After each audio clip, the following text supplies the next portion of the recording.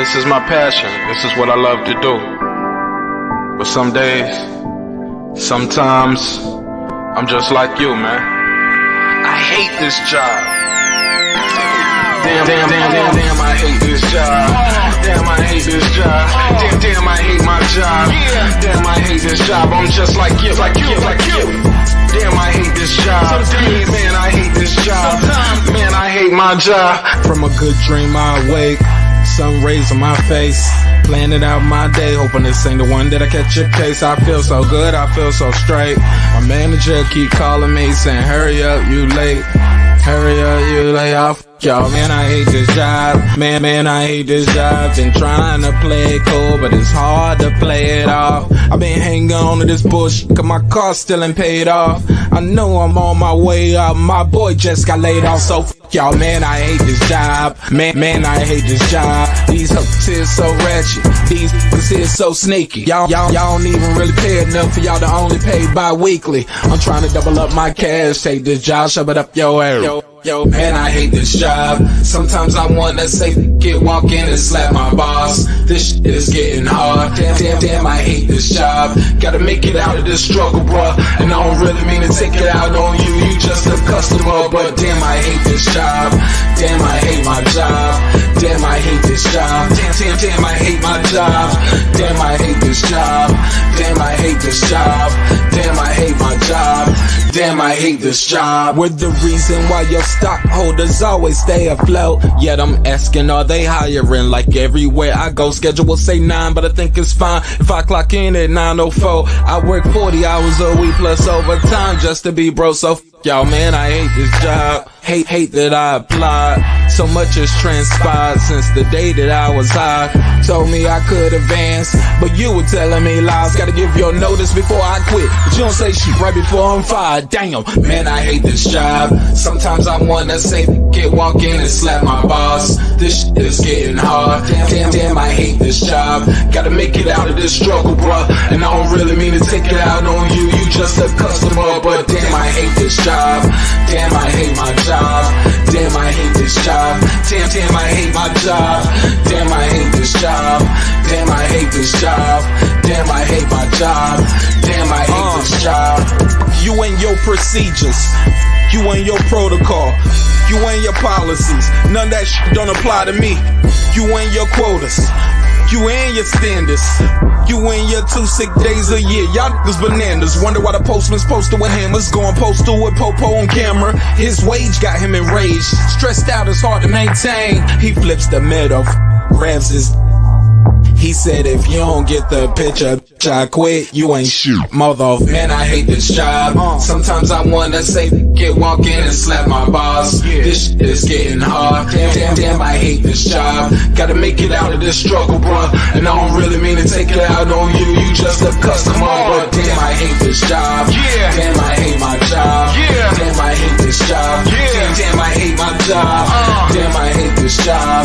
Damn, I hate this job. Damn, I hate my job. Damn, I hate this job. Look, man, I hate this job. I put my pants on one leg at a time, just like you. I'm out here trying to take care of my family. Damn, I hate this job. It's not always glamorous, for real, but I do what I gotta do for me and mine, you know? Damn, I hate this job. Damn, I hate my job. Damn, I hate this job. Damn, I hate my job. Damn, I hate this job. Damn, I hate this job. Damn, I hate my job. Damn, I hate this job. Damn, I hate this job. Damn, I hate this job. Damn, I hate my job. Damn, I hate this job. I'm just like you, nigga. Damn, I hate this job. Man, I hate this job. Man, I hate my job.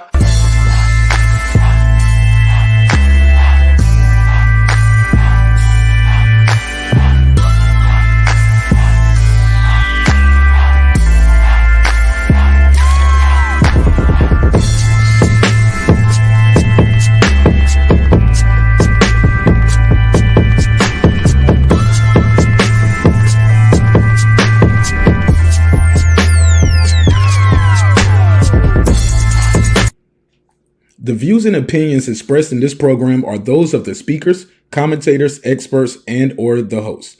They do not explicitly nor necessarily reflect nor represent the channel's policy or the views held by the channel or broadcaster. The broadcaster or its channel cannot be held accountable for all or any views expressed during the program. Basically, if I didn't say it, don't come for me. You come for the person who said it. And please don't sue me for somebody else's words. With that said, let's start the show, motherfucker. This that squad side.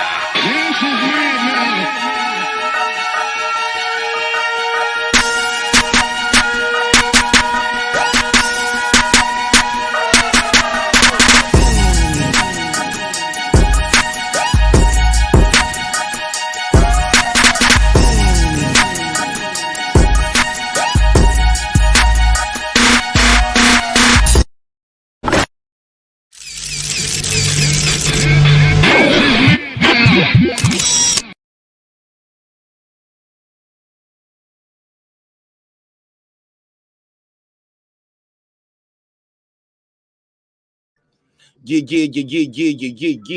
What up, though? What's popping? What's happening? What's going on? What's going on? Welcome home to everybody in the neighborhood to another great episode of Breaking Beats. You already know what this is. It's a hip-hop political sports show with a comedy twist. We're going to let the jokes fly because life is serious enough. Again, man, Breaking Beats is where we break down business, entertainment, art, technology, sports, and anything else you and I feel like talking about, man. We got a good show planned for y'all, man. Wow. What a weekend, man. What a weekend. Appreciate everybody who supporting the show. There's some record-breaking numbers over here. Some people gonna like it, some people don't, and that's okay. Appreciate you regardless. Let me see who's here early. Go through real quick. Let me see who's here early. Shout out to my guy K Savoy. What up? Rob G. Let me do these shout outs. Let me do the shout outs right. Let me do the shout outs the right way. Shout out to Rob G. What up? K Savoy. What up? That guy Eclipse. What up? Let me see. Let me make sure I do this right, because we're gonna get this out the way. And we about to have a fish fry, baby. About to have a little fish fry over here. Oh my God, it's going digital. Shout out to Philip Jackson. What up? Rob G. What up? Andrew Charles. What up? Shout out to everybody, man. Shout out to Derek Lincoln. What up? Appreciate you, man. Appreciate you guys. Let me say this. Shout out to Fistiana Faez. What up, though? What up? Shout out to you. Let me see. I'll give everybody a shout out. Shout out to my guy, that guy Eclipse. Shout out to Mike Anderson. What up? What up? Shaka, what up? What up? All right, man. Let's get right into it, man. I'm sorry, Victor G. What up, though? What up? What's popping, man? What's popping? Shout out to my guy Ricky Williams. What up, gangsta? Appreciate you, man. Thanks for everything you do to support the show. Yeah, man, we had a hell of a weekend over here, man. Did about 250,000 views, man. If you count up all 3 episodes we dropped over the weekend, a little over 250,000. Golly. It's a lot of views, man. I appreciate everybody. Shout out to my girl Blue Dream, the Queen. What up, Blue? What up? Shout out to Queen P. What up? Girl behind the mic. What up? My guy Mike on Sports. What up? Sir Senior. What up? King Asia Mav. What up? Major Key Boxing. What up? Troy Graham. What up? Raw Boxing. What up? Again, man, I appreciate everybody pulling up. All right, let's get right into a story that we gotta talk about. Terence Crawford calling out Errol Spence Jr. We're gonna jump right into it, man. Let's jump right into it. Let me pull this clip up, and let's talk about this clip right here with your guy. My guy, your guy, talking that talk, bro. Bud Crawford talking that talk, and I ain't mad at him. If you want to fight, talk the fight up. I remember before they were saying, yo, Crawford is too quiet, he's too docile, he's not vocal enough if he wants to fight. Now he's talking about it, and y'all mad? Oh, nigga, please. That's what you mad about? Let me share the screen. We're going to talk about it. Let me get your take on what do you guys think about this clip. Let's run it. I'm looking for you, Errol. Where you at? I'm in the ocean. You say you the big fish. I'm looking for you. Oh, shit. Where your ass at? Oh, whole ass. Well, you got a lot of room to hide in this motherfucker. I don't know if I can find you in the ocean. Shit, this ocean big in the motherfucker, man. We ain't gonna be able to find your punk ass out here. Got a lot of places to hide. Oh, he talking that. I'm looking for you, Errol. Where you at? Okay. Now, what y'all think of that? What y'all think of that? Little trolling going on there, right? Little trolling. Let me see what they saying about this. Let me see what they said in the chat. Jacob, shout out to you, Jacob. What up, my G? What's popping, Jake? What up? Jake, let me see what he's saying. Jacob said, because he wants his fight. He said, your punk ass. Yeah, he called him punk ass. Clips, pull up. Where the link at? Oh, I ain't even dropped the link. Y'all know me. I love to chop it up with y'all. So the link is out there. Be brave. Click the link. Chop it up with us. Whether you support Spence, whether you support whether you supporting Spence, or whether you supporting Bud Crawford, definitely pull up. It's all love. He said, Errol down there like the Little Mermaid. Ha ha. I bet he is. And you know who he with Yellow Beezy, respectfully. Yo, punk ass, bro, high as fuck. Nah, he ain't high. He high of life. See, that's the difference. Bud is a clean fighter, bro. He don't drink and smoke like that. That's your guy. Getting all drunk all the time. What's up, Clips? How you feel, man? What we having this fish fry? Give us the church announcements for this fish fry, bro. We like to welcome y'all to Jesse Leroy's Wings, Warehouse of Wings, Waffles, and Watermelon, right next to Wanda's Wig Emporium and Willie and Tink and Them's. We having this $5 fish fry. You know, my man Bud Crawford, he was craving fish so much, he went down to the ocean. If fish keep running, he gonna get him a scuba gear and go Jacques Cousteau and go under the sea looking for this big motherfucking guppy. I don't know where he's at. I mean, he gonna make some excuse. He said, Bud, you on the other side of the street. Bud went in the middle of the street. He said, get out the street. Bud went into his house. Bud outside, Bud inside, Bud everywhere. Where fish at? Oh, he at the bar. Oh, okay. I get it. Oh yeah, I know where he at. That dude busy, man. The dude busy, I guess. Why is it? Look, all the fights that Crawford has went to Errol Spence fight, I never heard Errol Spence say, "Where Terence Crawford at? I want him." Ew. Tell him bring that ass here, boy. I ain't never heard him do it. Say he just be like, who? Terence Crawford? Never heard of him. Yeah, man. I mean, it's already, listen, man, you know how I feel, man. I think, first of all, Errol Spence, you're a great fighter or whatever, but when it come to Bud, you pussy. Yeah, I said it. I put a stamp on it and I'll stand on it. That boy pussy. That boy don't want none of that Crawford smoke. Look at Crawford out there, man, looking good. He just whooped some ass and he ready to whoop more ass. Spence ain't fighting how damn long.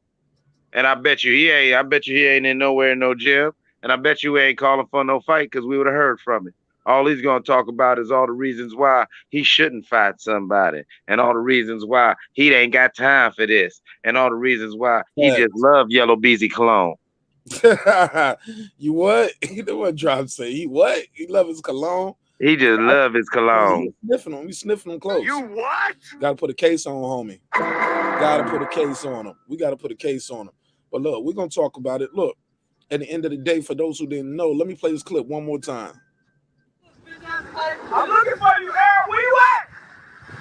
I'm in the ocean. You say you the big fish. I'm looking for you. Where your ass at?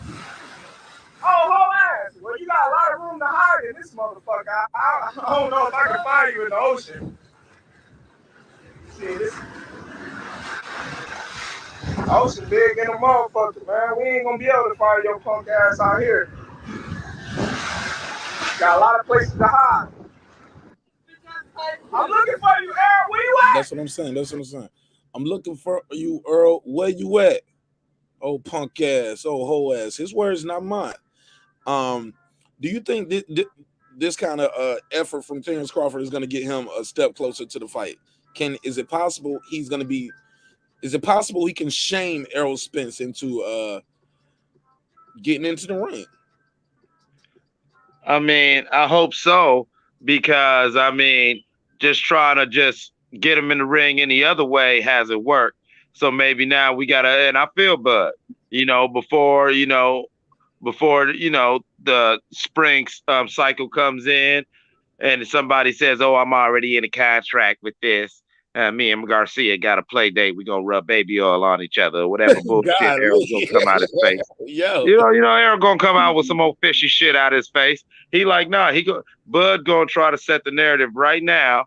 That way he can't, and all these little guppies and the whole school of fish can't talk their shit. He's trying to let it be known that no, you ain't no more excuses. Bob is out the picture, and I want this fight. Okay, what do you think? What do you make of the assessment before the Sean Porter fight? He was when interviewed, he said, "Well, that fight is behind me." What do you think of people saying that? I mean, I feel him. I mean, it was close to 4 years of chasing this boy. I can understand that it's like, listen, man, this boy don't want it. Fuck him. But he's looking at the landscape. He's looking at what's going on. He could do this. He could do that. But you know what? Fish, you right there. Come on, jump on this skillet. Come on in. Come on in. Shit. Fish ain't doing shit. Fish ain't doing shit but talking shit. And so I feel him. That's probably why Bud doing this right now. He's like, let's end this shit. If you don't want it, you don't want it. And if it's something that can happen, why not now? Right. I remember Derek James said, if Errol Spence wanted to fight, it'll happen. What you mean if he wants to fight? He ain't expressed no desire to you to make the fight happen, Derek James? It's crazy. Find that crazy. Go ahead. It's okay. I mean, the guppies gonna make their excuses. They gonna say, "Oh, Bud ran. When did Bud run?" Bud said, "Man, listen, man. But I done been outside calling you out, and you wait till I turn around and start walking in back inside my house to come yell some bullshit out the window. And because I just looked at you and scoffed and closed my door, I ran. Nigga, you ain't never came out in the street. Shut up." And I'll say that to any guppy in this chat, any guppy in the world. You look at the history of them. Bud been knocking on his door. Bud been leaving pamphlets. You know what I'm saying? Bud been telling everybody what he need, what he want. All Spence has been saying is all the reasons why he ain't gonna do it. They said my man, shout out to Mr. Vegas. He said Bud went to the Bahamas. He said man went into hide and should have called him out in the rain, bitch. He did. He did call him out in the rain, Vegas. You see that's the false narrative right here. You see what I'm saying? Yeah, man. Vegas gonna be on his bullshit. Call him out in the rain. Vegas gonna be on his bullshit. I said. Tell the truth though, man. Like, or at least try to make it halfway true. Like, don't try to trick us. Like, we didn't see the fight. Like, we didn't see the press conference when they said who you want. He said, y'all know who I want. I've been calling him out all day. Where he at? He said, oh, he was at my fight. And that boy said he won't never come. Bro, he did a whole spiel about the boy while he's running to the car. Stop that, Vegas. Stop that, man. You're losing your credibility, homie. Well, no, and then and then all the little guppies, they try to jump on Bomac's comments. That's what Bomac said. Coming as a trainer, he don't want his fighter obsessed with one fighter. You know what I'm saying? And like you said, that's probably why Bud doing this. I don't give a damn about what Bomac or anyone else is saying. I've been telling you since I came into the vision. All right, Vegas. All right, everybody out there. Did not Bud say that the minute he came to the division, who he wants to fight? No. Yeah, he been saying that. He been saying it, bro. He said it. He said you should have did it in the ring. He did do it in the ring, Vegas. Man, stop. Vegas just about trying to argue, man. Don't let Mr. Vegas today. He had like we didn't see that shit on camera. He talking about we ain't going back 60. No, we going back the whole time. Bud's been saying the whole thing. You can't pick and choose your battles, Vegas. You can't do it, man. Your boy pussy. Your boy pussy. Say it again for the people in the back. He what? Your boy is Pussy not. He is pussy. Very vaginal. Talk that shit. Let's go. Matter of fact, I'm sorry, ladies. I am sorry. He's very vaginal. Let's say that. Respect. No. I don't want to even say that, because to say, implying weakness and all like that and putting that on the female genitalia is actually not accurate, because the female genitalia is very tough. It takes a beating all the time. It bleeds. It bleeds and don't die. So you know what I'm saying? I ain't gonna call him that, because you know what I'm saying? Pussy is way more tougher than Errol Spence. Because you know what I'm saying? Pussy would take the beating. This the one they gonna cancel me for, yo. This the one. This is gonna be the one that's gonna get me up off YouTube. We had a great weekend, and then it's over. Grand open. It's been a great show. It's been a great show, guys. Good Grand night. open and grand closing. Errol is afraid. Talk that shit, Jacob. You gotta face this man, yo. All of this, every time somebody asks, it's one person that's always saying the other guy's name, like, let's do it, let's do it, let's do it. The other dude is like, I ain't got time for you. I'm the big fish. Moist, koi fish, dolphin meat. He koi fish. Whatever kind of fish he is, he on the endangered species list. Call y'all fangirls, keep protecting him. Mahi. Y'all protect this man, yo. What happened to that best fight the best and all of that? Come on, bro. Stop the cat. Yeah. Stop that damn cat, man. Y'all know what time it is. Somebody tell Derek Lincoln to call me. Where my boy Derek Lincoln at? Where he at? He's somewhere. He gonna show up. You know what I'm saying? Hey, big dog, man. You know I love you, big dog, man. But you know Errol soft as baby shit. Let's just call it what it is, man. Look, that boy don't need it. That boy don't want it. Look at Errol Spence fanboys. Look at her. I got him mad now. I got him mad. They want to question my sexuality. No, homie, never that. Because you can call me a budsexual the first day you can pull up a picture of me doing this. Pull up one picture. You didn't even got no picture on me lying kissing my daddy on the cheek, let alone my favorite rapper. What is he doing? Sniffing the inside of his bucket hat? Is he checking his earrings? Is he kissing his earlobe? What is he doing? He necking, homie. Get the fuck out of here. I'm gonna tell you what that fish doing. Bro. He trying to give Yellow Beezy a little grouper love. Grouper love. Yeah. Yo, they know what time it is. Where your whole ass at? I'm in the ocean. You say you the big fish. I'm looking for you. Fucking kooky ass shirt. Where your ass at? Oh, whole ass. Well, you got a lot of room to hide in this motherfucker. I don't know if I can find you in the ocean. Because you ain't no big fish. You ain't no big fish. He ain't that guy, bro. I'm telling you.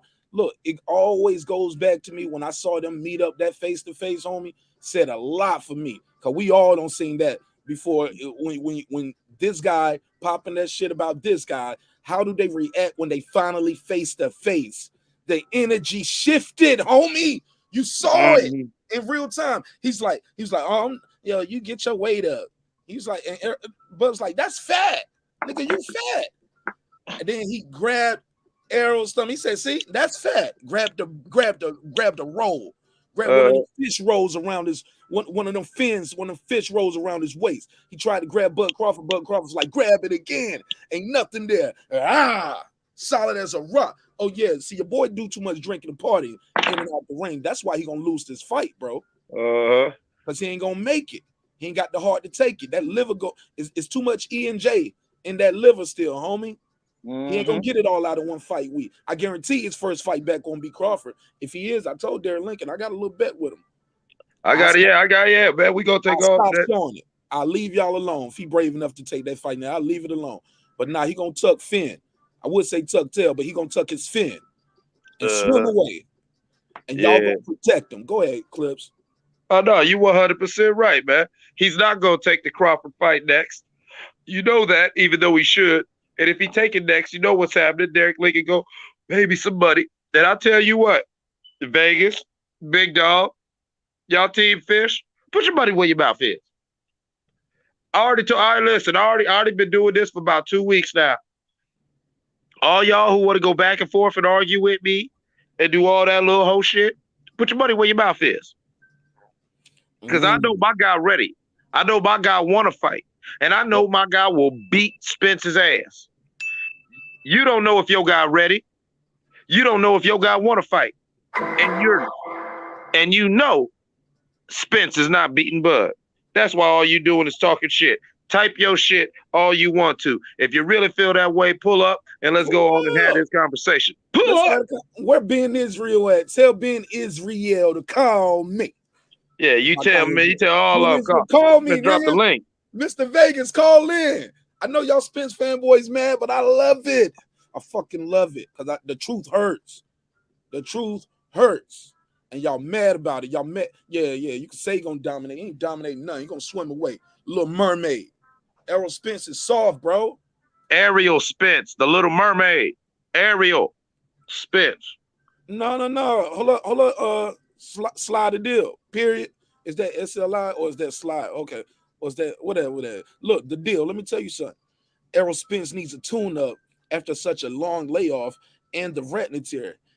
We want the best version of Spence to fight Crawford. Bro, come on, bro. No. What he said a tune-ups for people who don't believe in themselves. That's what your boy said, respectfully. I'm sorry, your fish said that. Tucking his fin and running away. He don't want no parts of this guy.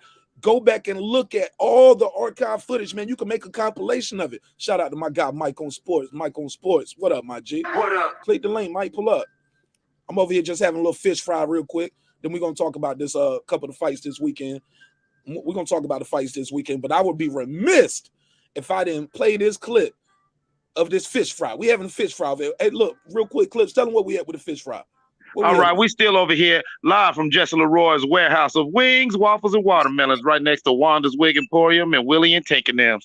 We got the $5 fish dinners. We got some we got whiting, we got flounder, tilapia, we got some mahe, we got some salmon, we got everything you need, okay? You know what I'm saying? We got 3 pots full of canola oil, and we're gonna just go ahead and get this shit going. We got the fish going, all right. We got the church mother in back. She breading the fish. She cleaning them right now. We got catfish. We got everything you need. You know what I'm saying? So just come on down. We right next to Jesse Leroy's warehouse of wings, waffles, and watermelon. That's right next to Wanda's Wig Emporium and Willie and Tinkenham's. You know, with the good gas. You know what I'm talking about. Absolutely. Yeah. Shout out to my guy Mike on Sports. Cam said, don't forget the obey seasoning. Yeah, he gonna obey. Yeah. Shout out to you, Cam. I forgot about that. With a splash of Mrs. Dash, because Bud is going to beat that ass. You already know what's happening. You already know the vibes, because here, at the end of the day, it's simple as this. The guy Bud Crawford is everything he said he was, bro. He's everything he said he was. Spence said you need a tune-up. A tune-up is for people who don't believe in themselves. Okay. Fight Crawford. It's all about the titles, right? You want to unify. Right? Fight Crawford. You know Ugas is busy. Fight Crawford. Danny moving up in weight. Fight Crawford. You said Thurman. You will never give Thurman a shot. And y'all protected that shit too. Y'all let that slide. But I get it. Some of y'all just don't like Keith Thurman. But Keith Thurman is a dog, man. He only got 1 loss. Y'all want to throw him away with 1 loss? I'm telling you, man. I don't see this guy kissy fish, koi fish, dolphin meat, Spence doing a damn thing. And y'all protecting him. Y'all letting him happen. Y'all let it happen. I don't know who's worse. This guy fans right here, Mr. I wanted this fight 11 rounds to 2, or the koi fish. Or the koi fish. Who's worse?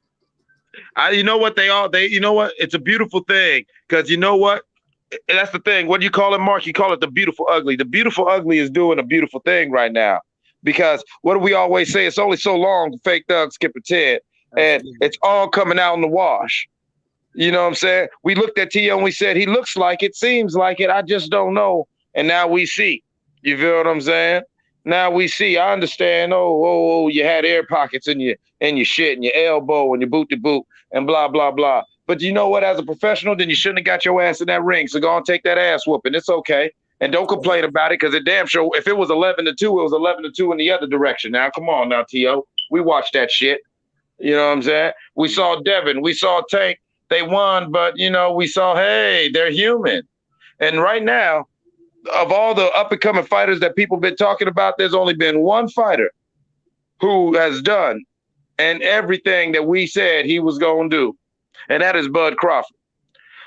With the exception of Canelo, who did what we knew he was going to do anyway, is he's going to fight his fight, and if it's close, you know, the judge is going to hold him down, and he's going to deny taking drug tests. So we already knew that about Canelo, so I ain't even going to give that to Canelo. Canelo's Canelo. He's a protected species, you know what I'm saying? Mexican gingers are rare, and they don't want nobody getting too close to that, you know what I'm saying? They got him in a special breeding program where he going to get they going to invent more belts for Canelo. Canelo going to be 80 years old, still a champ. It is what it is. But look, man, I'm gonna open the phone lines up. Anybody want to call in, whether you agree or disagree with me on this topic, you're more than welcome. 470-705-9507. 470-705-9507. Whether you support Crawford, whether you support Spence, love to hear from you. It's all good. And we can chop it up. We can agree to disagree, but I love to hear what your take is. Again, that's 470-705-9507. Excuse me, 470-705-9507. In the words of the late great Miss Cleo, call me now, and I'll let you get your bars off. I'll give you a couple minutes on the clock.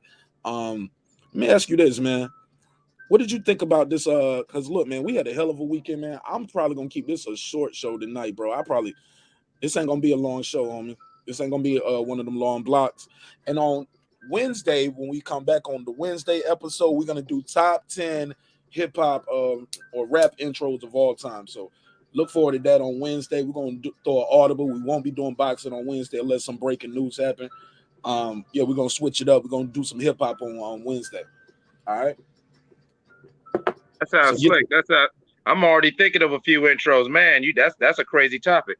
Yeah, man. Ain't nobody else did this one yet, neither. It's gonna be fun. So we're gonna do that on Wednesday. But we gotta cook this fish dinner. We gotta talk about the fights that occurred this weekend. For the phone lines were so busy, that I really couldn't chop it up with the panel like we'd like to do. So some of the things we want to talk about is Haney and Tank, did they underperform or are they overrated?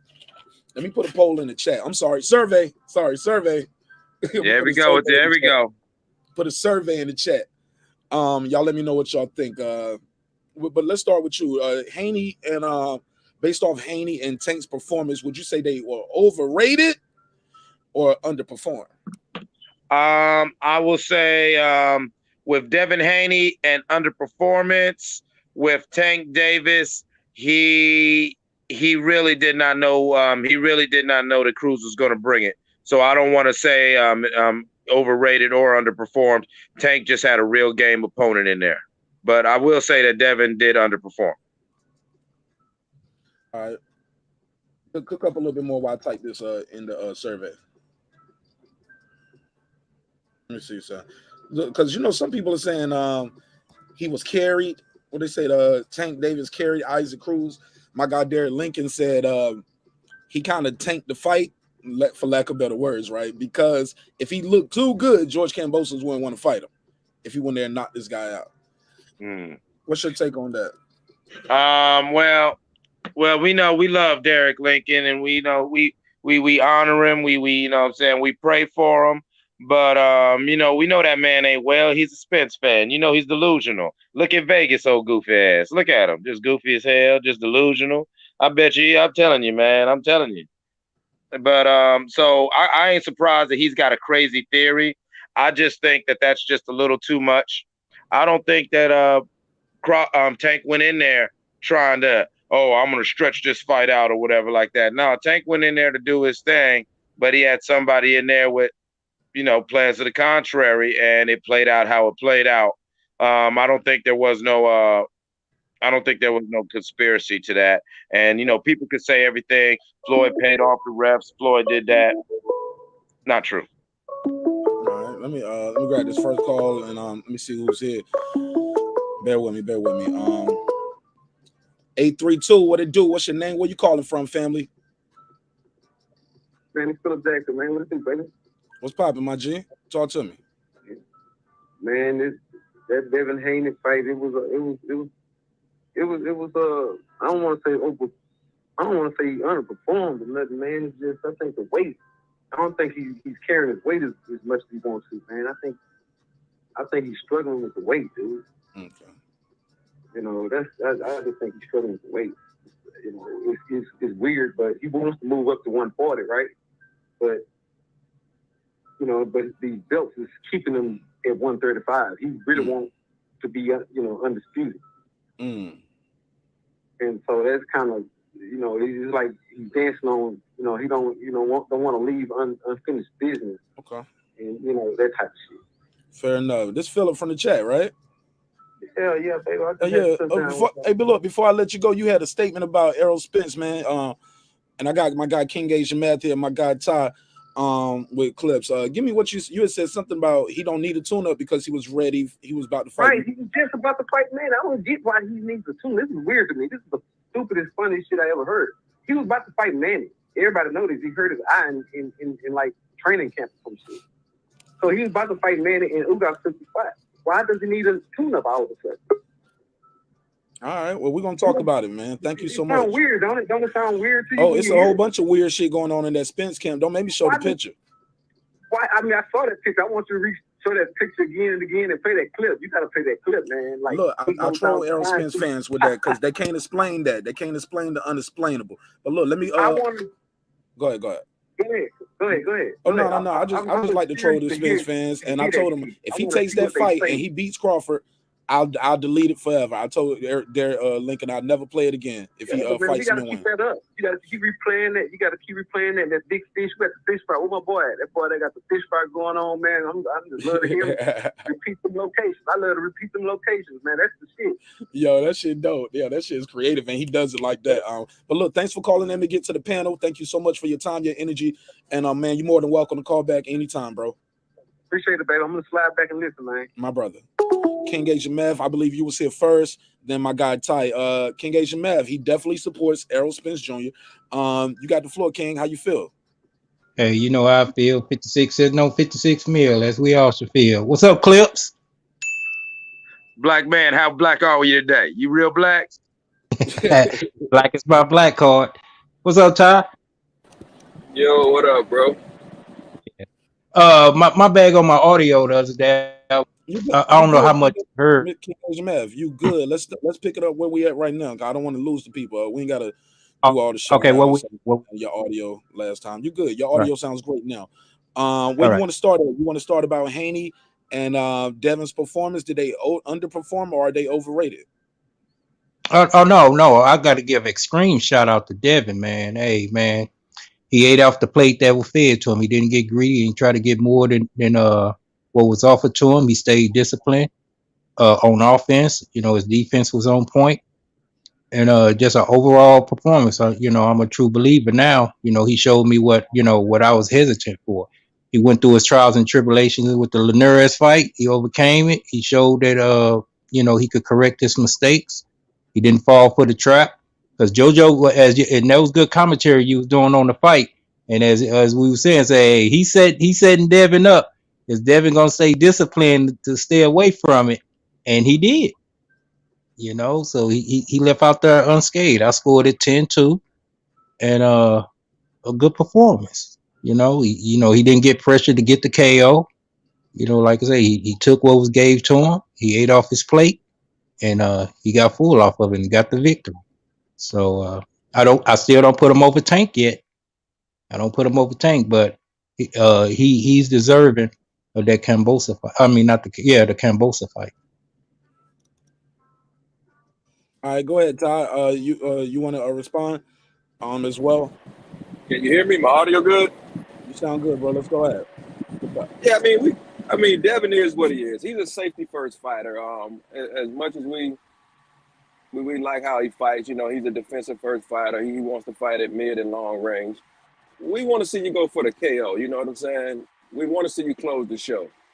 So that's my only gripe with him. I do agree with the previous caller that I think the weight cut is getting to him. I think he's been at 135 for 6-7 years. So, and I think his punch resistance is kind of waning also. But nevertheless, he got the win. But I would like to see him close the show, or go for the knockout a little bit more often. Yeah, that's my take though. Okay. Also, what do you think of the Bud Crawford and the video with Bud Crawford going on? Let me play it again for the people who didn't see it. It goes like this. I'm looking for you, Errol. Where you at? I'm in the ocean. You say you the big fish. I'm looking for you. Where your ass at? Oh, whole ass. Well, you got a lot of room to hide in this motherfucker. I don't know if I can find you in the ocean. See, this ocean big than a motherfucker, man. We ain't gonna be able to find your punk ass out here. Got a lot of places to hide. I'm looking for you, Errol. There you go. Anybody? Yeah, I want to hear your reaction to that. Let's go. King Asian Mav, you take the lead. What's your take on that video? What you got for me? Oh yeah, that's real telling. You see, he stayed in the shallow waters. He ain't go out into them deep waters. That's There typical you of go. Fight back, King Asian Mav. Fight back. Fight There back. you go. There you go. I love it. I love it. Hold on, let me see who this is real quick. 917. What's your name? Where you calling from, family? Hey, TB calling from New York. Go ahead, TB. You got the floor. Got a minute on the clock. Go ahead. Okay, yeah, I'm looking at this videotape of Crawford, called my man out Spence. He called him a hoe ass. He called him a punk ass. He called him a lot. Go ahead. He's everything in the book, man. And you got these cats like Bruce Fortnum. They sit there to defend Spanks, but they don't want that. They don't want that smoke, really, man. What's the problem with that? I don't understand it, And they blame everything on Crawford, like he don't want to fight. That man want to kick your. He want to get in it. He want to get the smoke. No one wants the smoke. I think he's the #1 best overall right now. All right. Appreciate you, man. You're more than welcome to call back anytime. What's your name again? Where you from? TB from New York. New York know what they talking about. Respect. Go ahead, King Asian Mav. Go ahead and finish cooking up. Fight back for Errol Spence. I love it. Like I said, we do not have to agree. This guy, me, he and I, Derek Lincoln, a lot of us, we go back and forth on this Crawford Spence thing. But you know what? He's still my guy. Go ahead, King Asian Mav. You say he stayed in the shallow end right there. I like that. That was creative. Yeah, he stayed in the shallow end. I thought you were gonna save this for welterweight Wednesdays, and we'll open up. But it's enough to spread to Wednesday. We'll pick it back up. Yeah, he should have went on out in that deep water. So like we always been pressuring him to do. Jump on out there. And stop playing in the ponds with the crawfishes and all that. Get on out there in that ocean. The water look like it feel good to you. Go on out there. There's sharks out there. There's big fish out there.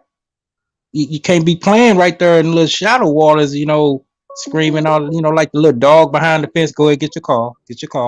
Oh, this go ahead. You finish. Hey, this is my guy D-Ray. D-Ray, hold the line. Let me let King Asian Man finish, and I got you. All right. Yeah, I'm gonna wrap it up real quick. No, he can't be playing right there on the shoreline. He got to get out there in that water. We done heard all the talks, like we already said. We don't want to hear no more Twitters, no more videos, and all this. There's paperwork out there that needs to be signed. Sign it. Come to that agreement. Right. And we'll see you February, March. Let's get this call. D-Ray, go ahead, man. What you think of what King Asian Mav said? What do you think of this video? Our guy, Omaha, Nebraska, pound for pound, best fight in the world, Bud Crawford, calling out Errol Spence. He said, where your punk ass at? Where your hoe ass at?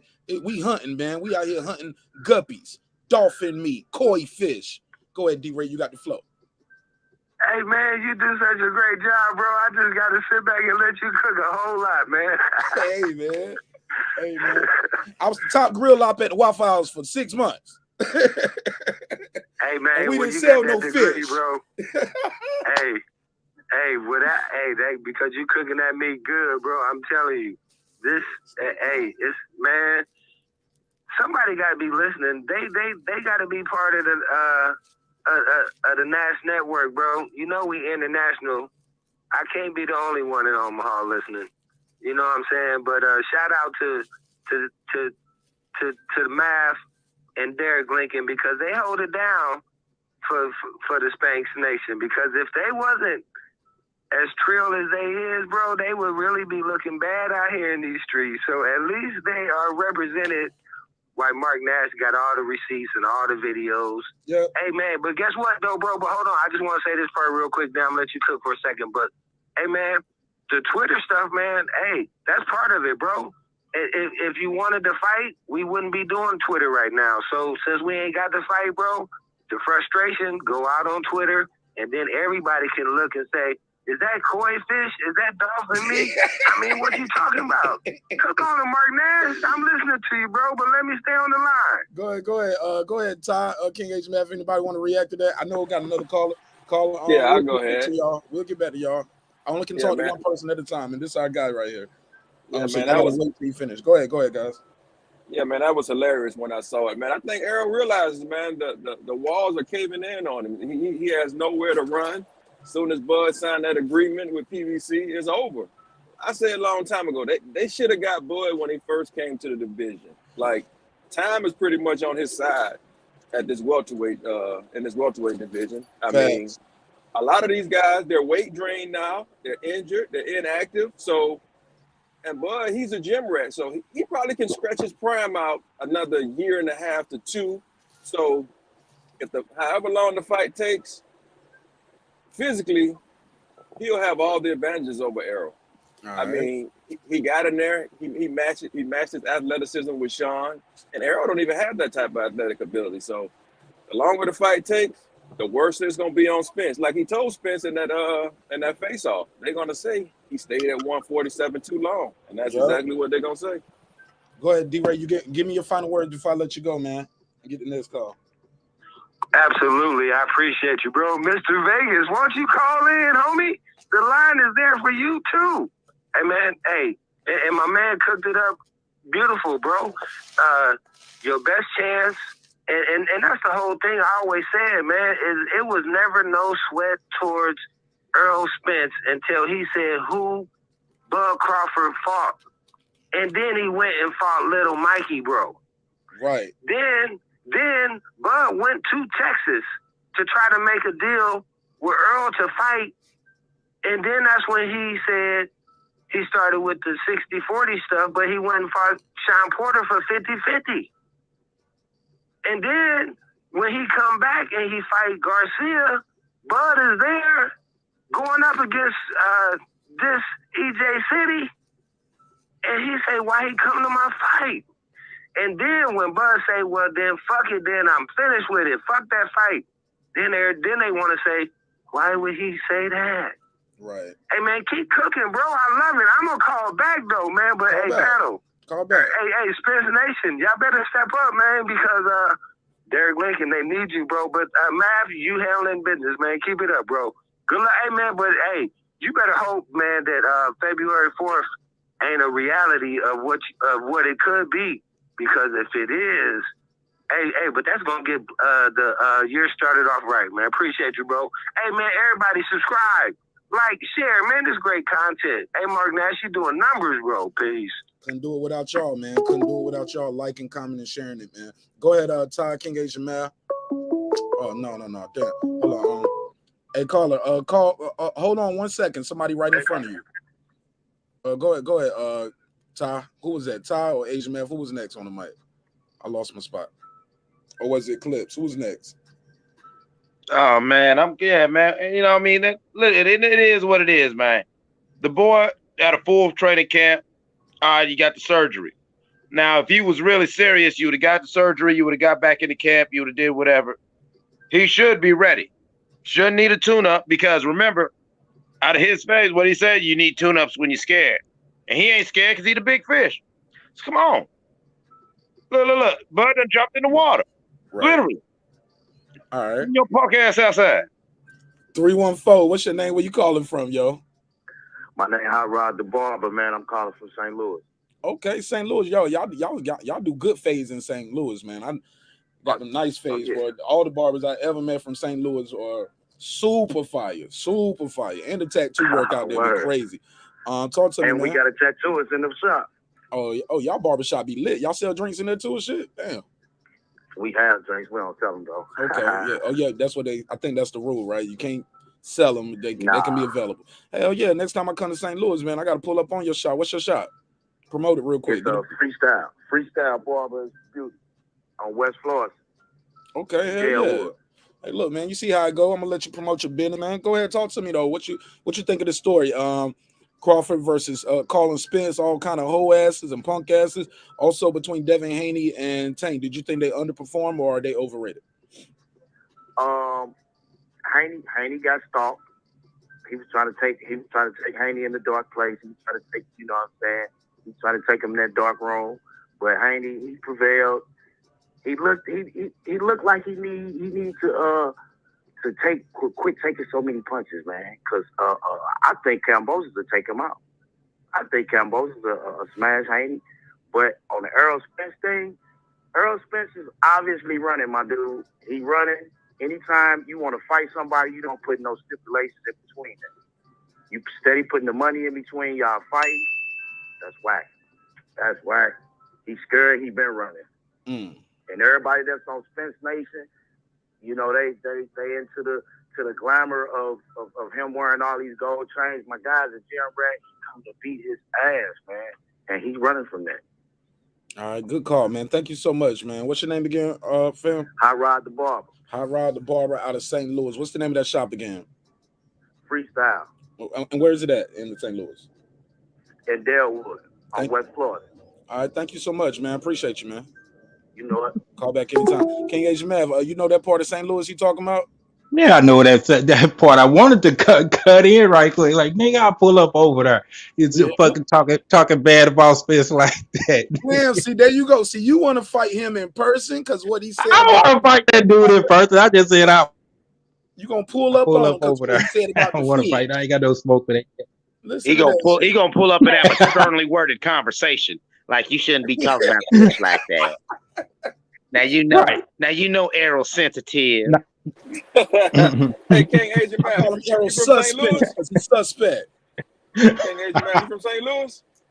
Yeah. I ain't that far from where he just said that. Well, I just left Brentwood. So.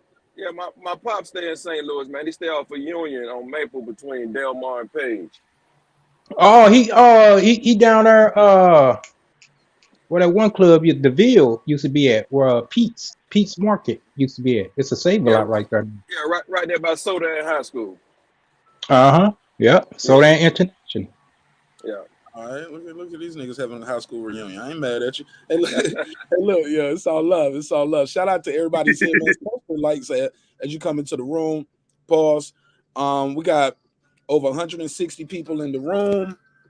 About 53 likes. Shame on you. Let me put this. And we got more votes on the poll than we have on the actual likes. So let me put that poll up. We got 59 votes. I'm gonna find out what they saying. At the end of the day, man, when it comes to Haney and Tank, I don't believe these guys are. I don't believe either one of them underperform or are overrated. I think they're both extremely talented individuals. However, I just think fans went into it expecting more. You get what I'm saying? Let me get y'all take on this too. Ty and King Asian Mav. I think our clips already answered this one, but you can jump back in if you want to as well. What do you guys take on the fact that I'm gonna close this phone? I'll open the phone line back up after y'all finish. I don't want y'all to get interrupted, okay? What do you guys take on guys like my good brother Derek Lincoln saying he carried him? Floyd is a smart businessman, and he believes Floyd told Tank, hey, don't knock him out. Basically do just enough to win. Don't go out there and stop him, because if you look too good, you won't get the Kambosos fight. I'm paraphrasing, but what y'all think of that? Nonsense. That's some nonsense. I mean, Tank's kryptonite is putting him on his back foot, pressuring him. Tank is a come forward fighter that likes to rely on his counter punching and power. I think we know that Tank don't want that Kambosos fight, because if he got those three, I didn't know that. What you mean? Hold up. Let me say this. Let me put a case on you though. Make a case. All right. Make a case. Go ahead. Yeah, I think we know Tank don't want that Kambosos fight, because that's winning that fight comes with 3 belts and having mandatory challenges. That would, if you got mandatory challenges, you gotta fulfill your mandatories. Tank can't move the way he's been moving for these last 10 fights, jumping up and down in weight classes, fighting these unknown opponents that nobody's calling for. Like, you're gonna have to really fight the who's who of who at the 135. And they ain't been moving Tank like that his whole career, and I doubt if he want to move like that now. So that's my point. King Asian Math, you want to reply to that, bro? Oh man, that's a lot, man. Tank can't win for losing, man. I just been hearing all bad grades on him. I mean, I understand he got an injury in that fight, but all the other stuff people coming with, and I fucks with Derek Lincoln. I can't rock with that, man. I think Tank just couldn't do what Tank wanted to do because he hurt his hand mid fight. But I don't think Tank really. Floyd probably trying to duck the smoke, but I don't think Tank trying to duck no smoke. Tank said all them cats easy work. Y'all heard that out of his mouth. Easy work. So he need to be calling out Kambosos. I feel Devin is more deserving of the fight, but if Tank done leapfrogged him, let Tank go get him, and I think Tank could get Kambosos. I think Kambosos is the new Jeff Horn. He just cooked food. He's cooked food ready to be served. You know, they served Jeff Horn to Bud. Salute to Bud. He did what he had to do. That's what's about to happen to Kambosos. If he run into Devin or if he run into Tank. And fuck around, it'd be Loma if Loma could get past Comey. And that's just my humble opinion. Kambosos looked good against Teofimo, but he was vulnerable as well. The fight, I ain't gonna say it could have went either way. You know, Kambosos obviously won, but I mean, Teofimo had his moments in that fight, and I feel like Tank, Loma, or Devin will have even bigger moments in that matchup. But I pass it.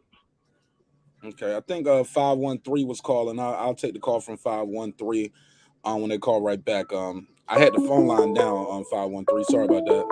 Let me take 513. 513, you on the MIC. What's your name? Where you calling from, family? My name to my house, Cincinnati, Ohio. Okay. Down the city where Adrian Bronner and all them from. Okay. Yeah, I got like Devin Haney, he really an uncrowned king.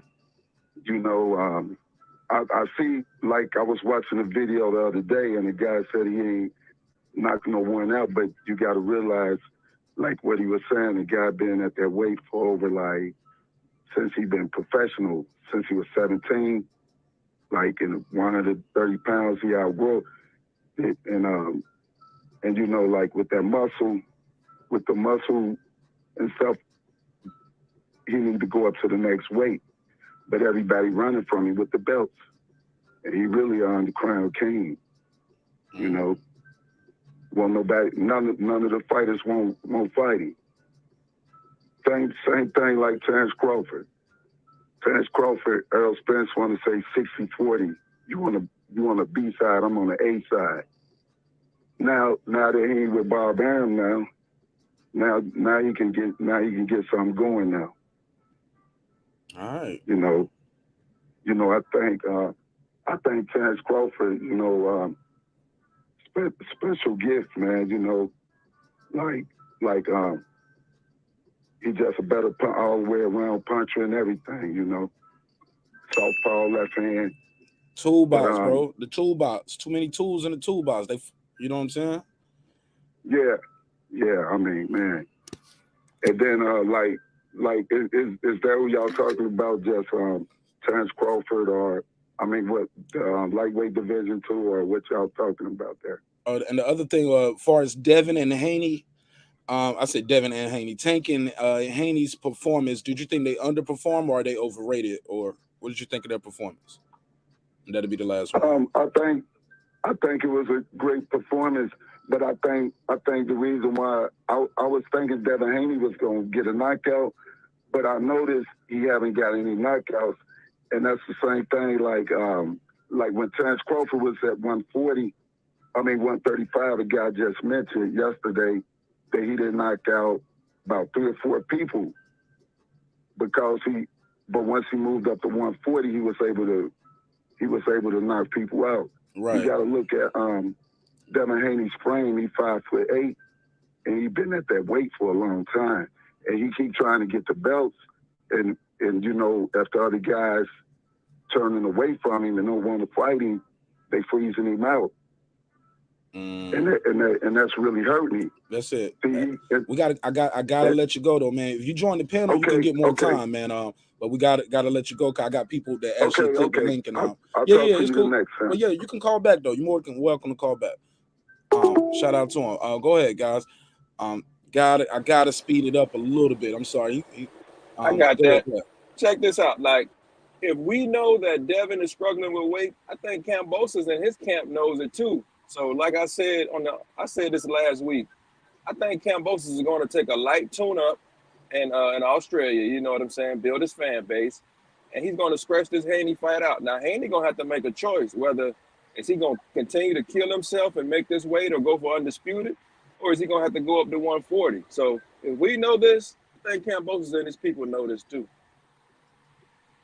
Go ahead. It's open Asian Maffin on clips. Go ahead. Oh, yeah, no, I hear you. I hear you, but I still think that if I was Kambosos, I would feel comfortable fighting. I would feel comfortable fighting Devin over Tank. You know, Tank still's got that equalizer and as far as in his power, but he feels like, you know, he's a good enough boxer to be able to hold his own with Devin. Devin's a better boxer, but he feels he can hold his own, and he feels he has pop that Devin doesn't have. And so he feels like if Devin goes in there just trying to take rounds off and using the football analogy, trying to just be a game manager instead of being a show closer.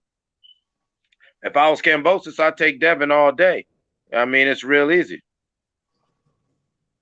You think that's going to be the next fight, though? I mean, I think he's going to... I mean, honestly, I got to see what happens after Komi Lomachenko, because I did throw that out there as soon as he won. I was like, if I was Kambosos, since he's the man now, all right, you saw the other fights, you saw Tank, you saw Devin, let me fall back, see what this Komi Lomachenko looks like. And since I'm the guy who makes the decisions, you've got to wait till that fight happens to see what really he does. Because trust me, he'll be ringside at that bitch too. He'll be ringside at these fights. That man's shopping right now. He's shopping for a payday. And I that's the reason why I don't want to completely disagree with you. I can see this man trying to get him a soft touch just to get something in Sydney for the fans. Yeah. I totally agree with that. I'm sorry. I heard you say a soft touch. I ain't gonna lie. I thought you were talking about Errol Spence and Yellow Bees when you said trying to get a soft touch. My bad. I'm sorry. I thought y'all was talking about that when you said soft touch. Yeah, look at these two grown and shit. Grown ass men tickling. Yeah, man. No comment. No comment. I think on the list of potential candidates for Kambosos, I think Tank is dead last. I mean, Floyd has already been on record saying that the only thing they're gonna do is take in-house fights for Tank, and bringing Tank to the USA and trying to put him on pay-per-view. Nope. Is Tank gonna go to Australia and fight him over there? Nope. So Tank, unless some fucking miracle happens, Tank ain't going over there, and Kambosos ain't coming over here to fight him on pay-per-view. So Chad, you think it's a Tank decision? He don't want to go to Australia, or is this a Floyd decision not to send him over there? That's why I'm confused at. Man, it could also be a legal decision. Hey, whoever decision it is, they ain't gonna make the decision for Tank to fight Kambosos. Hey, do like Bud, leave your fucking promoter. You're a pay-per-view star, right? Shit, you're gonna have to make some choices, because we don't want to hear that shit 5 years from now. Man, Floyd and Al was holding me back and all this other shit. You this big pay-per-view star? Get out your contract. Buy it out like Floyd did. Go make these fights. Shit. Who the big pay-per-view star? That's what they say. Stank Davis is this big pay-per-view star, right? I don't know how many buys he doing. He pack out an arena, but I don't ever really hear his pay-per-view numbers. But I'm just saying, shit, you're gonna have to make a choice. It's time for you to start taking some legacy fights, man. Get some definitely. But yeah, I definitely agree. But in your first statement, it seemed like you know, it was like something in there that Tank might not want. But I 100% agree with Clips. We got a big fight this weekend coming up. Mark, you doing your thing again? Yeah, most likely. Okay. It's on ESPN Plus, right? Yes, sir. Oh yeah, we doing that one. Yeah, we definitely doing that because we already paid for that. Contingent upon what goes on in that fight, I think it'd be clear. I'm quite sure Kambosos will be there. Cause like Clip say, that guy's shopping. He was at Haney fight. The Haney fight the other night. If he could have been at the Tank fight, he probably would have been there as well. But Tank said he'll go to Australia. I could have sworn. Was I the only one that heard that? Yeah, but Tank didn't want to go to the zone for that $7 million for Tevin Farmer, right? You think he gonna go to Australia for George? I'm gonna have to say yeah. Once again, I really can't say what, because it's a lot of contingencies on this fight. If Loma wins this fight in convincing fashion, that's going to be the money fight. he's gonna leapfrog both of them cats. Let me say one thing real quick. Hey, Philip Jackson, your device isn't connecting; it keeps spinning. So what you can do is, if you're using Chrome, Google Chrome, try to use Firefox. Download that browser because maybe your device isn't connecting because of the browser. So try to use a different browser. I'll be more than happy to let you join the show. But right now your device isn't connecting. Go ahead, fellas. Yeah, I agree. I think. I think Loma has more global appeal than Devin Haney, and he would probably be the first option if he get rid of Comey to go over there to Australia and get that Kambosos fight. Then Haney, and then a distant third is Stank Davis. Dan, why you keep calling him Stank Davis? What you don't like about Tank? Tell the truth. I just don't like the way they moving this dude, man. If you was the goods, man, you would be right there at 135 making these fights, man. Like, I just didn't like what he did at 130. You didn't fight Burchell. You jumping up for baby belts. Dragging up Leo from 126. Like, man, you ain't what they say you are, man. I mean, you got talent. Hey, but, man. Hey, Mark. Buddy sound like Bernie Mac and don't be a menace. He like, I hate you little black bastards. I hate your black skin. I hate your black cool. I hate my gums because they're black. I hate black pepper. I hate Whoopi Goldberg whips. Yeah, man. So give me your take on the Barrios fight. He went up 140 and fought Barrios. And Barrios obviously was the bigger fighter. I mean, I guess it was a solid win, but we want to see you at 135 mixing it up, man. That's what. Do you want to see Tank fighting Barrios at 140? Or you want to see him mixing it up at 135? Tell me that, I ain't trying to be hypocritical. I definitely agree with you, but it ain't like he was out here fighting lunch meat. You know what I'm saying? You know, it's a lot of work in 135 for him to do. It is. It's a lot of heavy lifting there, and he ain't lifted that weight yet. But go ahead. So was Leo Santa Cruz a cherry? I think it was. Come on, give me a yes or no answer, brother. Right. I knew who was gonna win, and I knew how he was gonna win it. I could say that. Yes or no? Don't buck dance for me. Just give me a yes or no answer, brother. I mean, with all things considered, it'll lean more to a cherry. Mark gonna hang me out to dry. It'll lean more to a cherry, but the dude was a champion. Okay, so it's hard to say. On the ropes there, King Asia. He sounded like Boy in Minister Society. Right, exactly. Lee King Asia Mathalone, that's my guy. What's up, DJ? He ain't got to answer you yes or no. He ain't on trial. What's going on, Hey, man, he sounded like that cop. You know you done fucked up, don't you? You know you done fucked up.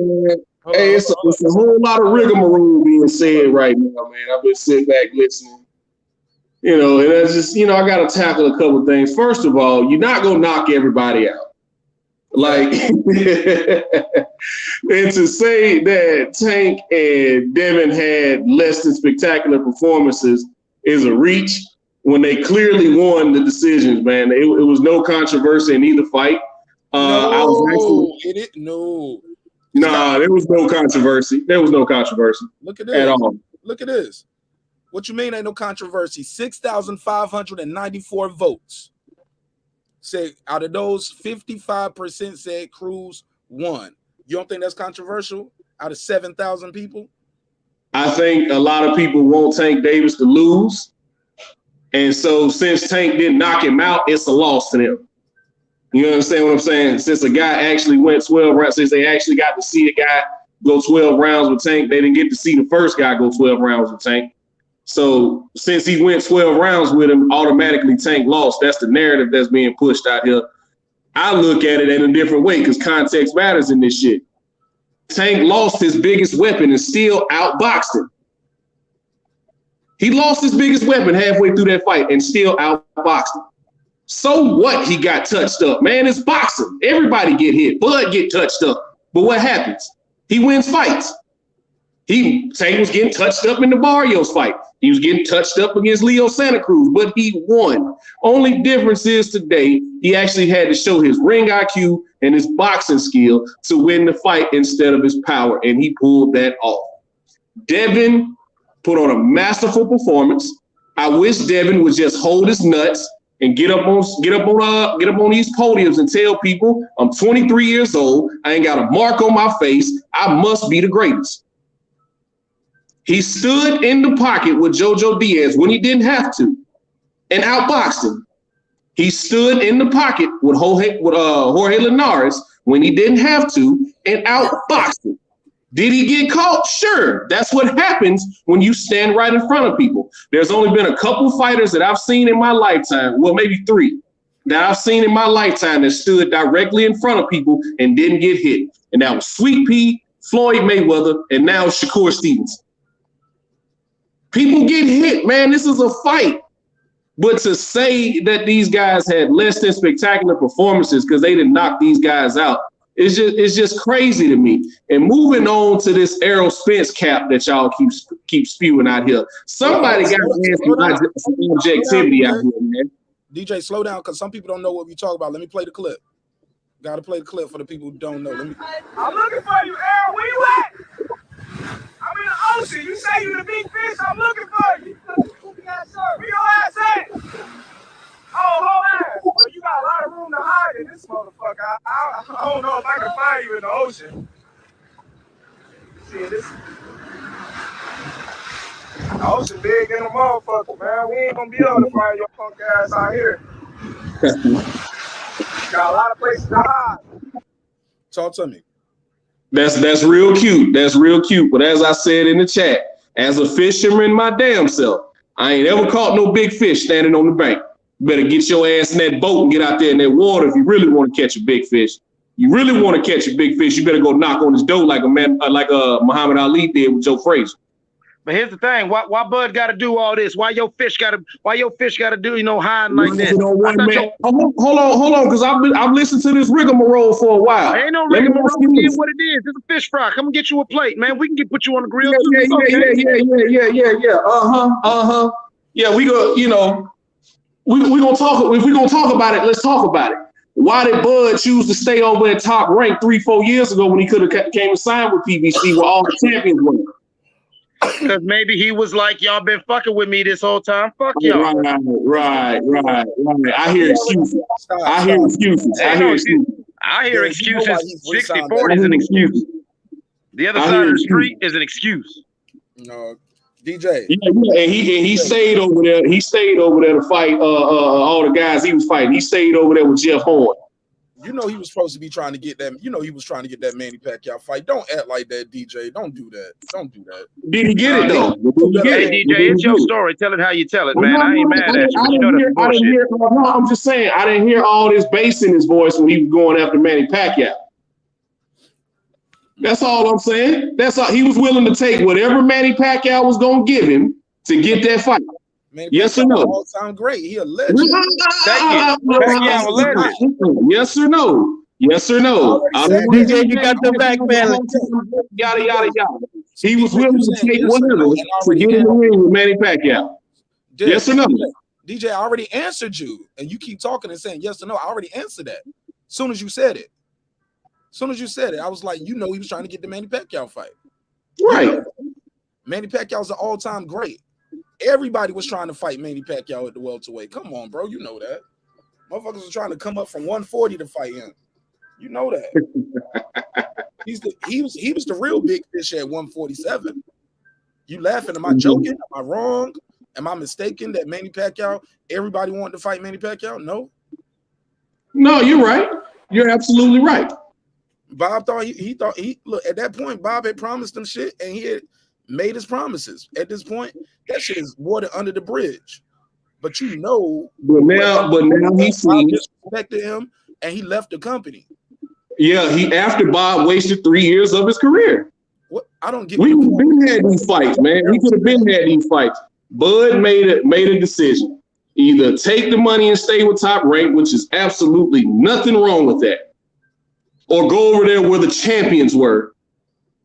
Keith Thurman was over there already. You said you wanted Keith Thurman when you said he wanted Keith Thurman when he came into the division. He called out 3 names, and neither one of those names were Errol Spence. He called out Keith Thurman before that. He called out Keith Thurman immediately. Check his in-ring after he fought Diaz at 140. Right. It's easy to holler. It's easy to holler from another side, from a quote unquote another side of the street that you want these fights, and you know your promoter not gonna give them to you. No, you don't know that, because at that point he had got the fights. His promoter helped him become undisputed. But let me ask you, does everybody who signed PBC get the fight they want? Absolutely not. Because Thurman can't get the Errol Spence fight. He over there. He getting froze He out. messed that up. No, he was trying to little boy Errol. No, this context matters in that, Mark. He was trying to little boy Errol. Huh? The man he was trying to, you remember Keith Thurman was trying to little boy Errol. He's like, no, you ain't got go do some more work, this, that, and the third. He's like, you ain't ready yet, all this type. He fucked off that Errol fight. That's why Errol ain't got no time for him then.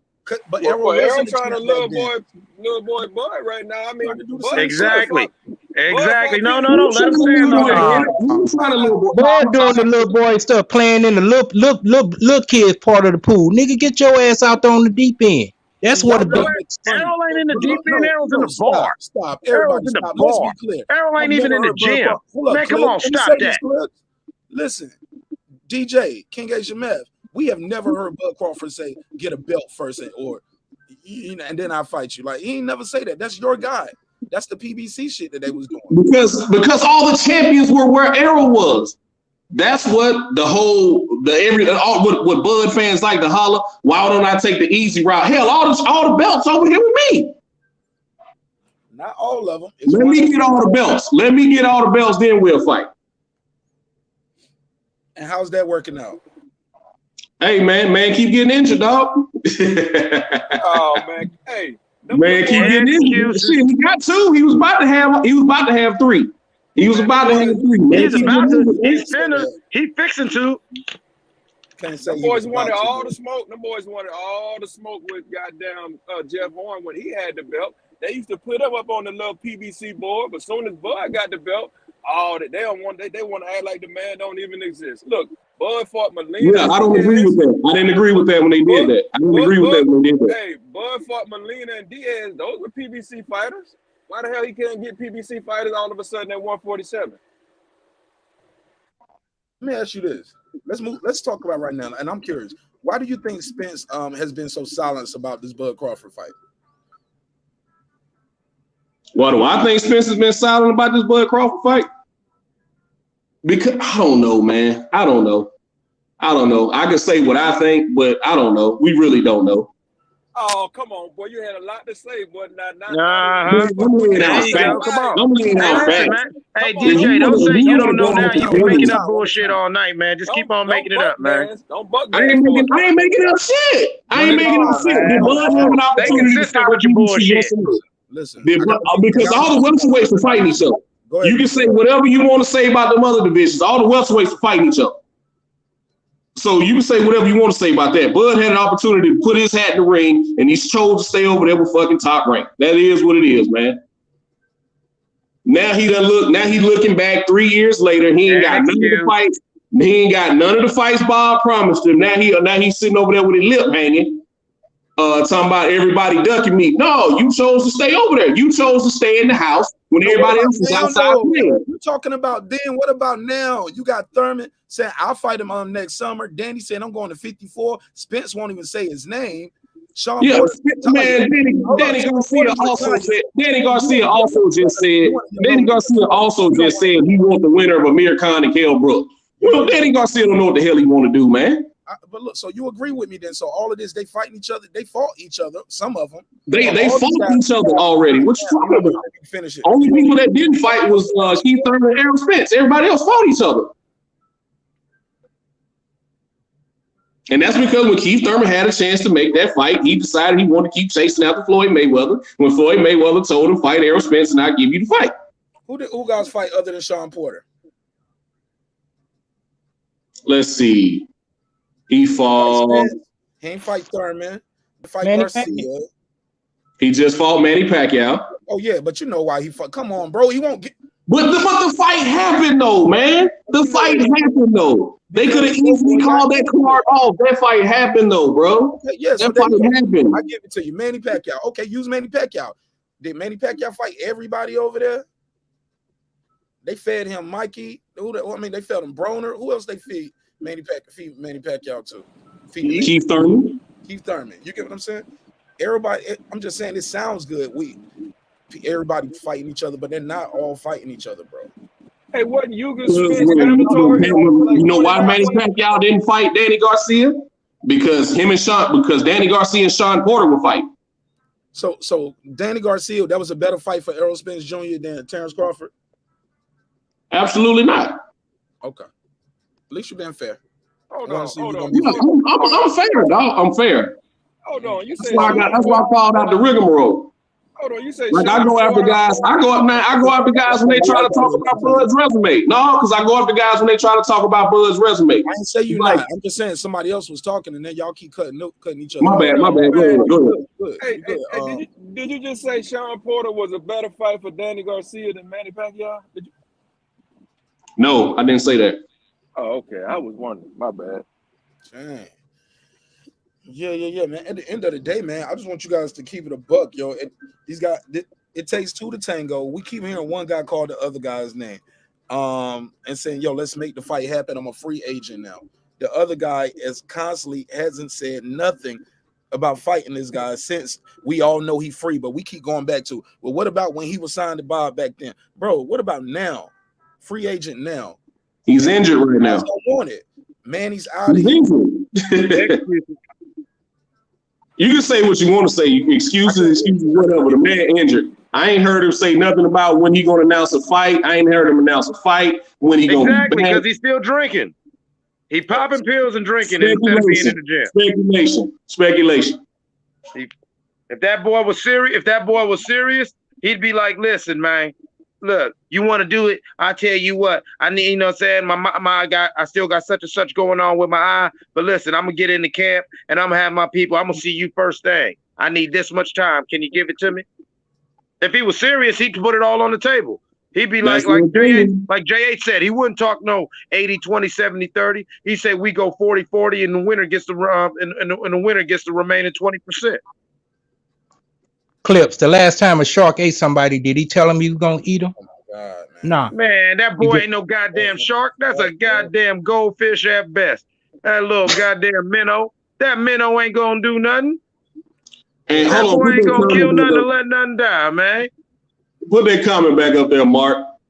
Which one? Sean crossed the street. Why don't Errol? Because the sanctioning bodies made Sean cross the street. Oh man! Now yeah, I know.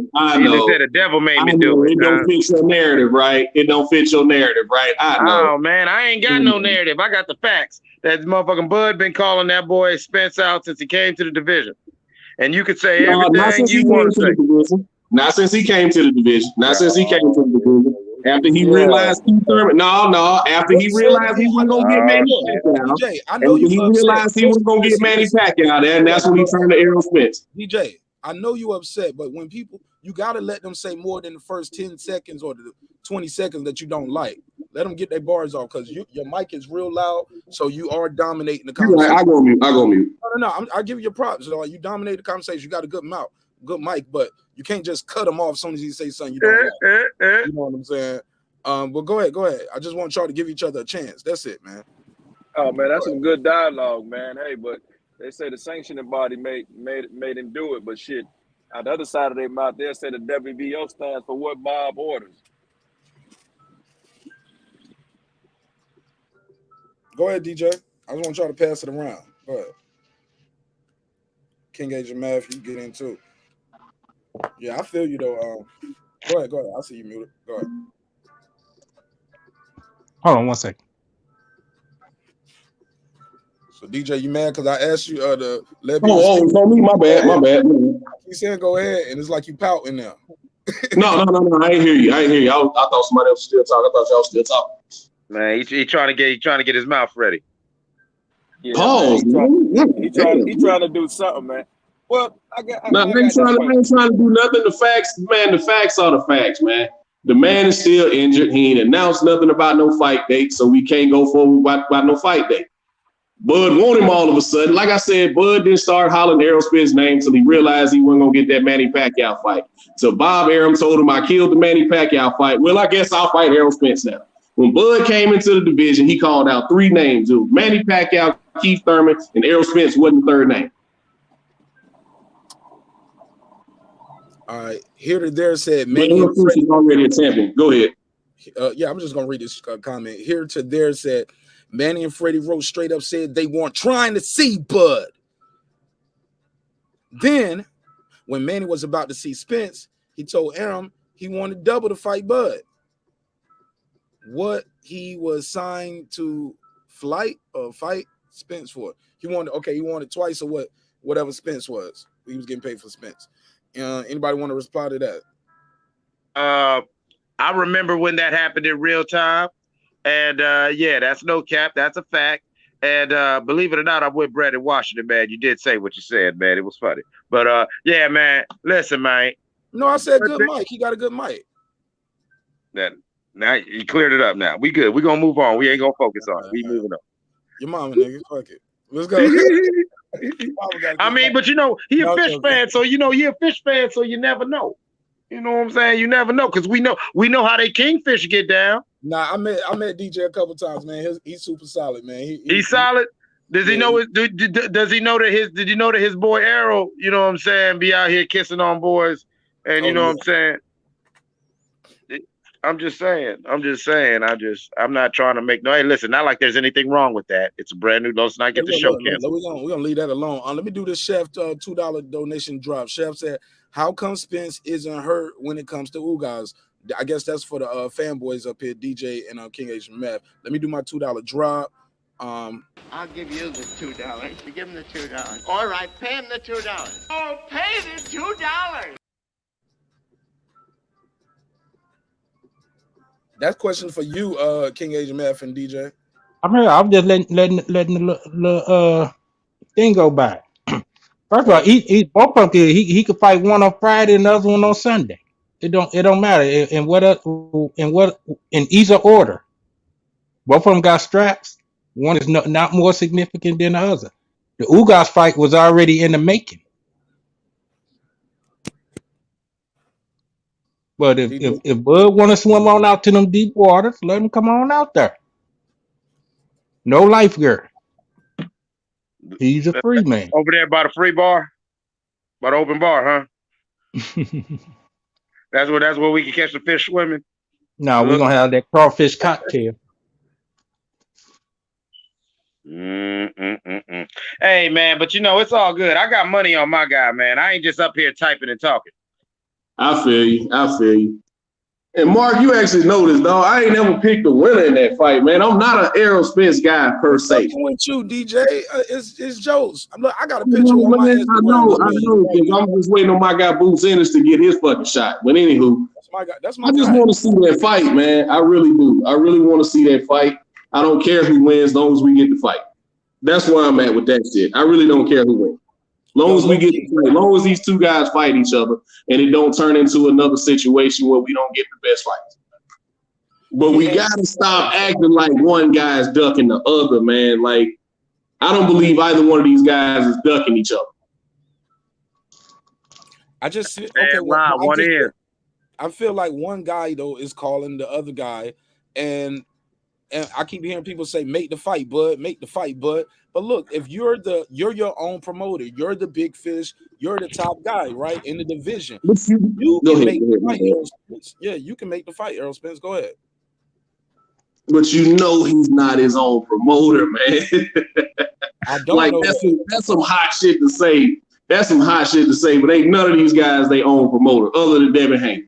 Ain't none of these guys they own promoter, man. They all answer to somebody. But you know what though? I feel you, DJ, but that's not what Fish saying.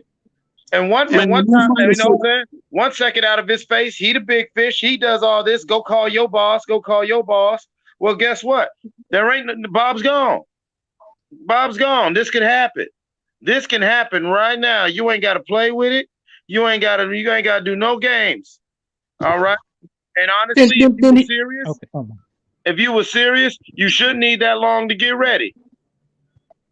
You shouldn't And need if that you long to get ready because that eye surgery, I ain't gonna. Hey, your eye surgery, I get it. Let's take it serious. But if you was taking it serious, the rest of your body should be fine, and it should have been nothing for you to go ahead and take the couple weeks you need to recover and jump back into the gym.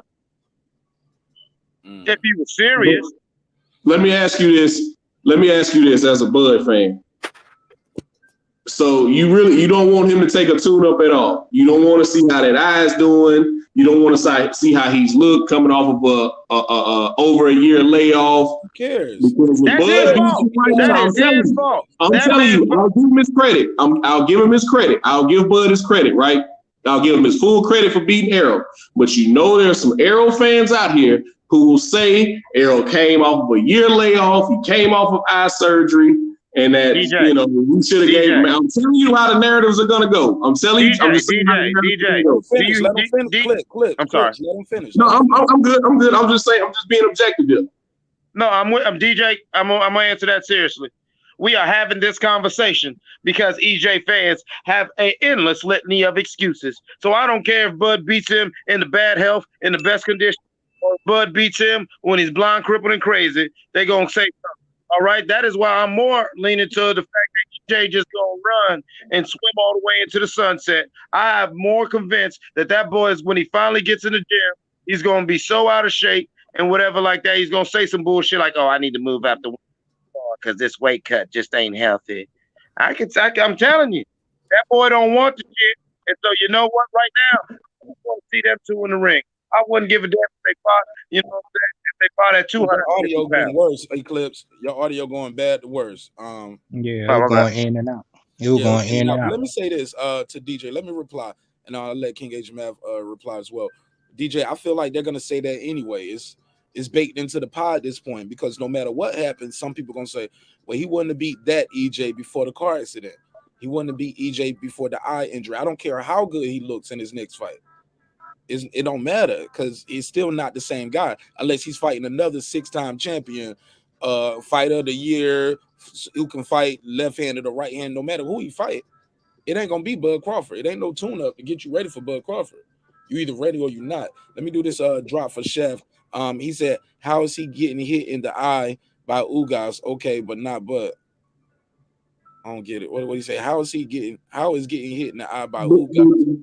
Because he keeps saying stuff about, or he was talking about Ugas after the Manny Pacquiao fight, even when he was out here with an eye patch on his eye and all this other type shit. I'm gonna tell you, hold on, I saw a comment. I gotta do my $5 drop, brother. I gotta do my drop. I got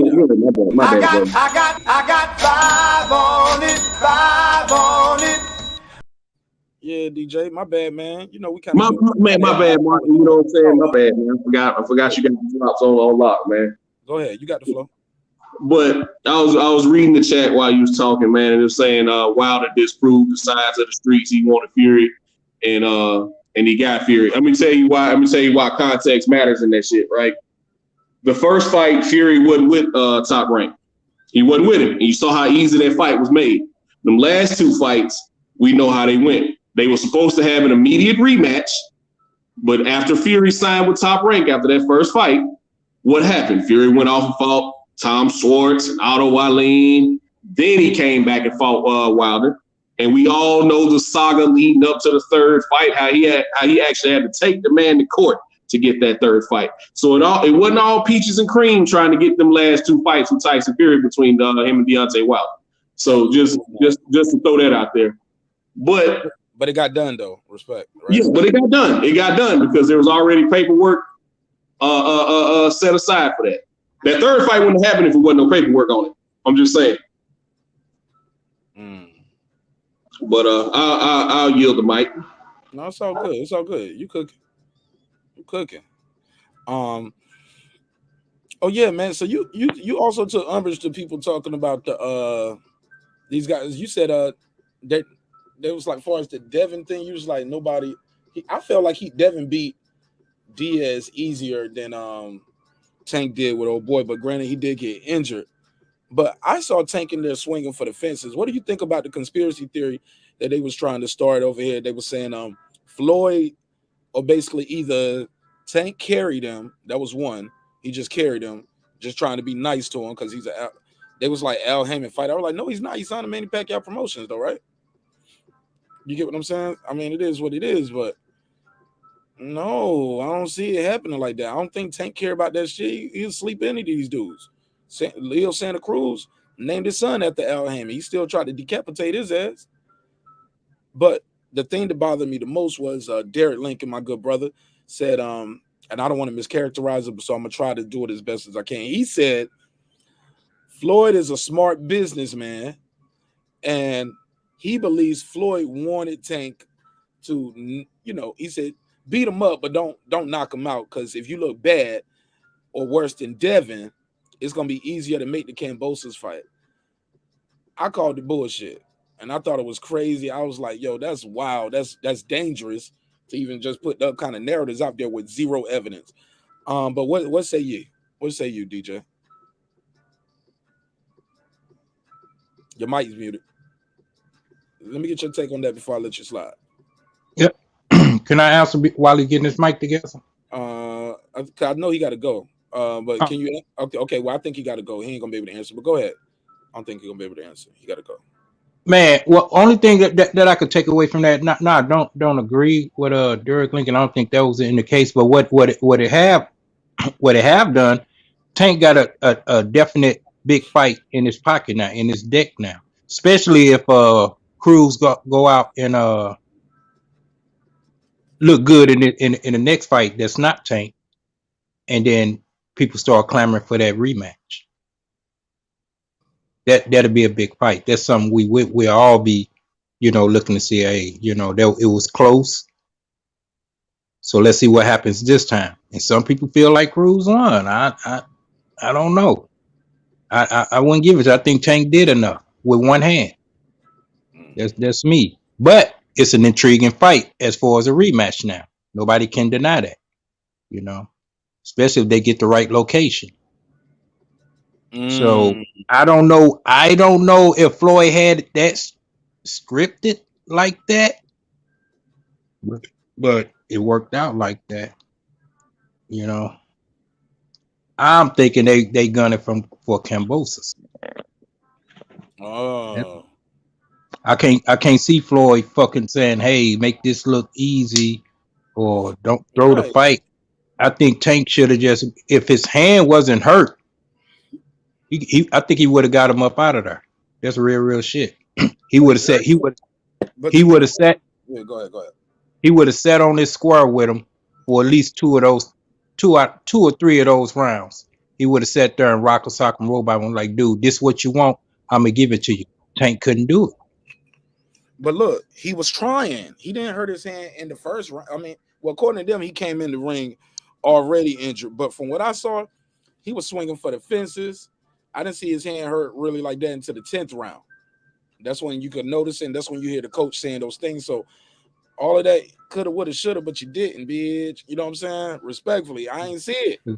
I ain't see him getting it done. He tried, but he couldn't get it done. And it was 10th. When was he gonna do it? The 11th and 12th round, maybe. But Mark, even in those efforts, you could kind of like see the trajectory of the punches. It was like, yeah, he threw it out there. Them uppercuts was coming, but it was almost like it was like a second thought behind it. Like, yeah, I gotta throw this motherfucker, but it wasn't that intent to kill uppercut. And then they was missing. That it was like his timing was way off with it. I mean, and I'm not trying to cut you off, King Asian Math, but with some of them things you're saying there, you got to give credit to Cruz. You think Cruz was making a miss like that, or it was just due to Tank? Hell yeah, Cruz was making a miss. You acted like that boy wasn't in the ring doing what he was doing. I'm not one of them people who were like, oh, Cruz beat his ass. But like I said, immediately after the fight, and I said, like, if anyone wants to say Cruz won, they got a solid argument. That boy went in there and did his thing. There were very little subtle things. The way he was effectively using the high guard, the way he kept digging into the body and punch and take on that elbow and everything, even with the most perfect hand. How many of them elbow punches are you gonna take before you start throwing your punches? You know what I'm saying, with less crispiness. You know what I'm saying? They coming out a little wobbly because your elbow is sore now. You can't fire that straight down the pipe shit. There were little things that he was doing that I was seeing. Yeah, they could bother a fighter. And as the fight progressed, I was like, wow, Tank looks bothered. You got to give Cruz some of that credit. I'm gonna give. I just still got to say, Tank will get in that phone booth with you. I feel when we didn't really see that moment, and I think it was just due to that injury. I think that because he did it with Barrios, he did it with. I mean, we could go we could go all the way down the line. Tank would get in that phone booth, which he didn't really do that with the guy. He stayed evasive. He fought off the back foot. He did with it, and it looked like he was swinging for it, but it was like it was just some halfway shit. He threw it out there, but it was like, yeah, if it hit, it hit. If it don't, it don't. Y'all say it was Cruz that was making them look bad like that. Okay, that's more intriguing. I want to see this shit again. Then, if he was that good that night, let's see him fight a Tank with two hands all the way through the fight and see how it play out for him. I'm gonna tell you what though, that's unfair, King Asian Math, and here's why. A hand injury is probably a hand and eyes injuries are the most common shit that can happen in the ring. You get what I'm saying? Somebody gonna hurt their hand, somebody gonna hurt their eye, and that shit really changes the fight. That shit can happen again. You get what I'm saying? It's okay. Yeah. It's part of boxing, but I can't shoot him no bell because he got a hand injury, bro. Motherfuckers get their hand injured every fight. But I mean, it changes your, your performance. That's all I'm saying. I'm like, if Cruz would have knocked out, it's the same way with the Tommy Hearns Hagler fight. Yeah, I was rooting for Hearns, but Hagler knocked him out. I ain't say, well, damn, if his hand wasn't, no. Hagler did what the fuck he was supposed to do. So Cruz, matter of fact, y'all making a case that make Cruz look bad. Nigga, you was supposed to really dog walk him now. And plus he said he was alert of it as well, informed on it as well. Yep. Yeah. Go ahead. Now you got a point there for the credit that you got to give the Cruz, and that's the reason why I agree with the judges for giving it to Tank. He was the champion. Yes, you was bringing the fight to him, but you had key moments where all you had to do, and didn't I say this last night, Mark? All he had to do was a little bit more. If he did a little bit more, then yeah. One more round, and it would have been a draw. If Cruz got one more round, it would have been a draw. 115, 113 on 2 cards. That's a close fight, bro. All of that. Yeah, I agree with it last night. I think you asked everybody, and I agree. I agree with those judges.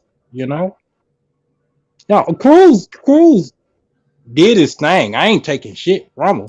I don't think he won. I thought it was further than that, though. I didn't give Cruz that many rounds, 115 to 113. I didn't give him that many rounds, but I'm just saying the judges did, and that's a pretty close fight. Go ahead. I'm sorry. I agree with him. I saw the things y'all was saying, and then I saw the excuse me, the lack of production from Tank. He was dancing around, yada yada yada. He wasn't fighting the typical Tank fight. Cruz just didn't take advantage of every inch that was given to him. Really, he should have fucked around and really did some damage to Tank on the fucking for real. Facts. That's big facts. All right, now we all in agreement there. Like I said, it was just a little bit more. I was so impressed. I am definitely an Isaac Cruz fan now. But you know what? Objectively, watching that fight, that was on him. He, like, what did you say that night? He was like, he had the opportunity. He fumbled the bag. He had so many rounds where it wasn't even about knock Tank out. It was like when Tank's on his bicycle, you keep on pressing the issue. All right, you've been swinging, you've been missing, but the crowd is loving you. And obviously from the scorecards, the judge was loving that. So you should have kept doing it. Hey, Kenny Savoy, I don't know how you got 115, 114 because there weren't no knockdowns. Exactly. Yeah, they got an extra point. You mean 115, 113. Because it was all 10-8 rounds. 10-9s. Right. 10-9. Yeah, one no 10-8 round. Yeah, so Yeah, they was thinking about taking the point away at one point. for what? I think I had my volume off. it was something that the ref pulled Tank away and got to talking to him, and you know they stopped the fight for about 5 seconds. I don't know what he was saying to him, but Yeah, he didn't they take let it no go. points though. He was warning him about pulling Right, Cruz's head down. like yeah, it was a long warning. You're right. It was a long warning. Yo, did y'all ever see JoJo Diaz body slam Devin Haney in the corner? Oh yeah, sure did. That shit was funny, cuz. He scooped him up and dropped him on his shit. Like, yo, like he forgot. What sport was he in? This ain't MMA. Well, that just goes to show you that he, you know what I'm saying, he was like, yo, fuck this dude. And that means, like, you know, that was one of them, all right, you're fast and you're catching me, but you're not really hurting me. And then you're doing a lot of bullshit in the inside to where I can't get mine off. And sort of frustration. That was that big man where you just want to prove to this dude that you're a little dude. And in post-fight, you saw the things that JoJo Diaz said. He gave Devin Haney all of his flowers, but he was flat out. Like, nah, I didn't really feel no pop. Gary Russell Jr. is a better fighter. And you know what I'm saying? Like, you saw that in that fight. That, yeah, you are crisp. You are a very finesse fighter. That snap on your punch can definitely rock my head back, but it's not going to wobble my legs. You feel what I'm saying? That's how Diaz felt, and that's what I see. Yeah, why such an emphasis on being put on Devin as being a KO artist? The dude is a boxer. I'm not putting that emphasis on him. I talk about him being soft as baby shit because some of the things that he says he wants to do in the division and the people he's going to have to see, as good as a boxer he is, I mean, most of us are in agreement that Shakur's a little better, even though Shakur's lighter, but he's good. But the way he fights, he trades blows. And at some point, you're going to really need to be able to have something to command respect to fight that way. Because when you really start getting in the elites and you start trying to grab all the belts in that division, you're going to fuck around. I mean, a 100% TO. A TO versus a TO, the TO that fought Lomachenko. You can't go in there doing that shit. I got to do this super chat, guys. Chef, he said injuries happen. If Tank got his jaw broke, nobody says nothing. It happened to be his hand. It's the hurt game. Get over it. Let me give him the $5 drop. Appreciate you, Chef. Appreciate you, Chef. I got 5 on it, 5 on it. Yeah, man. He's got a perfect point. Yeah, man. Shout out to him for winning with basically one hand, but that's probably what you're gonna have to do in the fight game if your hand's hurt.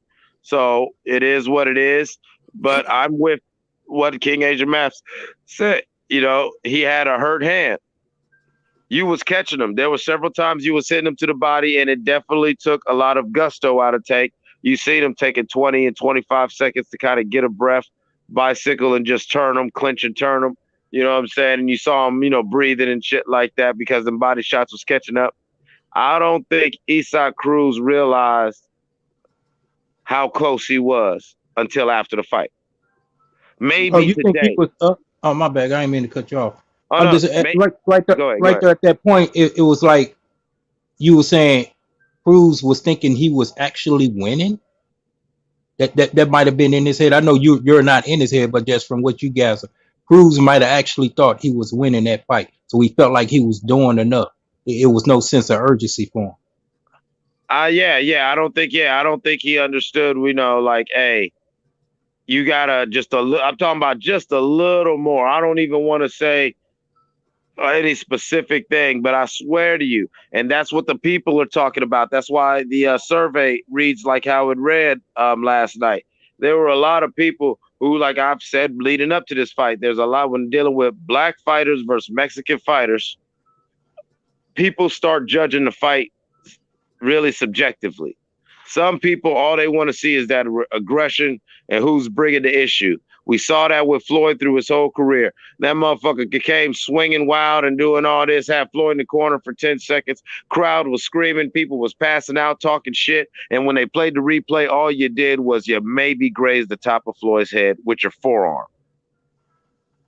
All right. You know, but the judges would still, and certain fans will still be like, oh, Floyd lost that round. Tank finally got a taste of that. And that's why I was saying last night. I think everyone's like Floyd was tripping. I understand it. This is something that bothered Floyd. If y'all remember when he was going through that in real time, that shit used to piss him the fuck off. That's why he was cussing out Larry Merchant and everything. Like, dude, I won the fight. What the fuck do you mean? You feel what I'm saying? And he doesn't want Tank to even waste his breath because, you know, Tank's not as polished as Floyd. He don't want Tank to fuck around and start saying something, or he don't want Tank to be in his head. So yeah, Floyd stood up because Floyd's mad after everything he did. These motherfuckers still like, you know, they still don't know shit about boxing. This isn't MMA. This isn't punching. This is boxing. You feel what I'm saying? But there are people who will judge a fight by that aggression. And if Isaac Cruz would have continued that, like Mark saying, 1 or 2 more rounds, yeah, they would have gave it to him. Let me let Cayenne Adams go ahead. Cayenne. What's going on? Good early morning, brothers.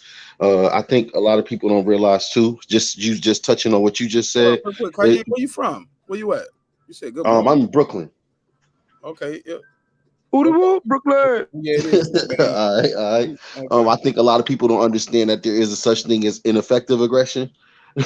I mean, you could press the action, you know what I'm saying, but you got to be doing something too. You know what I'm saying? And you can't, like, as you can see, you know what I'm saying, he kept letting them turn him. You know what I mean? And I like I said, I had an 8-4. I wouldn't have been mad if it came out to be a draw. You know what I'm saying? But it's just like the brother said before, he just didn't give me enough. Like, specifically round 4, it was like, oh man, I really want to give it to him. Not saying that Tank did some immaculate job, but it was like, if you just could have attempted 1 or 2 combinations for me, you know what I'm saying, I might have gave you the round. You know what I mean? And then there was a bunch of people saying how they believe that he won round 12, and it was like, how? How did you give Cruz the 12th round? I don't understand it. So I think it's just a lot of miseducation, and you know, I think we get so used to seeing Tank just go in there and just, you know what I mean, play around a little bit, figure out, and then drop you. And then when he didn't do that, it kind of threw people off. Hey, Noel Allen, I see you backstage, but your device isn't connected. Your device isn't connected, so I don't know why. You gotta let it give permission for it to use your joint. You gotta connect your mic and your camera. You can turn your camera off after that, but you gotta let it connect to your mic and your camera. Or you can just call in, but yeah, it's not connecting. That's what's going on. But yeah, Cayenne, look, how you say it, Cayenne? Yeah, Cayenne. Hey, look, man. I agree with a lot of what you said right there, man. But at the end of the day, this guy, AZZ Cruz, I just believe he did better in certain rounds than he did other rounds. So he was given a round. Same thing with JoJo. It's like when you do so bad, like when you finally do get a basket, it's like people gave him more credit. You know what I'm saying? Of course. I mean, listen, I'm definitely a fan of his now. He did way better. I mean, his game plan was excellent. He just didn't execute it 100%. And that's what cost him the fight. You know what I mean? Like I said, with the 4th round there, if he just gives me a couple more combinations and then just jumps on him in the 12th, because he was Tank clearly didn't want to fight anymore. His hand was hurting. He just wanted to keep him off of him. You know what I mean? He just jumps on him in the 12th and just mauls him or does something, anything. You know what I mean? It's a draw. You know what I'm saying? And I'm pretty sure there's a couple of other rounds in there that the judges could have seen to win a couple of more swing rounds. I think, what was it? 7 Tank clearly won, hands down. And I believe that's when the fight changed for him, because he realized that he couldn't knock him out. Do you hear the phone ringing? Yes. All right, let me get that call, bro. Hold what you got. 410. You got the flow. What's your name? Where you calling from, family? Yeah, I'm in the chat. Young folks. I can't hear you, bro. Turn the YouTube down in the background, bro. I say, hey, bro, you got to turn. Yeah, bro, you got to turn your YouTube down in the back. It's looping back in. Yeah, I just did. Perfect. Go ahead. Yeah, you good. Go ahead. All right, I'm Young Foe in the chat. Okay, what's popping? Okay, I heard you say you Young Foe. Young Foe? I don't see Young Foe. Yeah, I saw you. What up, Foe? All right, talk to me. Yeah. I come to tap in on the topic of discussion. Terence Crawford, Rich Errol Spence. All right, go ahead. Yeah, you called him a hoe. Yeah. All right, far as with the Bud, I don't know. I feel as though, you know, they might be, you know, playing games with Bud. I don't think they really try to make that fight happen or whatever.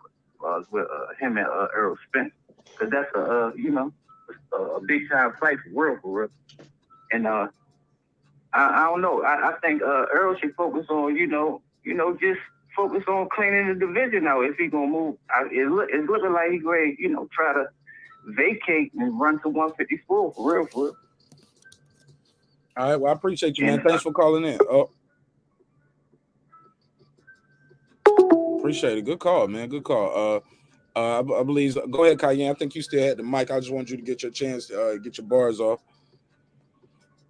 Unmute your mic, Cayenne. Matter of fact, we'll come back to you, Cayenne. Electro Jed, go ahead. You got the floor. 2 minutes on the clock, Jed. How you doing, brothers? What's up, Jed?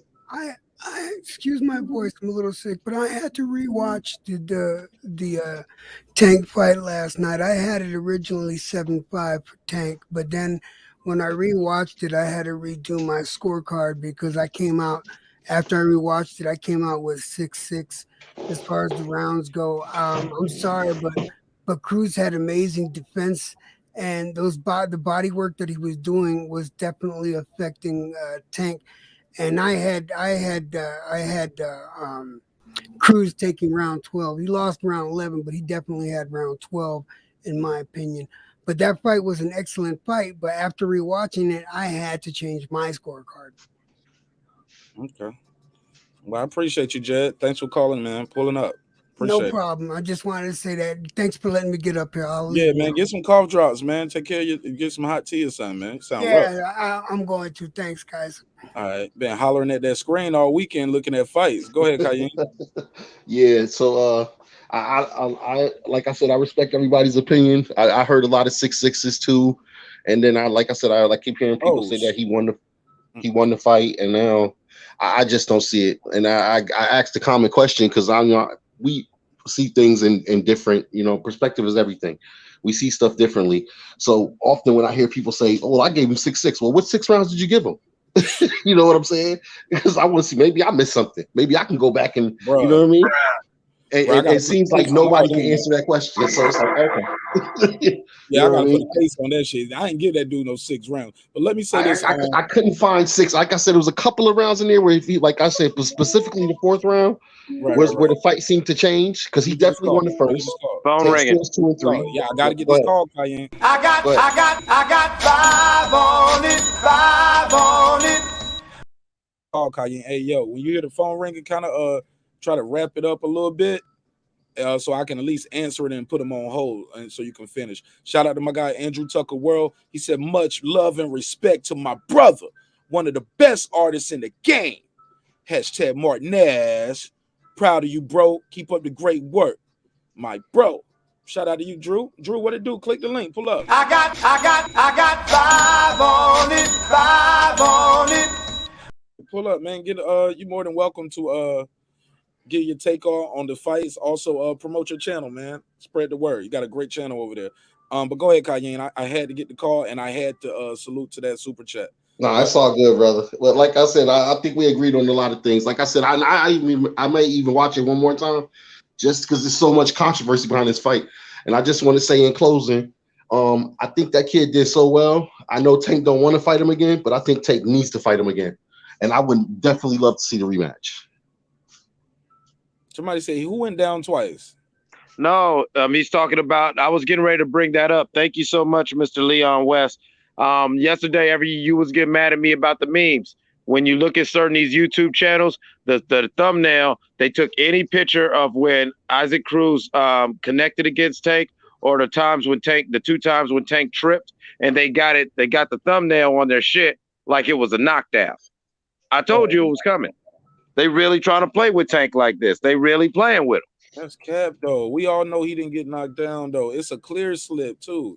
I know, but that's what I was saying yesterday. You knew it was coming. But then Isaac Cruz fall down, too? What about the Cruz fell twice, and the first one was a knockdown. The one early in the fight, that first one was a knockdown. Tank hit him. Because remember, Tank was doing that damn stepping on the foot shit, and I think that's why the ref didn't count it, because their legs stripped up when he punched him. Yeah, I don't see 6 rounds for this guy, though. I just feel like it was rounds he did better than the other rounds. But when you look at it still, it's like a lot of that shit ain't landing. That wild shit, man, you ain't going to win no championship fights going in there doing that Brandon Figueroa shit he was trying to do with Cool Boy Steph. That shit ain't winning you to... Yo, you can tell by the judges, and people like, oh, he bought off the judges. No, most people, who was I talking to last night? And they was like, most people can't tell you what are the 4 points that boxing matches are scored on. You get what I'm saying? But yeah, they always, you get what I'm saying? So I just feel like one of the most important thing is the clean punches, effective aggressiveness. A lot of these guys ain't that effective with their aggressiveness, bro. They just coming in doing the windmill. Y'all remember the girls in the projects when we was kids used to do the windmill when they fought? Come on, yeah. Get their Sean Porter on and just come Billy Goating in with their arms flailing. Shit like that. But Mark, the way you was commentating the fight yesterday, you gave a lot of them kids. They scored more points just off your commentary. But you was rooting for you wasn't rooting for Cruz. You was bigging them up. Yo, hey, look, halfway through, people was like, oh, so you root for Cruz? I was like, let's go, Cruz. Let's go, Cruz. This your fight. Fuck him up. Let's go, Cruz. Get an upset. You know what I'm saying? I'm just hyping up. And then, hey, look, next punch later, I'm like, let's go, Tank. Tell him this your belt, baby. I'm just energetic, bro. High energy. It's a late night show, so you got to have high energy, man. I can't be up here. No, I had no problem with it. I'm just saying that's giving them. That's changing. I did sound like he was fucking about. I was like, boom, right. Oh, shit. Cruz lands a big right. Right. You know what I'm saying? But Tank took those shots well. You know what I'm saying? It's just, I didn't expect him to do that good, bro. I ain't going to lie. I was amazed at how well he did, but he still lost that fight. And a lot of people, Tank's, I'll say this and I pass it back. A lot of people are taking Tank's words out of context in the post fight. When he said he was asked, do you think he deserves a rematch? And Tank said, hell no. Not do you want a rematch or are you gonna do it? Somebody, I don't know who that is. Somebody coughing. But I'll pass the mic after that. But you get what I'm saying, King Agent Math? People are taking that out of context. Yeah, I definitely I feel the same way. I share that same. This kid don't seem scared of shit though in that boxing ring. I don't believe that. I don't believe Tank Davis is scared of none of these dudes. It's just his promoter taking their time and they doing it how they want to. But I think at this point, y'all don't took y'all time enough, man. Can't let these dudes lap you in legacy. Oh yeah. The clock strike 12. Tank can't take no more easy fights. And if he run it back with Cruz, I have no problem with it. It was a compelling fight. Tank in my analysis, Tank won the fight. You got to beat the champion. You can't look good. You can't just survive. You got to beat the champion. Yeah. So that's another thing people giving the points for. Oh, well, he didn't get knocked out. Okay. Damn, it's okay. He said, okay, yeah, and you're saying that to say what, nigga? Yeah, right. Go ahead, King Agent, man. Go ahead. Yeah, and then, I don't want to keep harping on the injury. It happens. That plays into Cruz. You should have jumped on that cat. Yep. You gave that fight away. Yep. Especially right when you said he said I noticed it. He noticed something, and you still couldn't do nothing with him. Hey, look, let me ask you this, Cayenne. What'd you think about this video Bud Crawford dropped? We call Spence little hoe ass bitch. So, they just hyping it, man. Slow down. Hold up. Let me set the table for you. For the people just got here. Here's the clip. I'm looking for you, Errol. Where you at? I'm in the ocean. You say you the big fish. I'm looking for you. Where your ass at? Oh, whole ass. Well, you got a lot of room to hide in this motherfucker. I don't know if I can find you in the ocean. See, this the ocean big in the motherfucker, man. We ain't gonna be able to find your punk ass out here. Got a lot of places to hide. All right. I'm looking for you, Errol. So before I let you please give me your last words, man, before you bounce. My last words are what more does Bud have to do? And when is Errol and his goddamn little sycophants going to stop running out of excuses? Bud wants this fight. We want this fight. Errol's fans want this fight. But does Errol want this fight? Gay fish. Damn. All right, man. Thanks for pulling up, bro.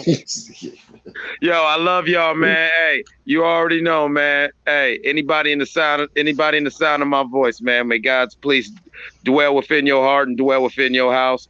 And if you can't be good at it. But just know, man, I love you and I'm out. Love you too, bro. God bless, bro. God bless, brother. Cayenne, got my guy Andrew Tucker World.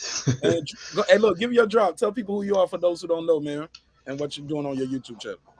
Well, y'all know it's Andrew Tucker World on YouTube. I do a lot, man. I break down fights. I do live commentary. I got an interview coming up soon with a trainer. You know what I mean? So it's gonna be my first interview. You know what I mean, and things of that nature. Oh yeah, congratulations, man. Yeah, man. Appreciate that, bro. But it's a lot, man. I've been around for a minute, man. Putting in a lot of work. You know what I mean? Try to put out the I do promos. I do all kind of stuff on the channel, man. And just trying to get back active and put a lot more content out there, man. And I just see you guys doing y'all thing, man. A lot of the guys, man, especially you, marqnash, y'all a lot of my brothers, man. Y'all doing y'all thing. Y'all motivate me. Y'all inspire me to keep going, man. So y'all keep up the good work, man. It's nothing but love and respect, man. And you know what I'm saying? This is basically what we need in the YouTube boxing community, man. Good brothers, man. Keeping the sport alive, man. Keeping the sport alive. So I appreciate you, my brother. It's all good. It's all good. Talk to me. What you think of this clip right here? Bud Crawford calling Aaron. He said, "Where your hoe ass at?" Somebody in the background said, "With them goofy ass shirts." Bud Crawford his own merch. He say, "I be fishing." So he's trolling Spence. He's like he bullying Spence right now, bro. Hey, listen, man. Crawford, man. Like Crawford is, he cut from that cloth, man. Crawford is just too real, man. You know what I mean?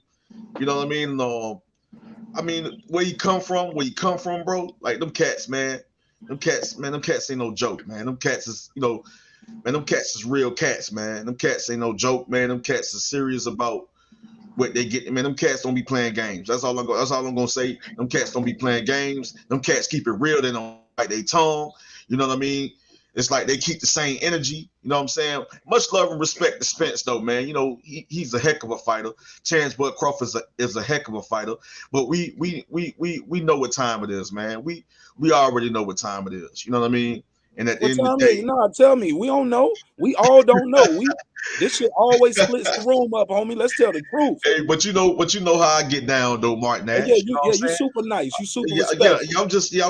I'm just kind of taking it. I'm light. I'm a little light. You know what I mean? I'm a little light tonight. No, I ain't trying to come with too much energy and just really get into it, because when I get into it, this the energy I got for Errol Spence fanboys. Hold on, let me give him one of these drops. Okay. You act like a little bitch right now. But you know me, man. I got a lot of energy, a lot of passion, and I can knock a house down. You know what I mean? I can knock a building down. You know what I'm saying? Trust me, I can knock a building down. With a headbutt. You got that Sean Porter head right there, boy. That's the Porter way he scored. You know what I'm saying? But you know me, man. But I feel like, man, you know what I mean? Rick Crawford been calling them boys out. Crawford was calling all them boys out, man. Crawford been wanting smoke with all them cats, man, when he moved up to 147. After he cleared out the 140-pound division, he moved up. The number one guy he called out was the top dog at welterweight at the time, the unified champion, which was Keith Thurman. So at the end of the day, you know what I'm saying, people was like, well, he was going after Thurman. Well, of course, why not go after Thurman? You know what I'm saying? Thurman got 2 belts. He want them belts. His first fight up, he fought for a title. He fought against the very dangerous, I'm gonna just say rugged, You know what I'm saying? Very aggressive, awkward style in the Jeff Horn. You know what I'm saying? You've seen the style before. You see how that style matched up against the Manny Pacquiao, where the people felt Pacquiao won and Jeff Horn won. Regardless, right? He couldn't do none of that shit with Crawford. But he couldn't do none of that with Crawford. None of that. And Crawford just showed us in that fight against a bigger welterweight, a much bigger welterweight, you know, in Jeff Horn, because that boy is a big welterweight. I don't care what nobody. That's one of the biggest welterweights at the time, bro. You know what I'm saying? Crawford went in there and just did that man dirty. Just beat that man up, just throwing them all across the ring, just beating them up, pounding them all across them, just throwing them around, bro, like he wasn't nobody, like he wasn't nothing. Just throwing that man around, beating that man up, outboxing that man, beating that man body up, beating that man chin up, just outboxing that man, showing how fundamentally sound he is, showing how skilled he is, showing how dangerous he is, making his introduction into the welterweight division. Crawford, that guy. Crawford is that guy. You know what I'm saying? And when they saw that, they knew what time it is, bro. They knew what time it was. I'm sorry. So they knew they weren't in no rush to go up against a killer like that. They weren't in no rush to go up against a killer. It was stalling. It was excuses. Oh, go get a belt. You go get a belt. We can have a discussion. You go get a belt. Then we can have something to talk about. Go get a belt. So what he do? He go get a belt, right? And where these other cats at? Nowhere to be found. It's a bunch of excuses. And don't come with the business side. Oh, well, they wasn't offering. Oh, they was playing around. Bob Aaron. No. These fighters went so interested in stepping in the ring with Bud because they know that Bud is a problem. Bud is a monster, bro. He's one of those dangerous boxer punchers that would eat you alive. That's very good at making the necessary adjustments. It's very good at breaking his opponent down. That got the ring IQ, ring generalship, so fundamentally sound. Possesses, his skills is on the elite level, bro. And Bud gonna keep showing you guys. You seen what just happened to Sean Porter. It was a great fight, and I love Sean Porter. It was a great fight. But you seen what Bud did with Sean Porter. You know, you see, and then you can't, and then people say, well, it wasn't the same Cal Brook. It wasn't the same Cal Brook. Man, Cal Brook was at 154. He won 3 fights in a row at 154, right? At 154. Mm-hmm. 3 fights, and I think 2 of those fights was by way of knockouts. Yeah, man. Like he didn't. Yeah, it won't 11 months later after getting his face broke. Yeah, so that's what I'm saying, bro. And he moved down. Cal Brook, see, these boxing fans, they think they the fighter. No, they want to talk for the fighter. They want to speak for the fighter. They want to put words in the fighter's mouth. But Cal Brook told you guys that Cal Brook said he felt good. He felt better. It was one of his best camps. He felt better than he ever felt in a long time. He told you he felt good. He was ready for Terence Bud Crawford. So please miss me with the BS. Please miss me with them excuses. Terence Bud Crawford is just that guy. He timed him perfectly well, hurt him, and he was able to stop Cal Brook. Pass it around real quick. Go ahead, Agent Man, if you want to reply to anything the brother's saying right here. It sounds like he took your manuscript.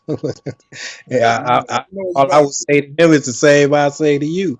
I mean, I'm not a Bud hater or nothing like that. I give him all his props. It's just a prime Spence take him to school.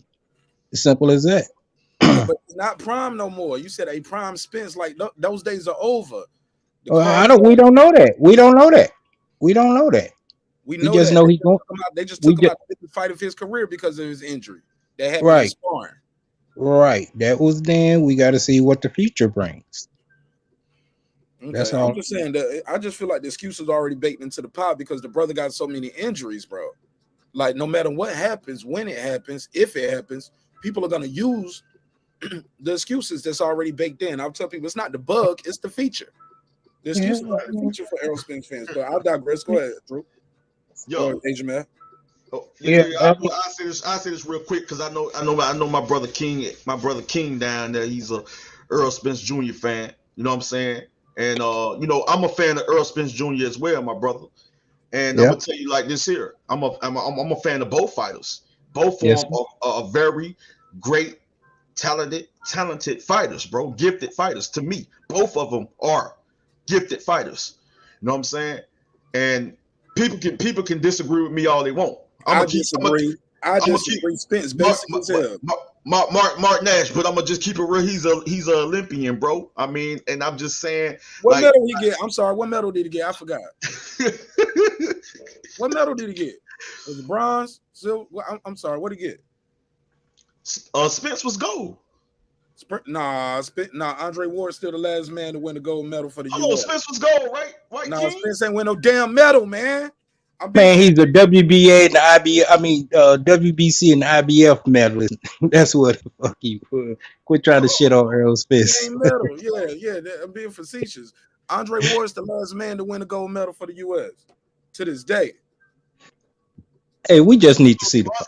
So Andre Ward. We just need to see. Okay, so yeah, you right about that. I'm tripping. Olympic shit, but I'm tripping. Gold medalist. I'm tripping. Yeah. Of course, Mark Nash, of course. But all I'm saying is that he's talented. But all I'm saying is God gifted, bro. All I'm saying is that he's good at what he do. You know what I mean? Because fighters have different styles. Fighters have similarities when it comes to styles, and style make fights. So all I know is when a Spence style matches up with a Bud style, you're going to see who's the better fighter. But you're going to see a great fight based on style. Stylistically, it's a great fight. It's a challenging fight for both fighters. It's a competitive fight for both fighters. You know what I'm saying? So I'm not going to sit up here and say that it's not a good fight, because trust me, it's a good fight. But all I'm telling you is that one fighter digs a little deeper. One fighter has a little bit more tricks up his sleeves, and that's Terence Bud Crawford. In that fight, I see him pulling away and showing you guys why he is the better fighter. And Mark Nash, I agree. Yeah, he is God gifted.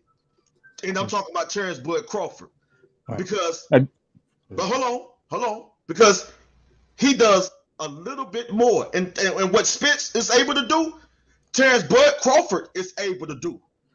But guess what? He does a lot more. It's a lot more Spence is going to have to prepare for. It's a lot more. When I tell you so fundamentally sound, I'm talking about skills is slightly on another level. His skills is slightly on another level from an Errol Spence Jr. And when they fight, when they ever fight, you guys are going to see what I'm talking about. He's going to pull away in that fight. He's going to pull away. And the way he pulls away, I'm telling you right now, it's going to show you that you got a really good fighter versus a really great fighter. When Floyd Mayweather Jr. is telling you who is the pound for pound fighter and who's the best guy, that guy is telling you. Floyd is telling you. So take heed to what Floyd is telling you. When Floyd is telling you, he's telling you for a reason. This guy is the pound for pound king. This guy is that man. That Bud is that guy. Bud is that guy. And if he ever fights Fitch, you're going to see why he's that guy. Let me ask you this. This is another question I had in the chat. Matter of fact, I'm going to update this poll. We were asking what were your thoughts on Haney and Tank's performance?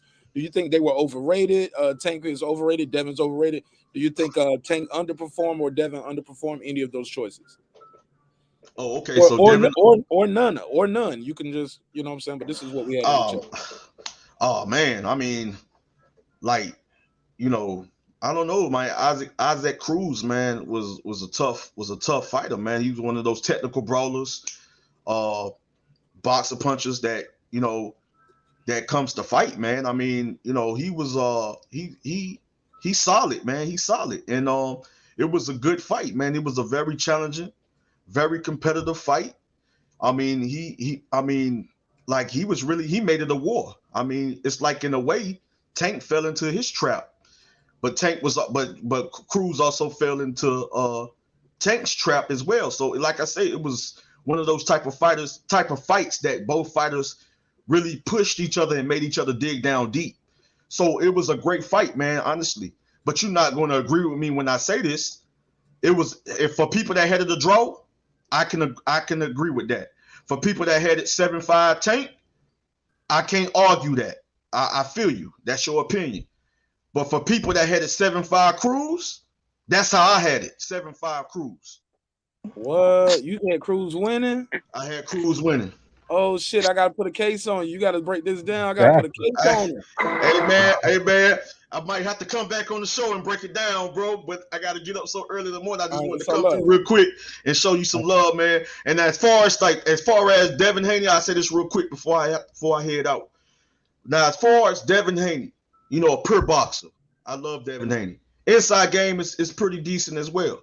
You know, very smart fighter, ring IQ, ring generalship. You know what I mean? The smart thinking man fighter. You know what I mean? Beautiful counter puncher. Just good at just setting traps, man. Just good with just beautiful jab. Just good at sticking and moving, man. I mean, just good at countering from different angles and just good at getting in and out, making this. I mean, but JoJo Diaz had his moments in the fight where he showed that, you know, he is a veteran in the game at 29 years old. You know what I mean? Has the experience, been in there with some tough guys. You know what I mean? As far as Gary Russell Jr., so he most definitely got the experience. He's been in there, you know, and beat, you know, solid fighters like Tevin Farmer, and he went in there, you know, and beat fighters like Javier Fortuna. So, and then even certain fights, you know, a little while back. You know what I mean? But I knew it was going to be competitive and challenging in a way, you know, for Devin Haney, but he was able to pull away in the fight, and he was in most of the rounds, because I had it like 8 rounds to 4. In 8 rounds, he was just, to me, more effective, more accurate, you know, and just like I say, more effective and more accurate in 8 rounds. And he did some good boxing. People can say that the performance was kind of boring, because in a way, you know, that's just Devin Haney's style. You know what I mean? It's not necessarily a fan friendly style like a Tank Davis. He gets in there, he go in there, he knocks his opponent out.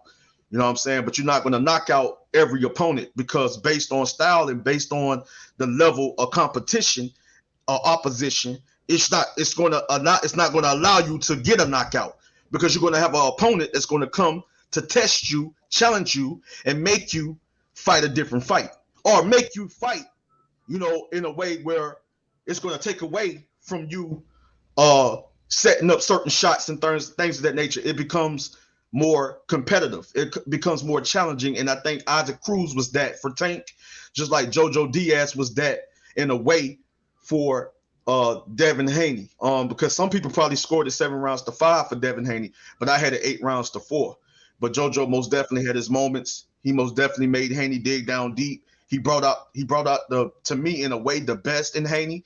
And Haney showed me that he's most definitely improved. He's always been a skilled, talented young fighter, but he's also made some little slight improvements. Because he's still got more room to grow. He's young. He's got more room to evolve, transform, to become that complete elite level fighter.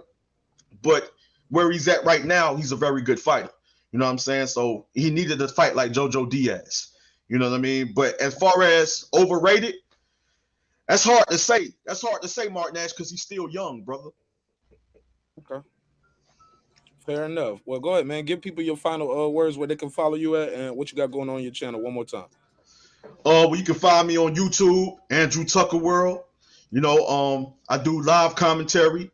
I do promo videos. I do breakdown videos. I do reviews and things of that nature. As a reporter, as an analyst, as a commentator, and promos and a lot of things I do on my channel. Those just to name those things for right now. That's all I do on my channel. But just make sure you guys subscribe to the channel. Continue to show.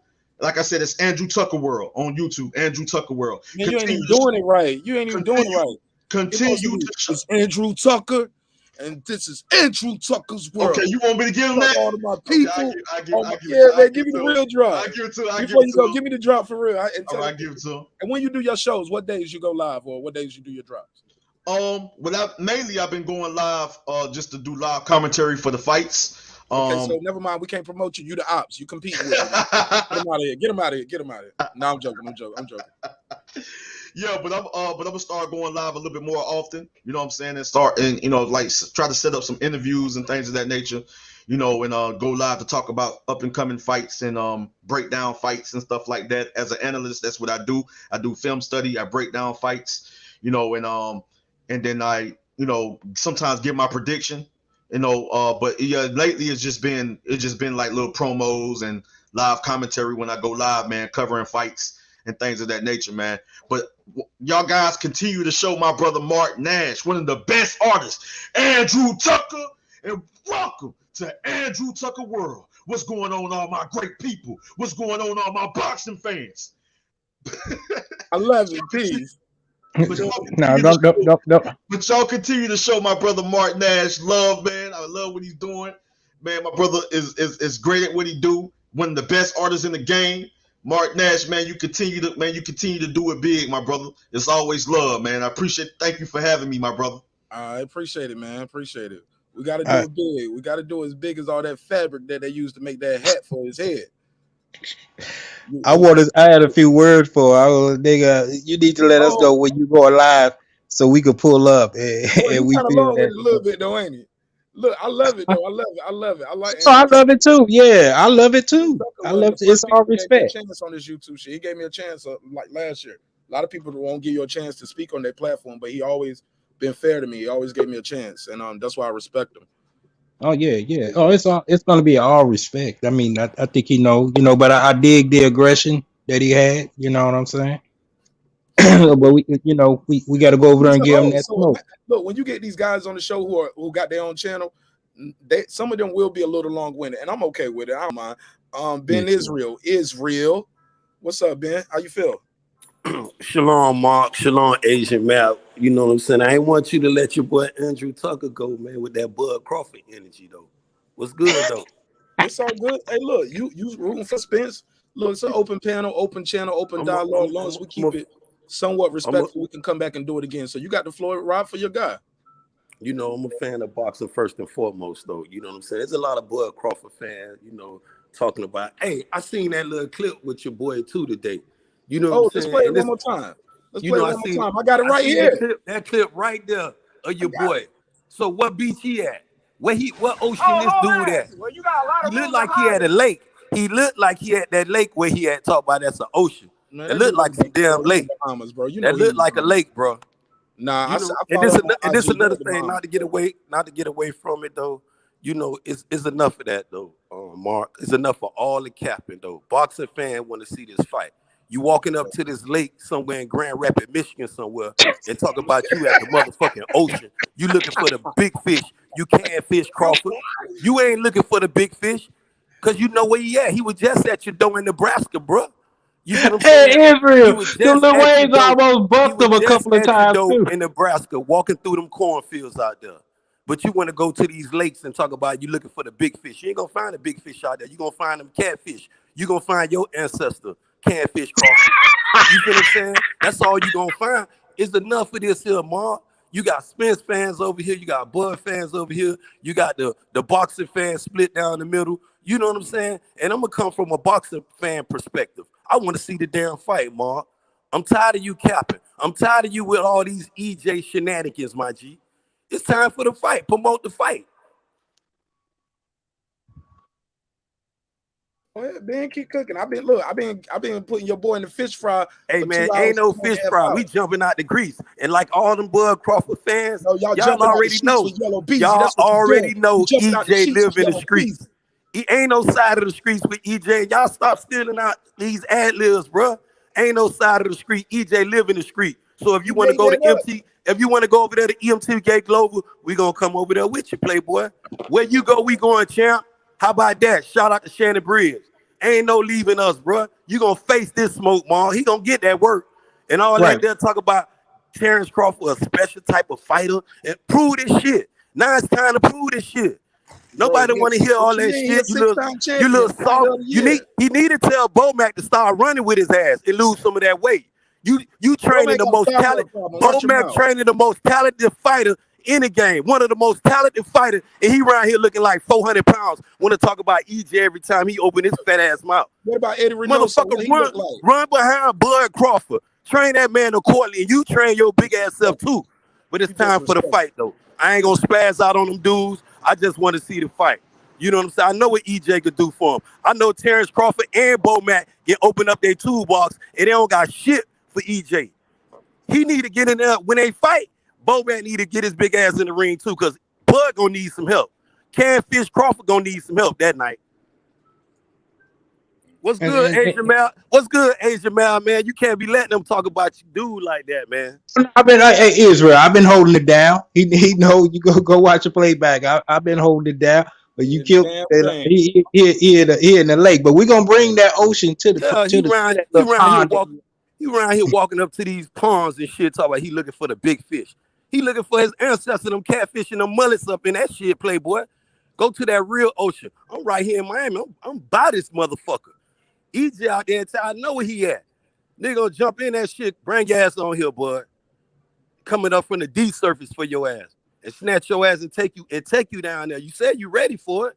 You said you at that. Where you at? Oh, you gonna start this cap and shit? You gonna get to this lake, this pond, and talk about where you at? The fuck you think I'm looking for your dog ass, Terence Catfish Crawford. You tripping, bro?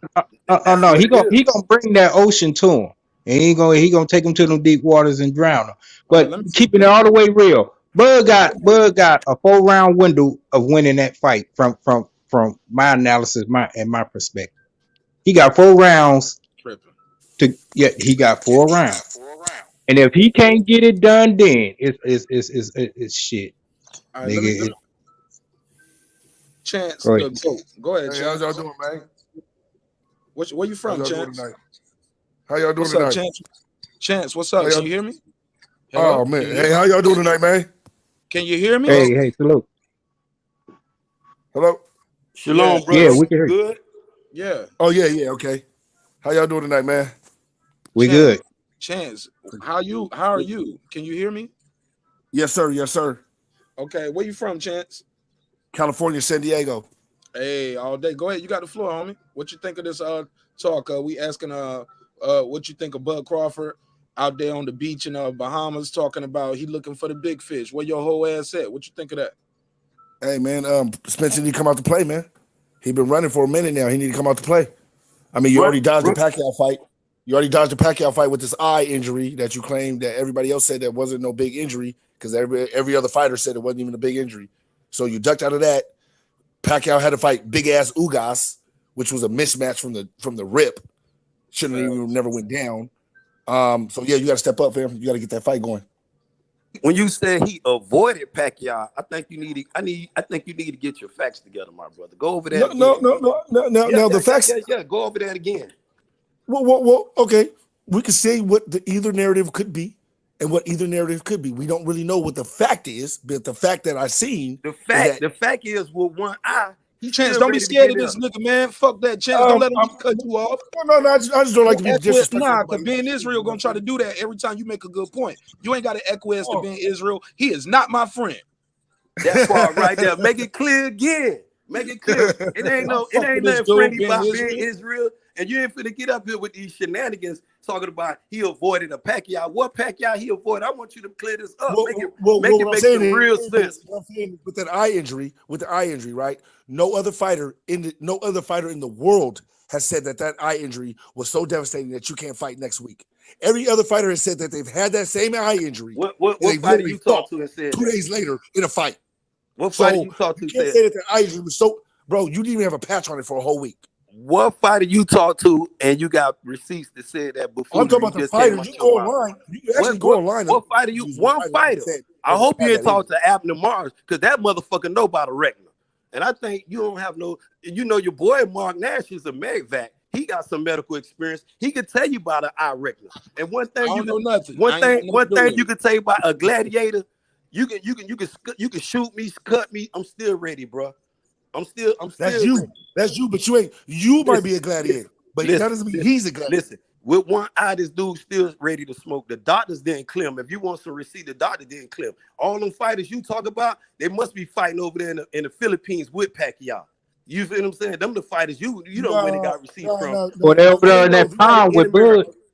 These are American fighters, sir. These are American Ain't no fighters. American fighters confirmed that jump you just said. And though, again, but moving it's forward, a little suspect. It's a little suspect. No. It's still something else. He talking about what Ugas did to him. He was so big. What you think Spence was gonna do to him? Man with him. That's the part I Bro, want to get. Hold on. Obviously, you don't know boxing. Do you know that every fighter in the division is scared of Ugas? Do you not know that? Ain't nobody. No, now you're trying to run over the speed bump. If you say Ugas did that to him, who the fuck is scared of Did y'all not see Ugas? what Ugas did to Porter? Man, Everybody fuck, seen what Ugas did to do Porter. it to EJ. Ain't nobody want EJ that was Ugas calling after out for it. Ugas ain't nothing special, bro. The way you talking, he'll kick your ass. The way you talking, Ugas only will whoop you. Cause I ain't scared of no motherfucker. I kick Ugas ass tomorrow, right now. Ugas will beat your ass. Man, he won't do shit. Won't do nothing. You got to start believing in yourself, bro.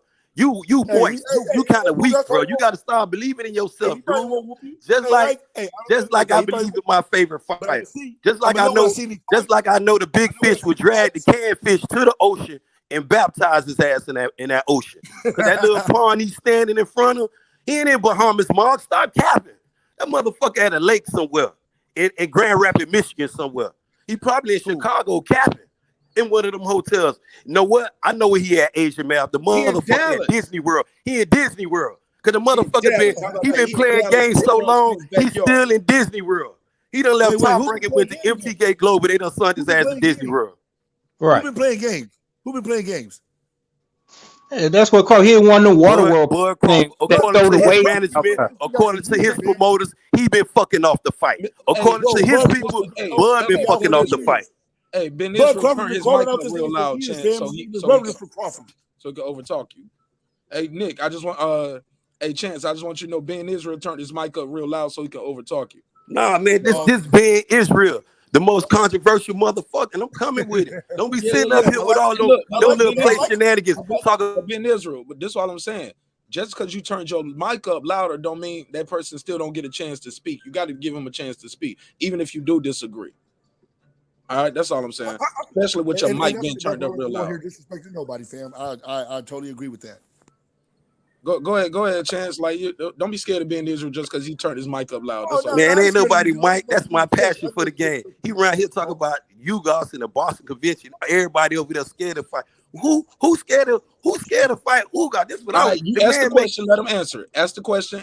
Go ahead, Chance. Get a chance to answer that. Okay. Now, Ugas asked for the fight with Spence. Spence said, "No, Ugas, you don't have a big name. You don't have a big enough name for me yet." Okay. First of all, in boxing, if it's the next man up, which Ugas has been the next man up for I don't know how many years now, you're supposed to fight the next man up, fam. You can't keep running for fights like Mayweather, okay? You can't keep avoiding fights until you're ready to fight him, okay? That's the first thing. And I don't know why we're able to do that in boxing now, but it's really messing up the sport of boxing, okay? Next man up is supposed to be the challenger, it's supposed to be the next man up to fight, period. All right? Now, Ugas asked for that fight. He asked for the fight with Crawford. Crawford didn't want that fight. Pacquiao avoid that fight for years already, okay? So these are fights that have been avoided by camps not wanting their fighter to fight Ugas because they know what he can do. They know how long he is. They know how big he is. He's a Cuban fighter. Cuban fighters don't go down easy. Porter learned that. And Porter lost that fight, and they still gave Porter the fight. And they gave him the win when he clearly lost the fight. If anybody's seen it. Hey, Chance, you say you from California, right? Yes, sir. I'm gonna give you some boxing history right now. You need to go jump on Devin Haney bandwagon out of Oakland, bro. Cause this shit you talking right now ain't making. I don't like Devin Haney. Ain't making that shit. 1 + 1 is 2, bro. You talking 1 + 1 minus 1. That's what you talking right now, bro. It ain't adding up though. Ugas is a special. All these fighters are something special. It's my opinion. But Ugas ain't nobody afraid of that shit. Him, Kambosos, the rest of them little cap artists running around like this. Listen, Ugas ain't nobody afraid. And talk about Ugas, EJ was scared to fight him and all this. I'm talking about EJ. I don't care nothing about no Sean Porter fight, no Pacquiao. Don't be sitting up here talking about, he stepped. Okay. Well, Errol Spence has been avoiding fights for how long? How you tell me since you got all these facts? How many fights is Errol Spence going to avoid? None. You tell me. None. He's such a warrior. Because he's such a warrior. You know what How avoid many big is, name bro? fights is he gonna Let's avoid? look up the definition of avoid, because you got it fucked up. When you talk about a dude avoid, you talk about a motherfucker who looking for Catfish Crawford. You got a dude who done been in the He can't be cornfields looking of for him. Nebraska. Nah, A he dude been in the cornfields of Nebraska looking for him. You talk about it.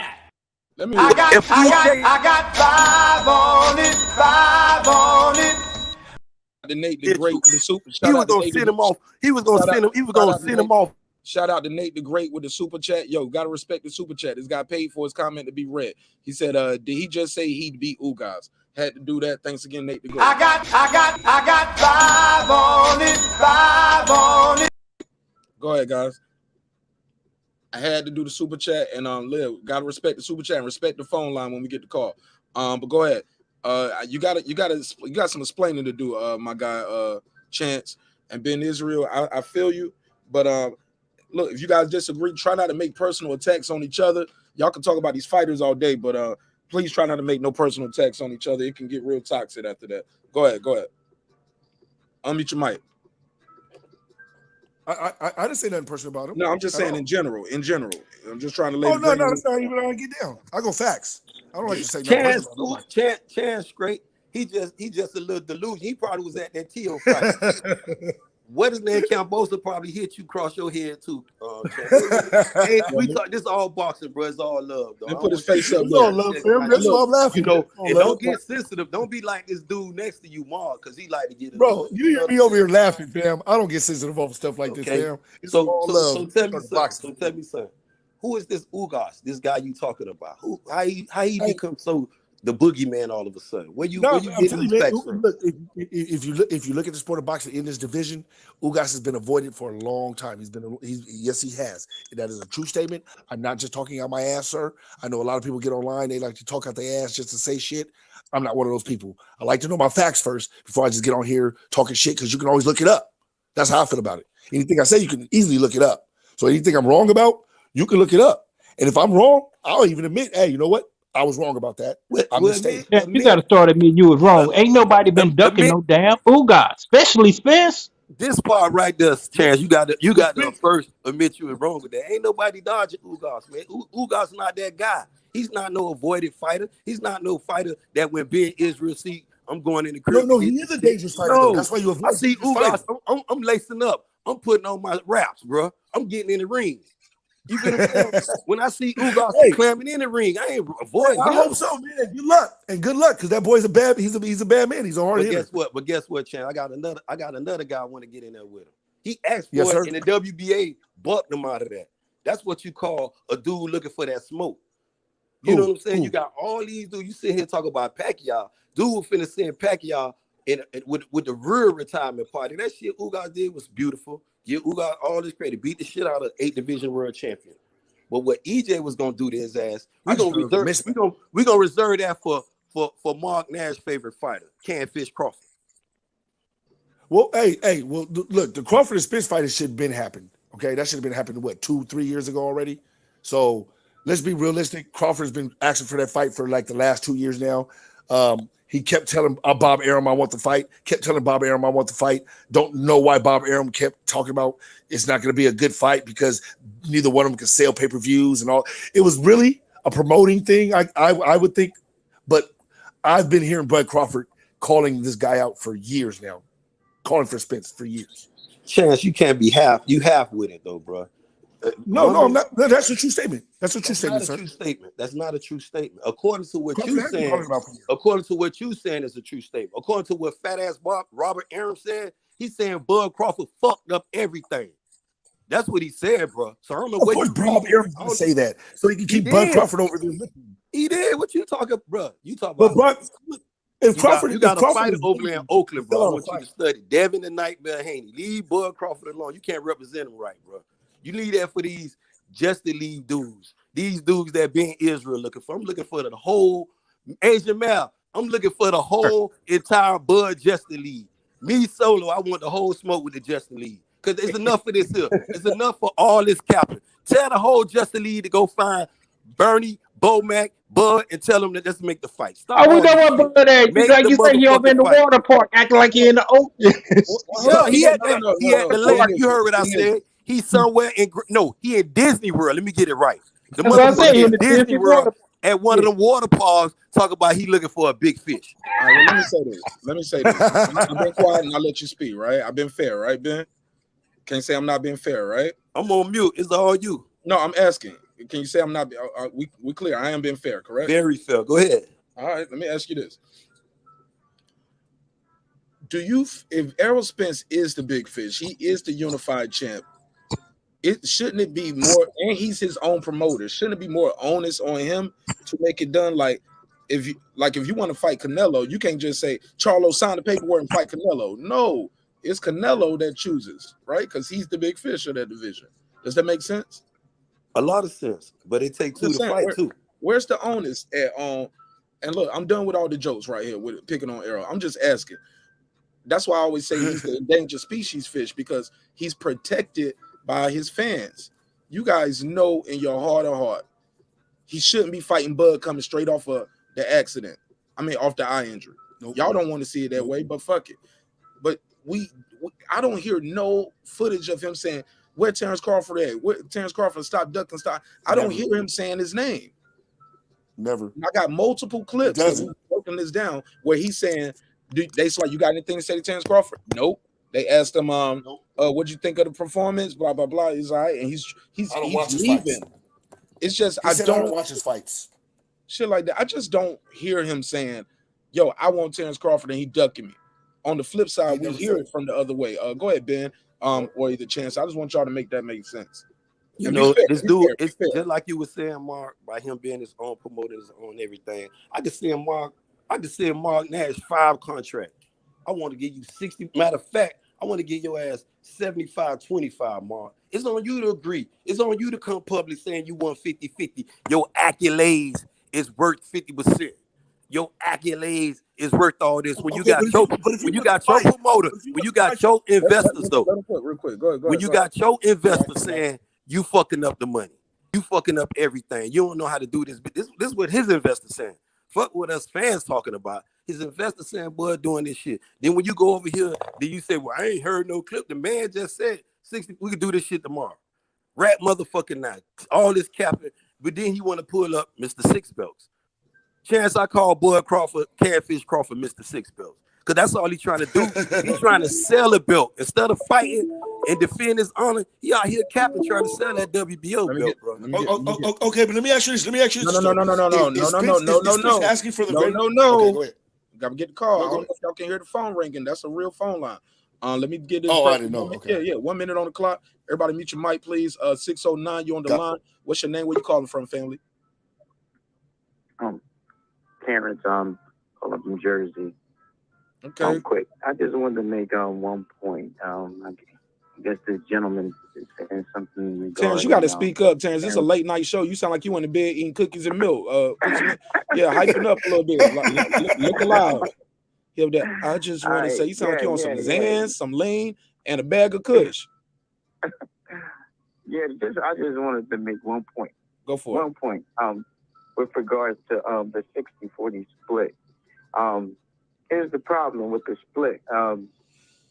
The split is based on supposing pay-per-view numbers by Spence, right? Problem is, the PBC isn't a public traded company, so we don't know what his numbers really are. I said, if he really wants the 60-40 split, tell Fox to release the numbers. Now, when ESPN releases numbers, we know they're accurate because they're publicly traded. That is just like Dana White in the UFC. You don't really know what the numbers are. He can say the numbers are what he wants to say the numbers are. Until they publicly release those numbers, they don't mean nothing. Because if you check the internet, you're going to find his numbers different depending on where you look at. Facts. Tell Fox to release the numbers and then we'll believe it. Okay. That's what Terrence team should say when they're negotiating with him. Tell Fox to release the numbers. And I guarantee you they're not going to be 400,000 pay-per-views because guess what? No one's doing those type of numbers anymore. Too many social media sites broadcasting and streaming the fights. So that's a bunch of bull crap. They'll never release the numbers because they're doing this to try to get leverage against Terrence in this fight. But that's the only point I wanted to make is that the 60-40 split is a bunch of crap based on Smoke and Mirrors by the Spence King and PVC. Appreciate it, Terrence. Terrence, where you from again? I'm from Jersey. Shout out to Jersey. Shout out to Terrence. Thank you, man. Welcome home, Terrence. Call back anytime.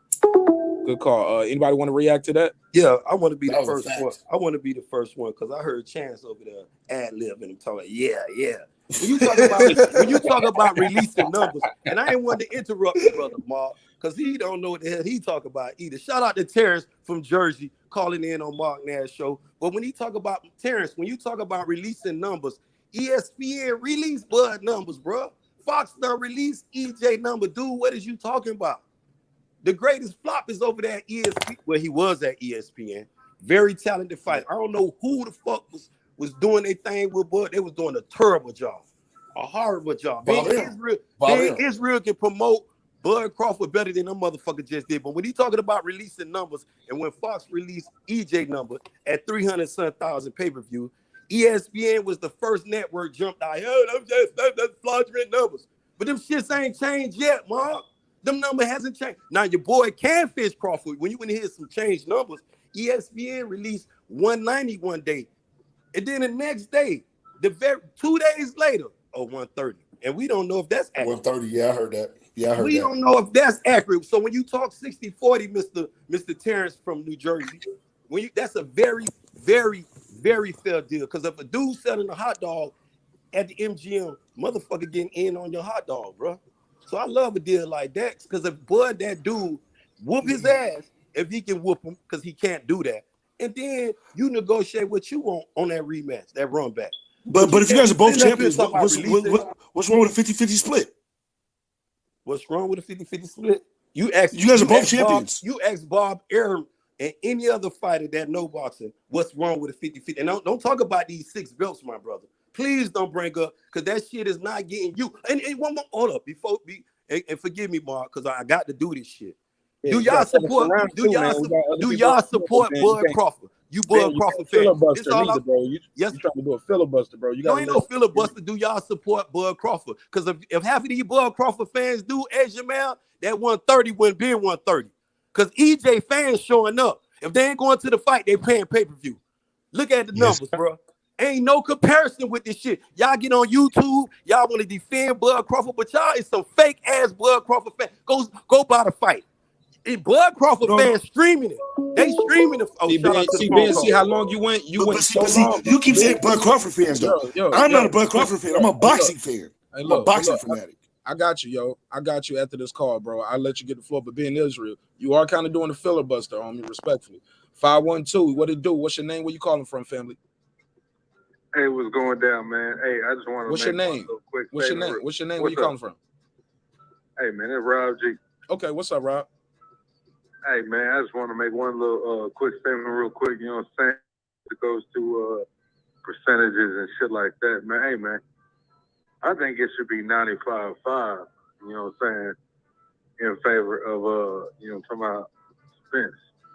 You know what I'm saying? That's just the way. That's just the way I feel. 95-5. I can't even take you serious, Rob G. Get off the phone, bro. What Ben Israel don't even take that. 95-5. Hold up, Ben Israel don't even take that shit seriously, man. Come on, Ben Israel, you don't even take that shit seriously. Hey, when the caller call me, y'all gotta respect these callers, man.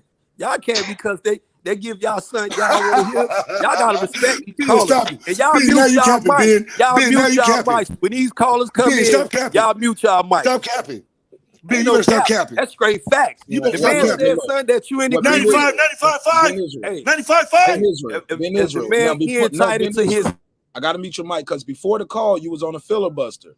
We took the call. Now it's a chance turn. You got to let other people speak. And we got somebody named Ty join the panel. Ain't got to say a word yet. No. Hey, Ty, so you got to pass the mic. Got to pass the mic, man. Just be fair. Trying to be fair. Let everybody get a chance to speak. Go ahead, Ty. What's the deal?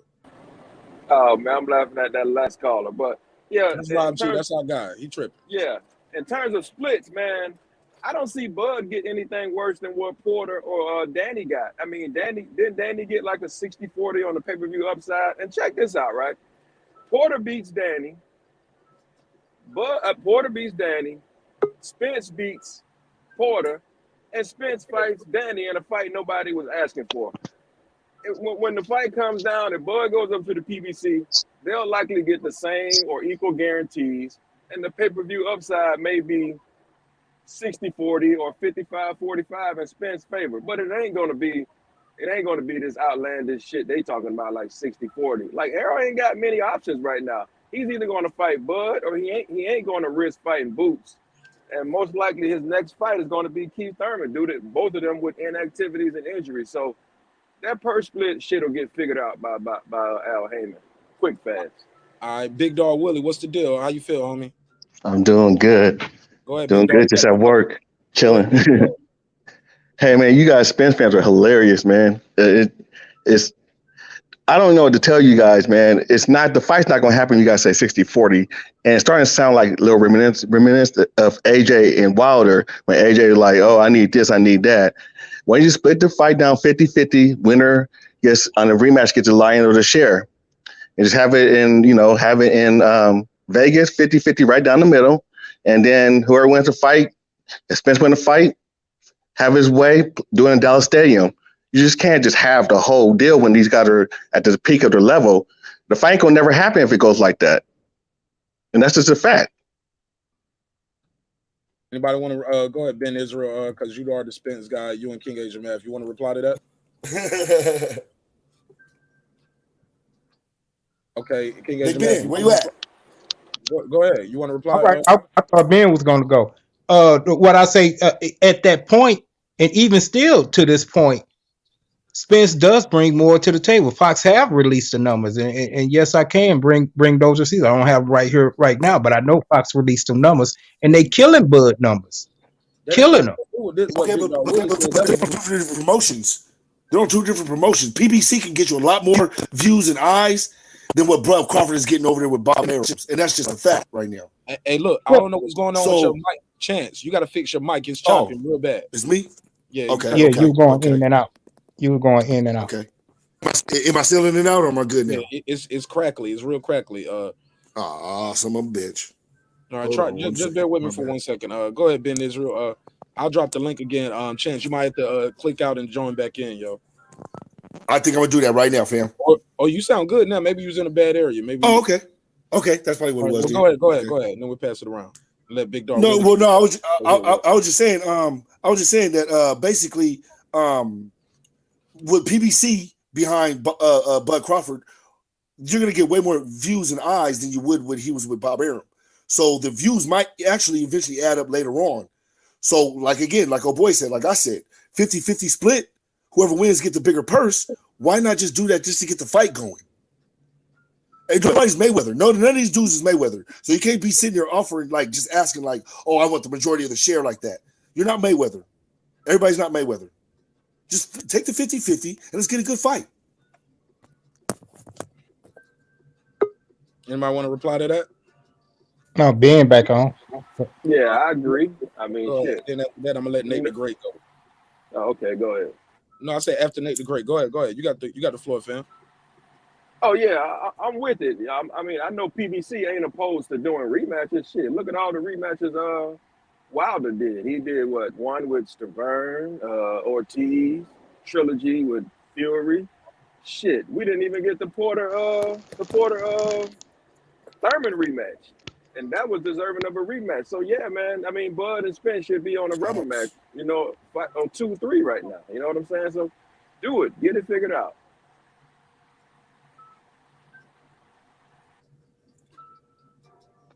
That's all I want to hear from Bud fans. That's all I want to hear from Spence fans. Is stop pocket watching, man. Just man, don't say 60-40, 60-40. Just say 50-50. And I'm very sure you, if everybody, other Spence fans and Crawford fans come together and just say, let's do it right down the middle, I bet you money that fight will happen sooner than ever. I think you guys don't realize how much we influence those fighters on this YouTube or just on social media in general. So if we can just get to a consensus of that, then I really think that the fight will go on sooner than later. Yeah, if he do 50-50, I wouldn't give him a rematch. If they do 50-50, I wouldn't give him a rematch. Why not? Why not? They both undefeated. Yeah, somebody. Yeah. Why not? That doesn't make no sense. I don't get that one. Because it's a WBA belt out there.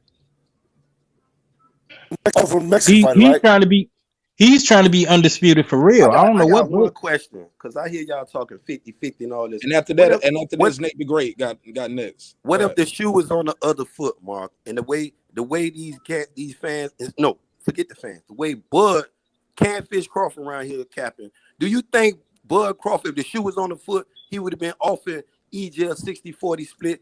Fuck a 50-50. I know that's out the question. You feel what I'm saying? Just be honest. And when we talk about be fair, Big Dog Willie, because I told you, EJ gonna send your boy Bud to your work spot. I don't know if nobody know where you work at. Only me and you know where you work at. I'll answer that question. I agree. I think it was a point where Crawford believes he's more accomplished than Errol Spence. And I agree. But I think to make this fight, he should acquiesce, and these guys should do it 50-50 or do the split in a way where the winner takes the extra 5 or 10% in the middle. You know what I'm saying? Get the fight done. Facts. Nate the Great joins the panel. What's up, Nate? How you feel, homie? What's good with you? I'm happy to be here. God is good. Man, why risk your legacy for 10%? That shit don't make no sense to me whatsoever. Why risk your legacy fight for a measly ass 10%? It don't make sense.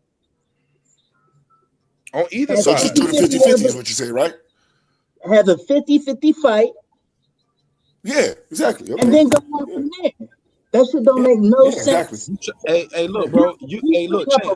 Chance, you are too choppy to be cutting people off ad-libbing. Yo, every time you ad-lib, it sound bad, bro. So respectfully, just let the man get his bars off because you in a bad area again. Go ahead, Nate. Got you. No, all I'm saying is you're the one putting up a roadblock to a legendary fight. You don't hear the other party saying, okay, we can't do this because of this. You're trying to tell this man that he's worth less when he's accomplished more than you in the sport.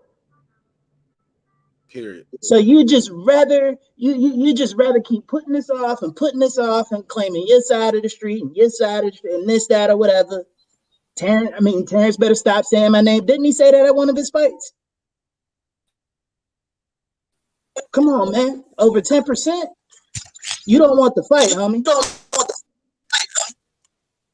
Terence, you doing it again, bro. You killing me. You're killing me, bro. You're killing me. And now I'm hearing myself twice. Yeah, man, you gotta let them finish. Cause like I said, when you unmute your mic, we can hear all that stuff, bro. It's terrible. It's terrible audio. Just leave out and come back in.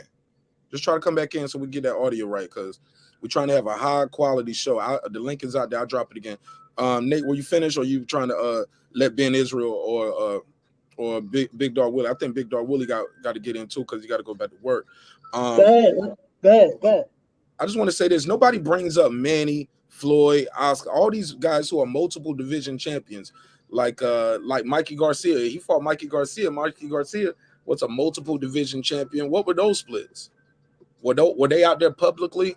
Was he out there saying I'll 70-30 or I might 80-20 a nigga? Come on, bro.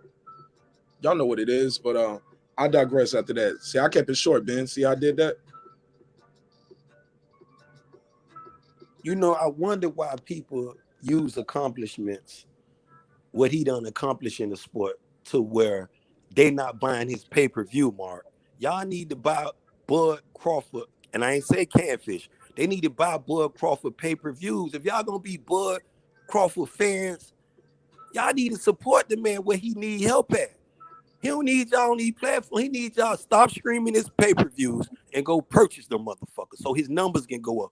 Because Bud is an accomplished fighter. Nobody ain't taking nothing away from Mr. Six Belt. Mr. Six Belt did his thing. We just want to see the biggest fight in boxing today.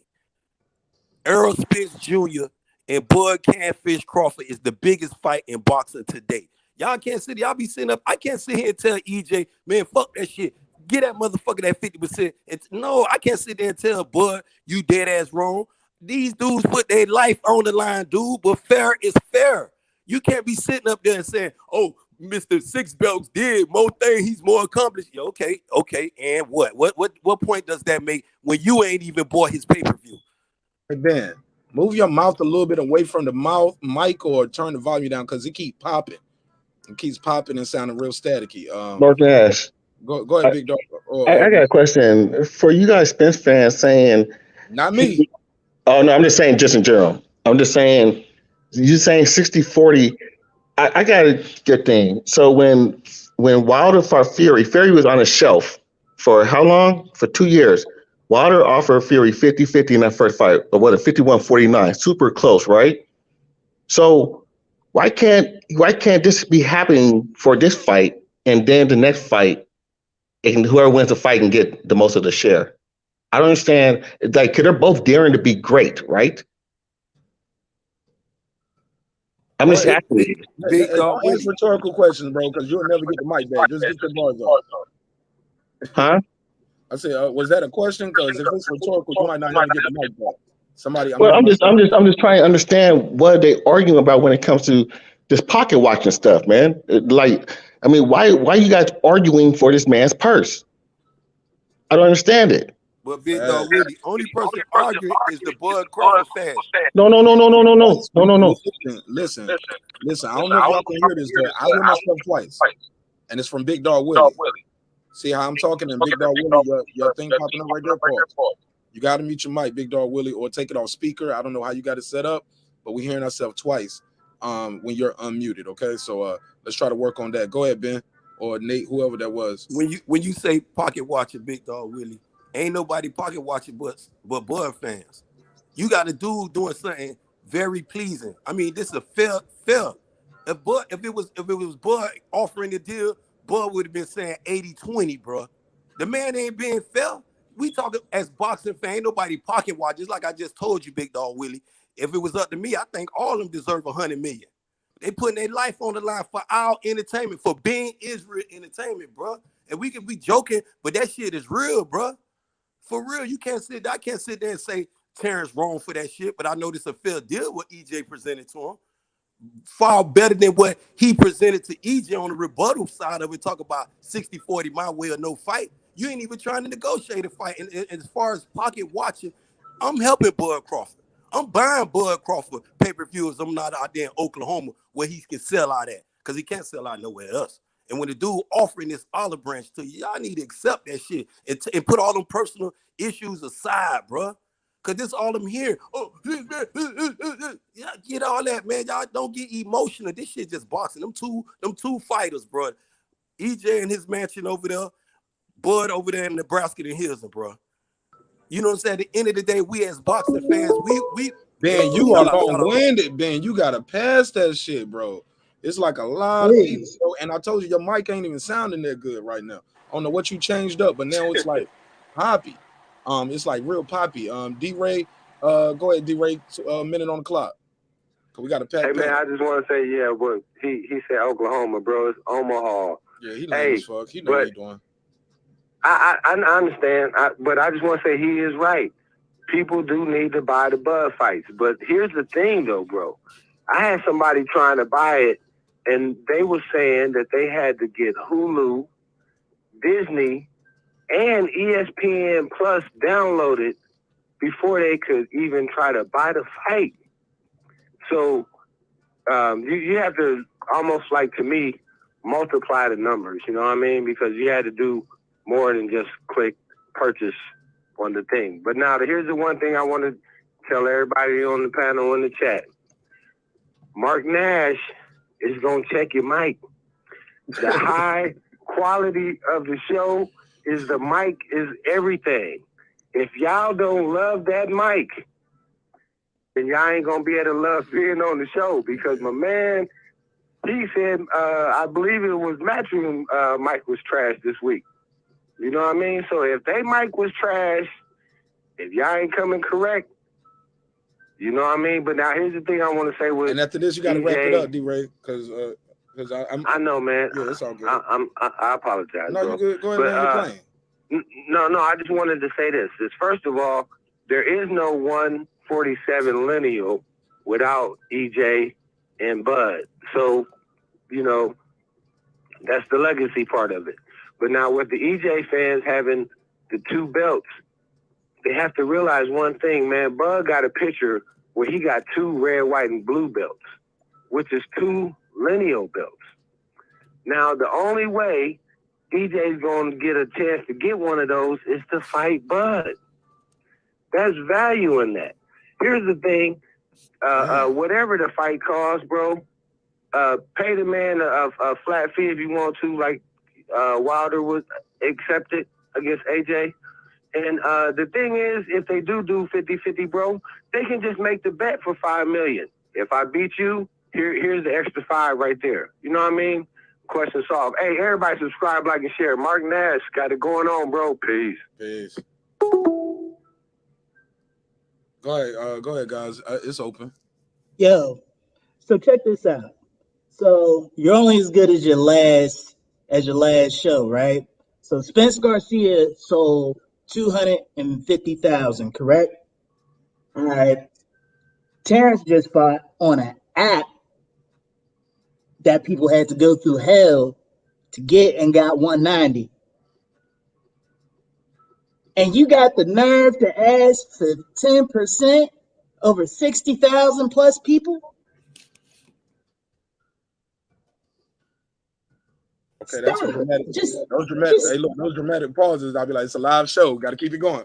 Can't have a lot of dead airspace. I want to say this. Sean Porter said the most interesting thing. He said on his show, and he was talking about his play. He said we're talking about a difference between $1, maybe $2 million when we're talking about these guys holding up the fight. Because he was talking about him and Terence.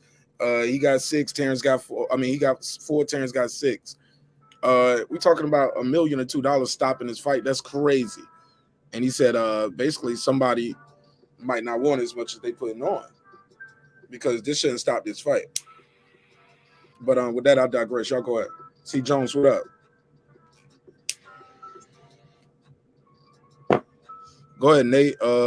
Big Dog Willie, Ben Israel. Please try not to filibuster. Is my speakers? Is my thing still messed up?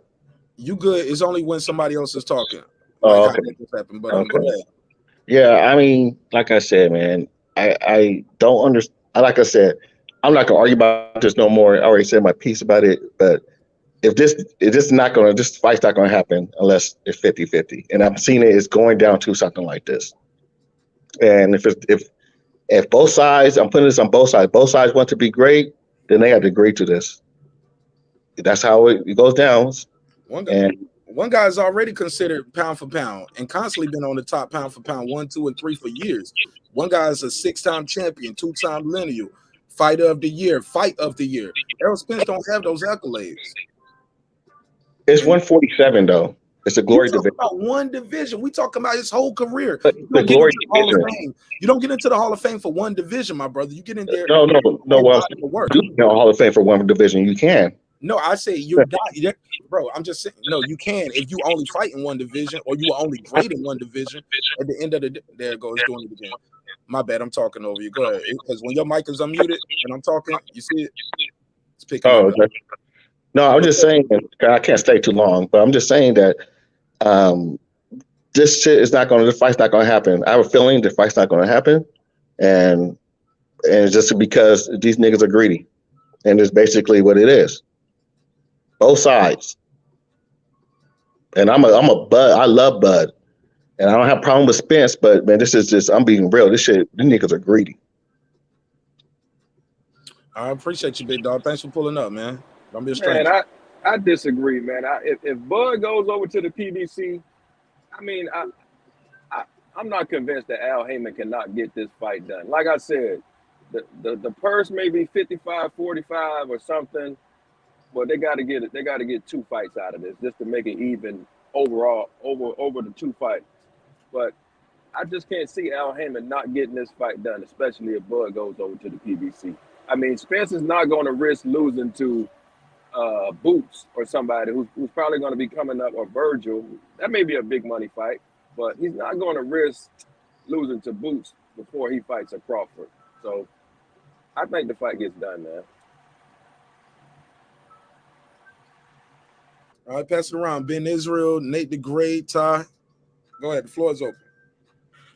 Y'all can talk a little longer now that we ain't got so many people here and the phone ain't ringing off the hook. But like, yeah, man, when that phone ringing, I'm trying to get that call because we pay for that phone line because I want people to call in. That's all I'm saying, bro. Or if somebody throw a Cash App up, they pay for that comment to be on the big screen and to be read, and I got to do my drop. That's all I'm saying. Let's respect that phone line and the Cash App. Other than that, y'all got the floor. I'll be right back. I'm going to grab some water. I got confidence that the fight gonna get done. It's just amazing to me the arrogance of some people. Like, I don't know about y'all, but this is why I come to the internet to talk about boxing. Is because I'm the main guy out of my group of friends that has to keep everybody updated on boxing. And these guys aren't as popular as what they make themselves out to be. And I just don't get that. My man sold 190 on the app. Your last performance, you did 250. How is this shit not a 50-50 fight? Yeah, I mean, I agree. I mean, and as much as the other brother who was saying we need to buy Bud fights. I mean, I'm a Bud fan first before I'm a Spence fan. But to be honest, I bought a Spence pay-per-view before I bought a Bud pay-per-view, and that was the Spence Porter fight. I didn't want to see Bud versus Postal or Bud versus Khan, but I did just buy the Bud versus Porter fight. I mean, if we're going to be real, I mean, we wasn't getting value for money for Bud's pay-per-view fights. Right. If The we're other going to one be was honest. the Postal, right? Yeah, I didn't pay for that shit. I mean, we working class men. We want to get value for money. I didn't buy the Spence versus Danny pay-per-view. I mean, shit. When I spend pay-per-view money, I want to get value for dollar. So that's 1-on-1. You see what I'm saying? You didn't buy Spence Garcia. That's why he's down to 250. That's what I'm saying. These guys, the arrogance is ridiculous. Chop that shit up 50-50 and be on, and let's get this shit on. You know, when y'all put on a glove, you know, I don't know. I hope everybody on the panel got two hands. You know, when y'all put on gloves, you put one on your left hand, one on your right hand. You feel what I'm saying? If you go outside, you just put one on your right hand, say fuck the left hand, or put one on the left hand, say fuck the right hand.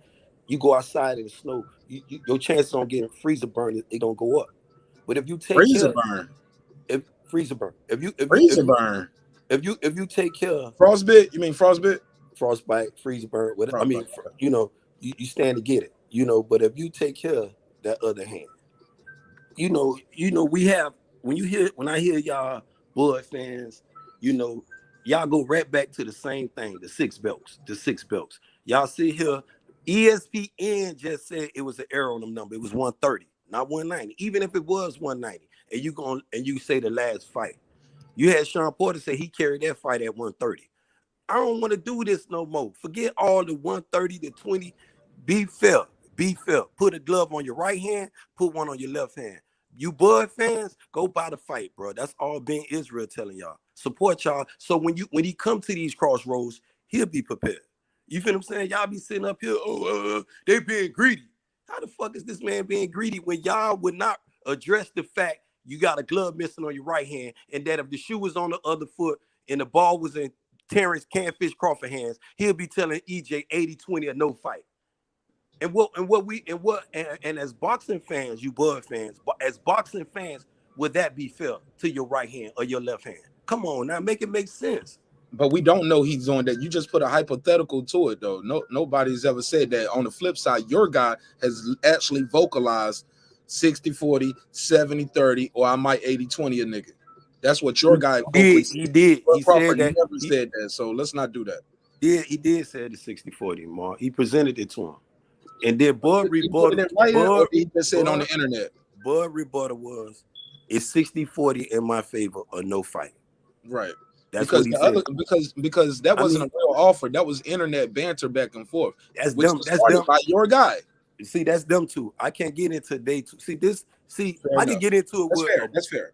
I can't get into their negotiation. You feel what I'm saying? But I can get into it with a Bud Crawford fan. But is that a negotiation or is that internet banter? That's coming to at least trying to meet agreement before they go into it though.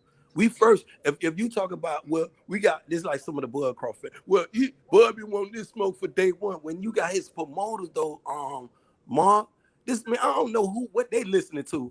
You know, then you got Bomac over there. They saying, if you listen to what he said, the man said, damn, what you want me to beg you for a fight? Basically, then they be saying this other thing. Well, EJ don't got nowhere to go after Bud. Man, EJ landscape is so, they just forgetting Charlo sitting up there with all them belts at 154. And you think Charlo would not get EJ that fight? Y'all tripping, bro. You talk about the second biggest draw in boxing behind Canelo Alvarez. EJ got that title. I don't know what y'all, mathematically, I don't like getting into it because that's one of my strong subjects. It don't make no sense with y'all. Y'all gonna keep going back to them 6 belts, and Bob Arum and the rest of these investors keep telling y'all that shit ain't adding up. But if y'all one Bud fan at a time go buy the pay-per-view, just one at a time, I bet y'all gonna see them real numbers start turning, because Bud is an accomplished fighter, Mr. 6 belt. I can defend some of them stuff in areas that y'all ain't even talking about. This is what I'm saying. Damn, y'all make the shit make some sense, because y'all keep talking about they being greedy. He's more. That's all y'all keep bouncing off. When you look at the business side, then y'all, when you bring up the business side, y'all don't have no rebuttal to that. Y'all, his fans, go buy his fights, go buy his pay-per-views. What you want EJ to sit up there and buy all the Bud fights too? The man already talking shit about him. If a dude try to be generous to me, I'm gonna be more respectful to him. Hey, let me ask you something. You say he's the second biggest draw. Is he bigger than AJ? Yeah, he is not. All right. Go look who the biggest draw in boxing is. Yo, Spence is like AJ numbers is hype. He's AJ not a numbers bigger been draw hype. than Wilder. AJ He's not a numbers bigger been draw hyped than up. Tank. Man, he ain't a bigger draw than Murata over in Japan. Man, come on, Listen, man. You're If crazy. y'all just all y'all got internet. All y'all got internet, bro. Don't listen to Ben. Go listen. Go research. Then marqnash, when he come back on, when he go back live, say marqnash, go when you see Ben Israel, tell them this shit. And motherfucker, go get your receipts and then let's talk. Cause I know what I'm talking about, bro. I don't have to pull them up. When you pull them up, your mouth gonna drop. That's what it gonna happen. Yeah, Man, gonna drop. Put me on game. Put me on game. Put me on game. That's what I want. Please put me on game, because I want to know. I'm trying to. I'm giving you a star point. The star point with you. The star point with you being a Bud Crawford fan. You go buy Bud next pay-per-view fight. I don't care if it's team, if it's Tuna Shoe, whoever Bud fight his next fight. If it ain't EJ, I'm gonna be pissed off. But whoever whoever Bud fight, you being a Bud fan, go support him. I'm back on mute. I'm gonna let you go. Hey man, I want to see how Errol Spence a bigger draw than Anthony Joshua. I would love this. I would love him to prove that point. He can't. He can't. That ain't nothing but some cap right there. If it's cap, I'm telling y'all got y'all. What y'all on your phone or you on the laptop? Because you come on, you the man got. You can use your phone and go Google this. The man got 85 stay on live in with Saudi us. Arabia. I don't care what he got over there. I'm talking about. I'm telling you now. This is what I'm finna tell you now. Them numbers been fixed over there with AJ and Matchroom. AJ is Matchroom biggest draw over there. Global and in America, Canelo. Hey, is it still boxing? Is it still boxing? They boxing over there, right? You know, I ain't taking nothing away from AJ, bro. Hey, I'm not taking nothing away. The man from put AJ. 90,000. Only thing I'm telling you is go get your laptop and just Google it. See who the biggest draw in boxing. I already told you. The man put 90,000 in Wembley. Come on, man. Errol Spence ain't putting no 90,000 in nowhere in Dallas. Why we even moving the goalposts from Bud and EJ to you Canelo? said the man was you said he was the second biggest draw in boxing. But you gonna hold on to it when I'm telling you to go get your. Matter of fact, I don't think so. But Ben, let me ask you this: has he done more than? I don't think he's doing. Filling up the Wembley. I don't think he's doing better numbers than Canelo. I don't think he did more numbers than Fury and Wilder. Like I just don't think he's doing bigger numbers than Manny Pacquiao. If I'm wrong, like let me know. Consistent basis, you are, Mark.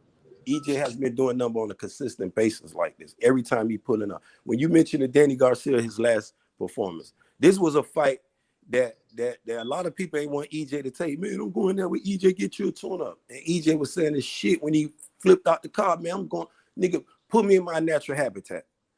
Throw me in the deep end. Let whatever happen. I respect fighters like that. Hey Ben, check this out. I respect fighters like that. That shit. You want to talk about Anthony Joshua when he came to America on the biggest platform and he took a shit on my Money Matter? Fuck Anthony Joshua. He a quitter. Hey King Ben, is check this suspect out. and all Ben, that. check But this when out. you talk about the biggest draw, that's Canelo. Ben, When you talk check this about the out. second biggest draw, that's That Errol. Danny Garcia fight was already agreed to, accident or no accident. Now AJ did come over here and lose, but that ain't the question. We still waiting on proof that this man is the second biggest draw. He ain't bigger than AJ, and he ain't bigger than Canelo, and he sure wasn't bigger than Fury and Wilder. He may be a distant fourth, but all that second biggest draw shit, that shit is cap, bro. Come on, man. Right. I'm still telling you why you keep telling me it's cap. I'm telling you to get your laptop and show me it's cap. I'm giving you. You want the him to ultimatum. look up and disprove your fact that you bringing up? Why not just put a link in the chat or the private chat? And Mark, and one thing about you, you very rounded now. You very school. And while we talking, I guarantee while we talking, Mark over there doing this research. Actually, I was texting Kyle from the boxing session, asking what time he was starting his show tonight. But go ahead. What you want me to look up? I'll look it up right now. What's the question again? Ask the brother what I was asking him to do. Yeah, I'm asking you now. Yeah, ask him. Who's the second? Who the draw category? The biggest pay-per-view? We know it's Canelo. Who the second biggest draw is? AJ, but I still want to know how That's what Mark asked me the question, bro. I asked you to do it. You refused to do it. You play like I ain't hear you. Ben Israel, are you talking about for cumulative, or are you talking about this year, or what?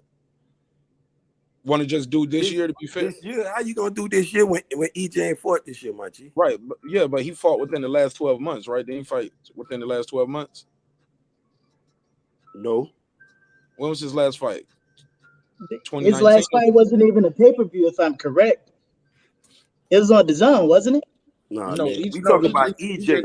We talk about EJ, bro. Yeah, when was EJ's last fight? I'll look it up. Errol Spence. EJ's last fight was Garcia. What year was and that? And then eye injury. What year? That was 2019. That is 2020. Yeah. Okay, let me look it up. Versus Danny.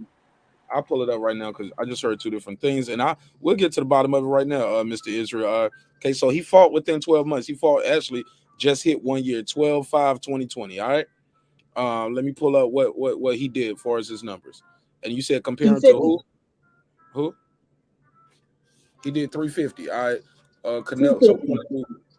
Canelo. Okay, so clearly Canelo is definitely going to be the bigger guy, bigger draw because he's fought more. So that we don't even have to look this up, Mr. Israel. You got one fight compared to 3 fights in the last 12 months. Yeah, from what I understand, the upfront guarantees for Spence Garcia was 1.5 for Spence, 1 for Garcia, and they did a 60-40. The AJ Usyk split was like 13 and 13 million, and Usyk got about 6 or 7. I'm trying to figure out like where's this Okay, bigger Canelo. Okay, here we go. Canelo playing 800 pay-per-view buys. That's just domestic. We can stop right here. Mr. Israel. No brainer. It's over. No, that wasn't the Wilder Fury 3. The question was the second. Who's the second biggest drawing boxer? Okay, give me somebody else. So I'll look at Anthony I said Joshua. EJ. I ain't getting you nobody else. We already got a number for EJ. Okay. So the number to beat is 300. Okay. Now, so Canelo and Caleb, that's 800. And you said other than him, let me type in. We're gonna look at Joshua. No, I got you. I know what I'm doing because you didn't want to look it up. Now I'm looking it up. So I'll look up Fury Wilder. What did they do? Okay, they did just under 600,000 pay-per-view. So again, checkmate. He's not 1 or 2. Right? He's not doing those numbers. He didn't do 600,000. Distant third or fourth. Like I said, he's a distant third or fourth. They said that, yeah, he's trapping. I'm typing Usyk versus Joshua pay-per-view by 700, between 700 and 600 and 700,000. There you go. That he lost to that one too. Oh, Mark, they only $24. Mark, that don't count. They only $24 in the UK. Man, don't count. No, it don't. No, it counts. It counts. Pacquiao versus Ugas. Okay, that was 200,000. All right. So what we talked about, Mr. Israel? We passed this now, right, guys? I'm just doing straight Googles. He's not 1 or 2.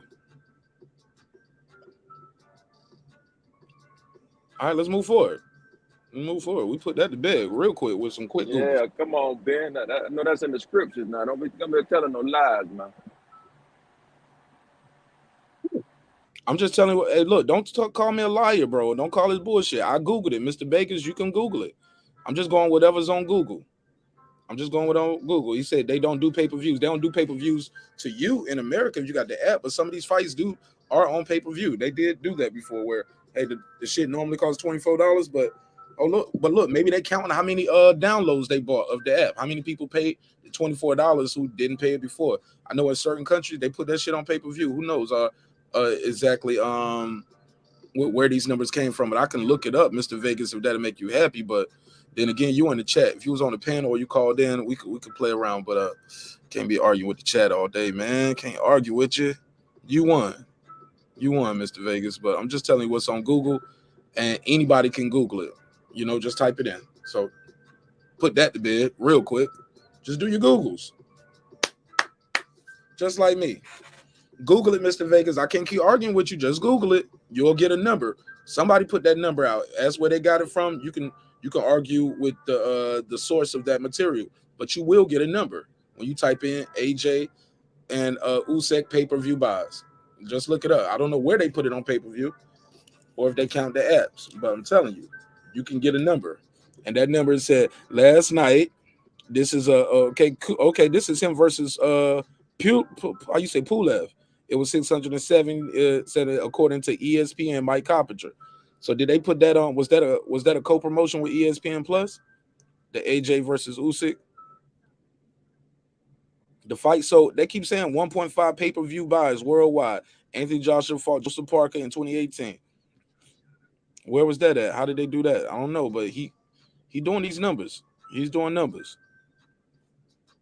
I know he ain't on free TV over here. Somebody, you got to pay for it to see AJ. With that, I digress, man. I'm going to go get me another bottle of water. Y'all got it.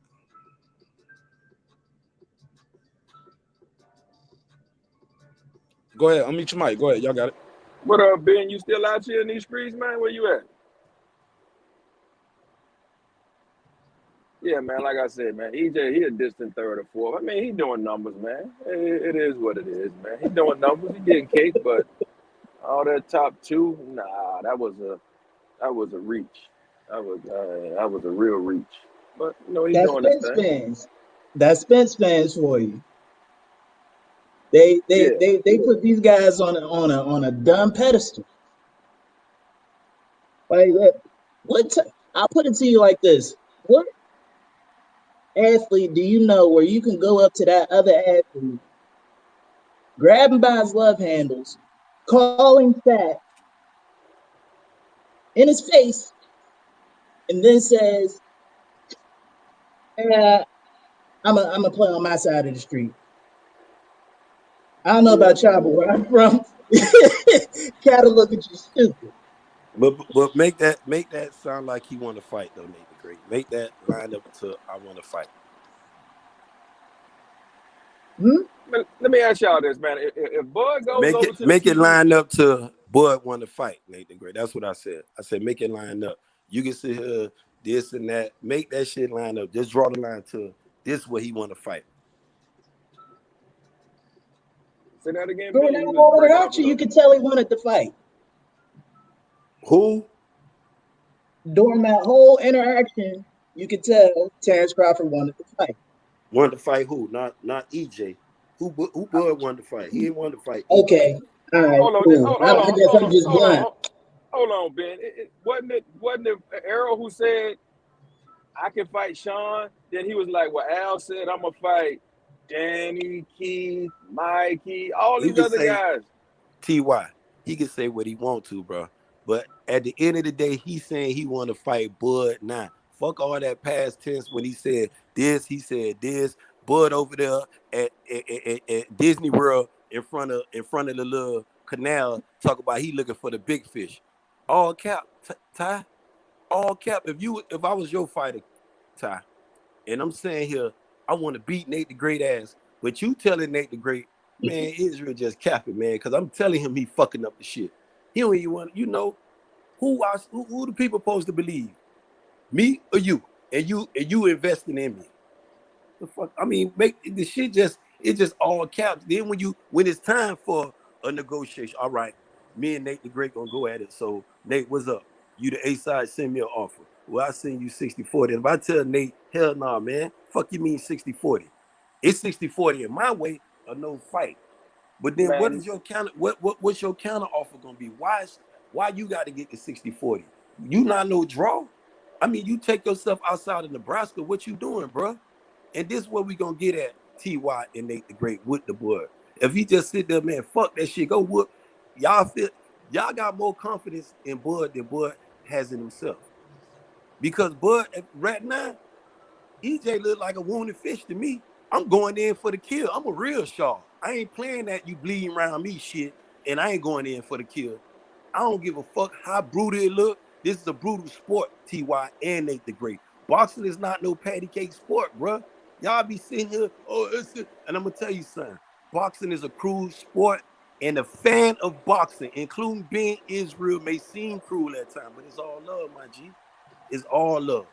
It's just the cruelness in boxing. Boxing ain't no patty cake. I ain't trying to play patty cake with a dude in the ring. I'm trying to knock his head off. Can't sit up here. He said his EJ live in the street, Ty. Ain't no different. Ain't no side. Ain't nothing. If I live in the streets, I'm in here. I'm finna visit you, bro. Ain't gonna be sitting there. Just them dudes who be riding in their hood, causing all that habit, but then won't go nowhere else. Them bitches. Them real bitches. But when you got to do leave his hood and go cause havoc in your hood, in another motherfucker hood, that's a dangerous EJ ain't in no street. EJ That's at a the dangerous bar. mother. He on both sides. He live in the street. EJ at the bar with yellow bitches. You could say that, and you could be sarcastic. Because when I EJ be ain't in no sarcastic, street. they get mad at my side. You know what I'm saying? Go Hey, ahead. man, we don't know if you're being Throw your sarcastic or drunk not. jokes out there. But at the end of the day, you tell your favorite fight it's time to fight. Fuck all the 60-40. I don't give a fuck. And you keep bringing up the greed. They greedy. Ty, this your defense on plenty platform. They greedy. If it was Bud, bro, you tell me if Bud would not be doing the same shit. Bud would be more brutal. Come on, man, make that shit make sense. I've never said he was greedy. So if you're gonna be fair, Ty, be fair, bro. Don't sit up here. I'm not saying, because I'm a Spence fan, fuck Bud Crawford. I defend, man. I bought more pay-per-views for Bud than any of some of you dudes bought. And he ain't had but a few of them. And I bought I bought the Bud versus Porter I ain't screaming pay-per-view. shit from Bud. I ain't screaming shit for none of these fights. I go to some people, I go to a motherfucking house and I see it. It's their business. But that being Israel crib and the motherfuckers I really, really fuck with, we don't got, because if I love something, I'm gonna support you, bro. Like it or not. Right. Let me get in for a second. Let me get in for a second. Let me do this real quick. Don't forget your spot though. Jeffrey Brooks dropped a 10. Let me give him the drop, and I'm gonna read this and we can move forward. A 10, a 10, a 10, a fucking 10. If he says, what happened to EJ saying he got the winner of Bud versus Porter? If he's not fighting Bud next, then I'm calling it like I see it. That's Duck Goose. Go ahead, Ty, and after that, I'm gonna let Major Key Boxing cook up.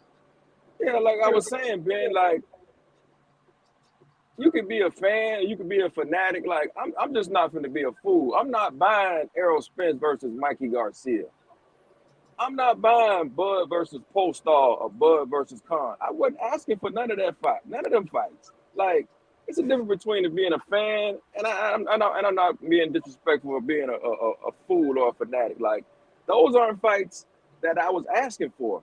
Like, why would I pay $70 for those fights, fan or not? Like, if you a Tank fan, I don't know how you spend $70 for Tank versus Cruz. Like, nobody was asking for them type of fights. Like, I just don't understand it, bro. You can be a fan or you can be a fool to me. Like, I'm a fan, but I ain't no fool.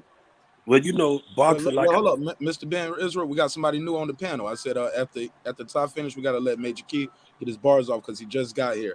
Major Key Boxing, before we do anything, can you plug and promote your dope ass channel? You was lit tonight, yes, sir. I appreciate it. Salute to the panel, in the chat as well. Major Key Boxing on YouTube, Major Key Boxing on Facebook, MajorKeyBoxing@gmail.com. If you want to contact me, Major Key Boxing on IG and everything else, man. But look, man, I actually agree with the previous speaker. You know, when it comes down to it, you know, the fights can be made if they need to be made. They can be made. You know what I mean? Look at Sean Porter. He wanted to retire. He made that happen. You know what I'm saying? Look at what just happened recently with that. Look at how quickly Isaac Cruz became an opponent as soon as Raleigh got out of the mix. Like when it's in house, it's easier. But also we can still make the fights.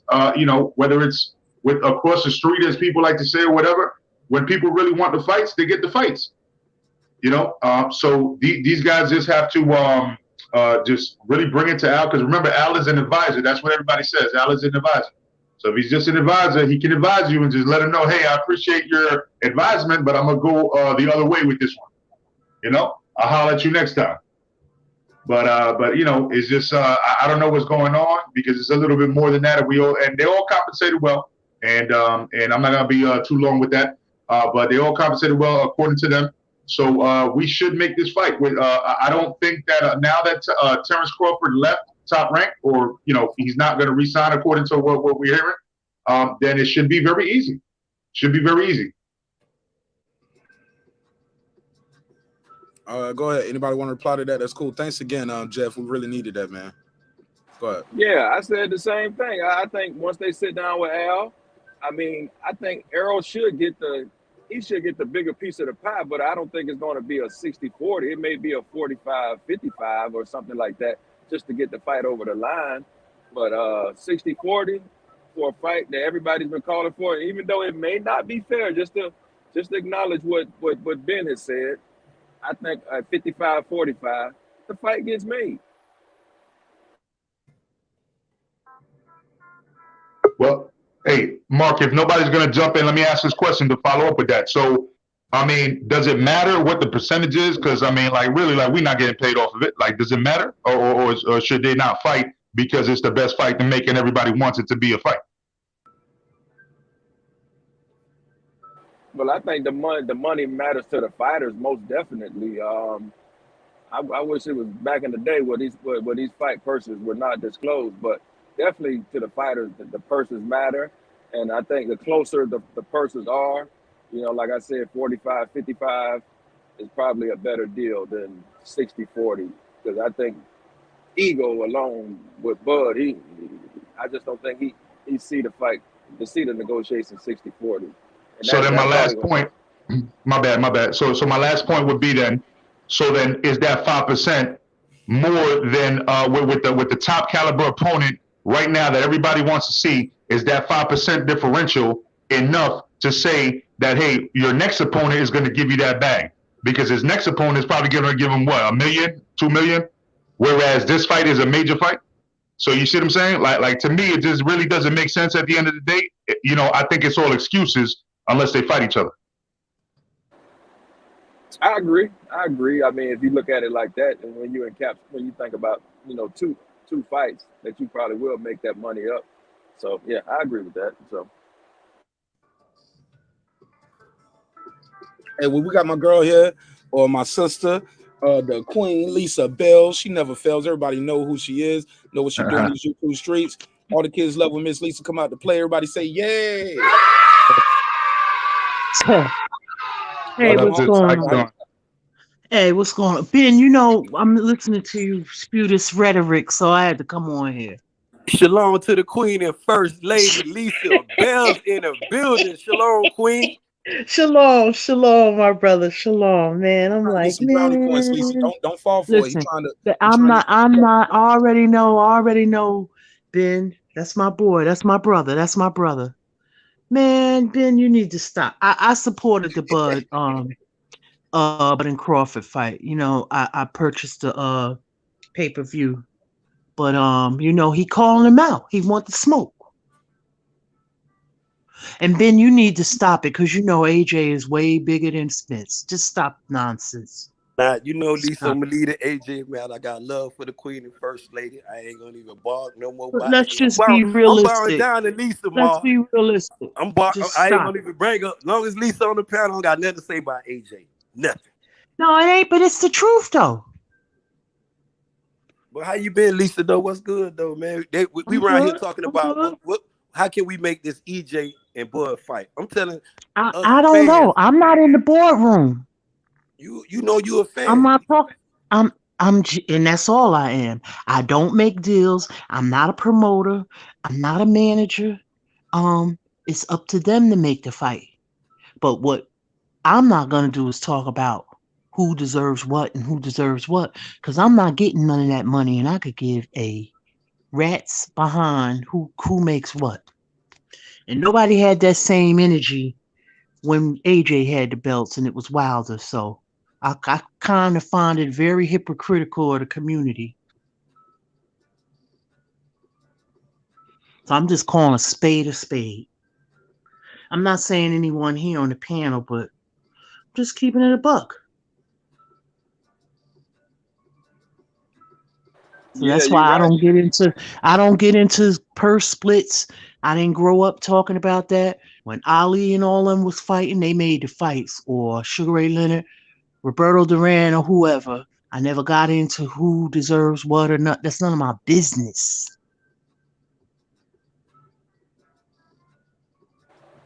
Yeah, you're right, Lisa. I remember that LDBC rhetoric. AJ got 3 belts, Wilder got 1, 50-50.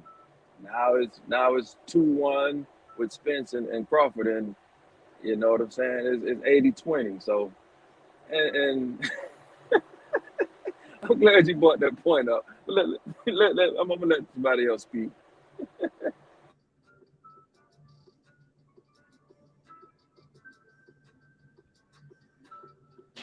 So I guess I stay quiet when Lisa speaks. She already knows. She come to my panel, I shut up. But how can we move forward with this? I just find it hypocritical. Like, I get it, but who cares at the end of the day? Like, none of these guys will spit on you if you're on fire. They all multi-millionaires.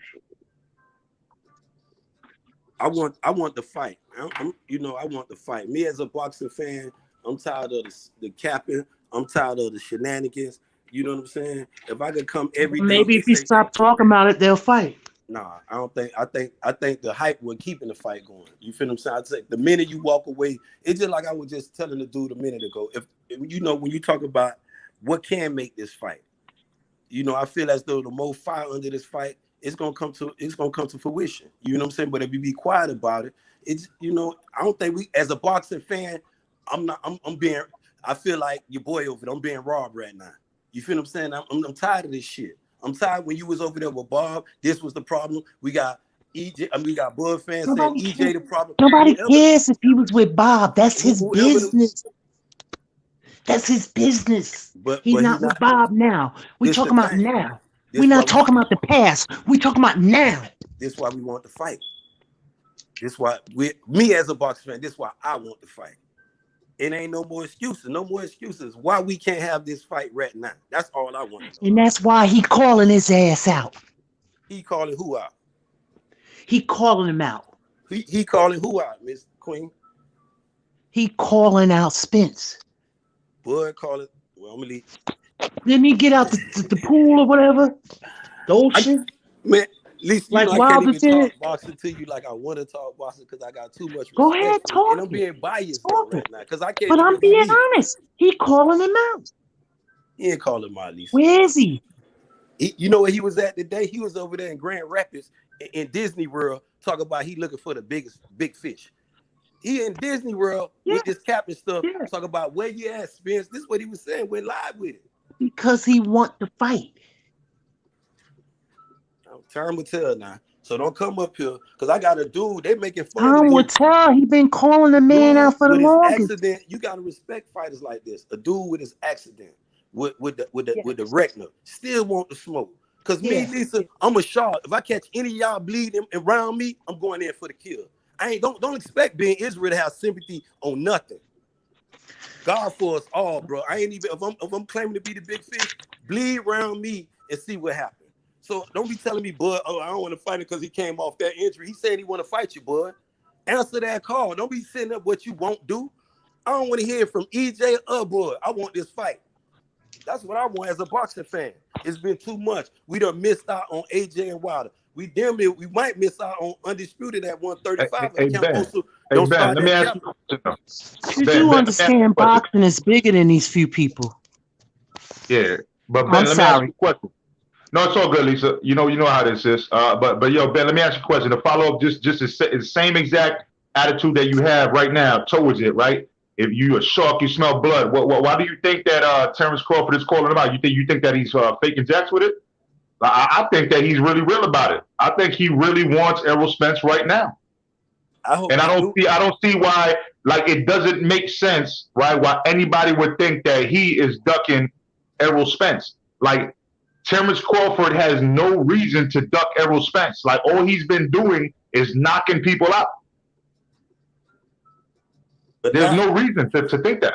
You know, you could be knocking them out.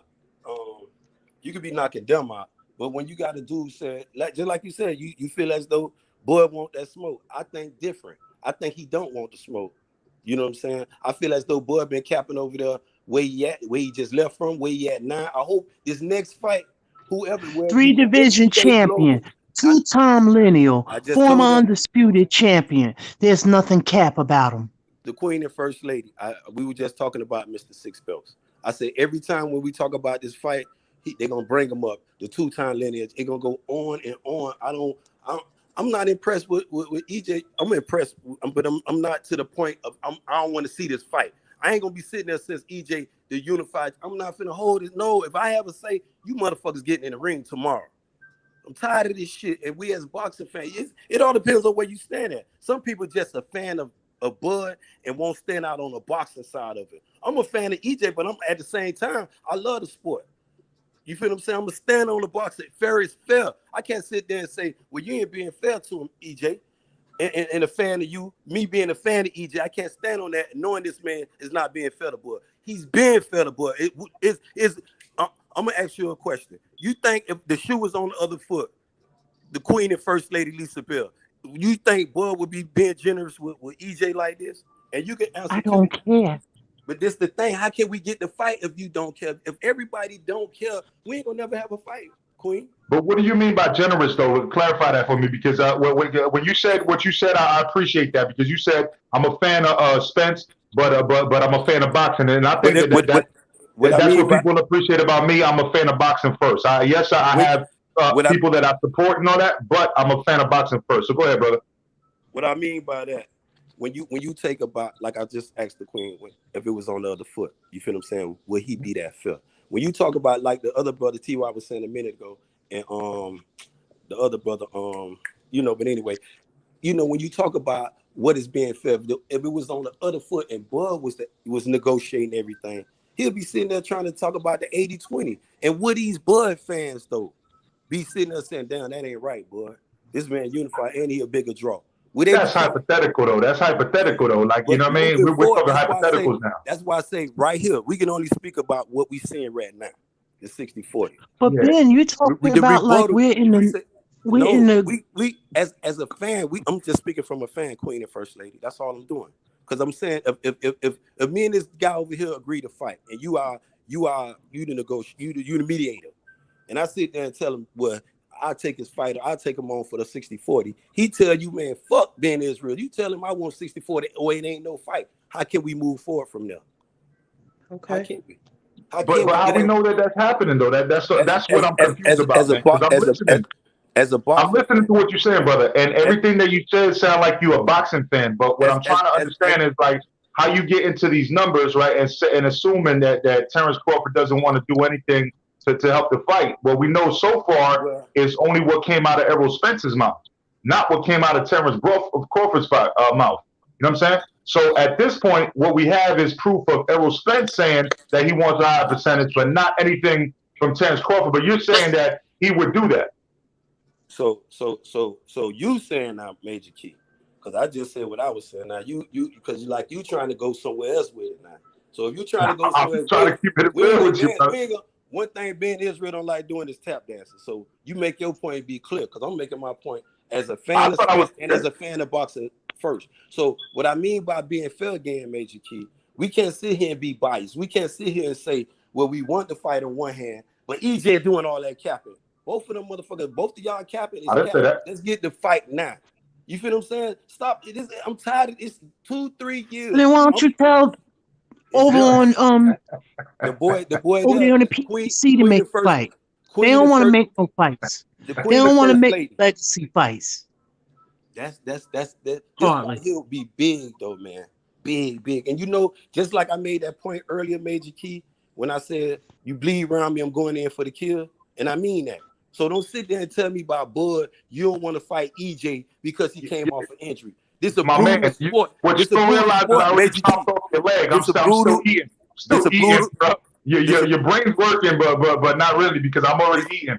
So what I'm trying to tell you is what you try to say right now though was contradictory because what you're saying that I'm saying I never said. What you're saying is on record. So what you're saying is actually that you think that Crawford is going to do this. However, it's all hypothetical, but yet Errol Spence is on record saying what he said. So it's not about being biased or fanboy, right? But what you're saying actually sounds like that. So that's what I'm saying. So I'm chopping at your leg just to let you know. You know what I mean? If you're a shark, I'm a fucking big fucking white whale in the fucking ocean because I'm chopping on you right now. Just so you know. I know what you was getting at while you was doing your little shenanigan, man.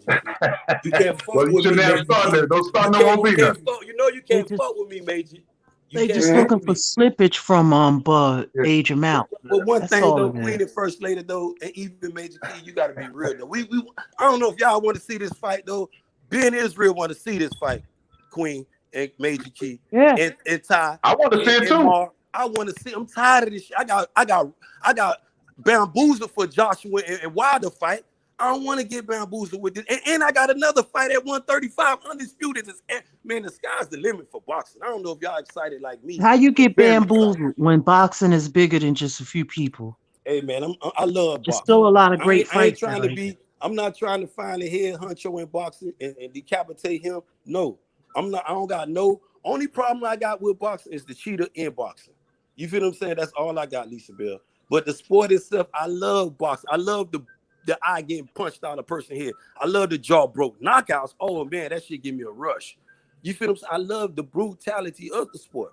I ain't gonna sit here and say, oh, it's a good. The referee tell you that when you get through up out of that shit, make it a good, clean fight and protect yourself at all times. But once that bell ring, it's time for some action, boo boo. You see that? You see that percentage on the screen? 52% got Edrin Crawford KO. Yeah, wow. This is a Crawford environment, Queen and First Lady. You know where we at? We at Mark Nash. Mark Nash is part of the committee. Do you think anything? But one thing about being Israel, I'm gonna show up anywhere by Israel. I let you, Ricky Williams, all of y'all EJ fanboys, get your bars off. You gotta love Ben Israel though. Yeah, it's all good. You do. Yeah, it is what it is. But these people, I don't know what they putting in the chat. I can't make. You know what I'm saying? I'm not watching them saying, "Hey, make sure you click B for Crawford KO now." You know what I'm saying? I don't know what they're gonna click Ben Israel. You don't know that neither. I don't. You know, I love the energy, man. I love it. You know what I'm saying? I love this shit, but I hope it don't be. You know, at least I want to ask you a question about Devin Haney fighting. How you feel about his performance, though? I thought it was a good performance. I mean, you know, I think me personally, I think he should stick to what, you know, he was doing. And I get he's been engaging more, like with the Linares fight and then with this one. But see, with boxing, you're damned if you do, you're damned if you don't. They complain when you engage and you get hit more. Then they complain if you don't engage and don't get hit. So it's like, you got to do what's best for you. Because people are going to complain. I never met such a bunch of complaining people in my life. Complain about everything. When the young man wasn't getting hit a lot before, they was complaining, oh, he's boring. He don't have no power. He don't have this. Okay, so now he's trying to engage more. Oh, he's getting hit too much. Look, Do what works for you. The hell with these people. Do you think Kambosos gonna fight Devin, or you think he going with the money team? I'm not sure yet. I think that's happening. Lou DiBella. Maybe, I guess, I don't know how strategic he's going to be with this. Because I know Bob probably want them belts for Lomachenko. And the money team probably want them belts for Tank. So, yeah, it's going to be interesting. I think it's going to happen. Eddie, and Eddie wants it for Devin. Yeah, Eddie said he willing to outbid the money team. Yeah, I think the fact that you seen Kambosos call out Haney at the end of his fight and then show up the next fight, and then Devin Haney come in front of the cameras while Kambosos was there, and they both were talking. Hey, I'll go to Australia for you, and he said, okay, let's do it then. Have your people call. Let's negotiate. Basically, it was like, pretty much on camera. All right, have your people call my people. We work it out. You know what I mean? And I believe that that's going to happen, because I really don't believe that Kambosos is afraid of anybody, and I really believe that Bill Haney and Devin Haney's looking for a big payday, man. So I think that they'll make that shit happen. You know what I mean? I know, and keep in mind that undisputed trumps mandatory. You know what I mean? So it's going to happen.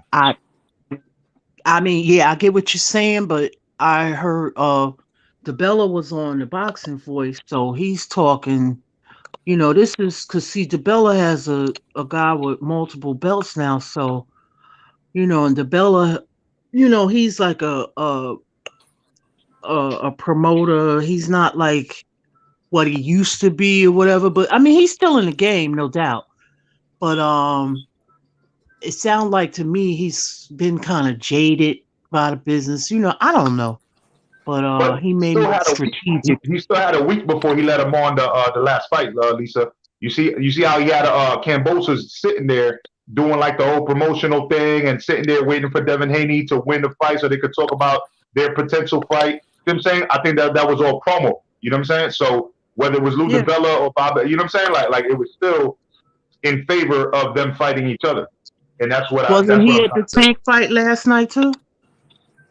He was, but he wasn't like out there talking like fighting, like he was just looking at the fight.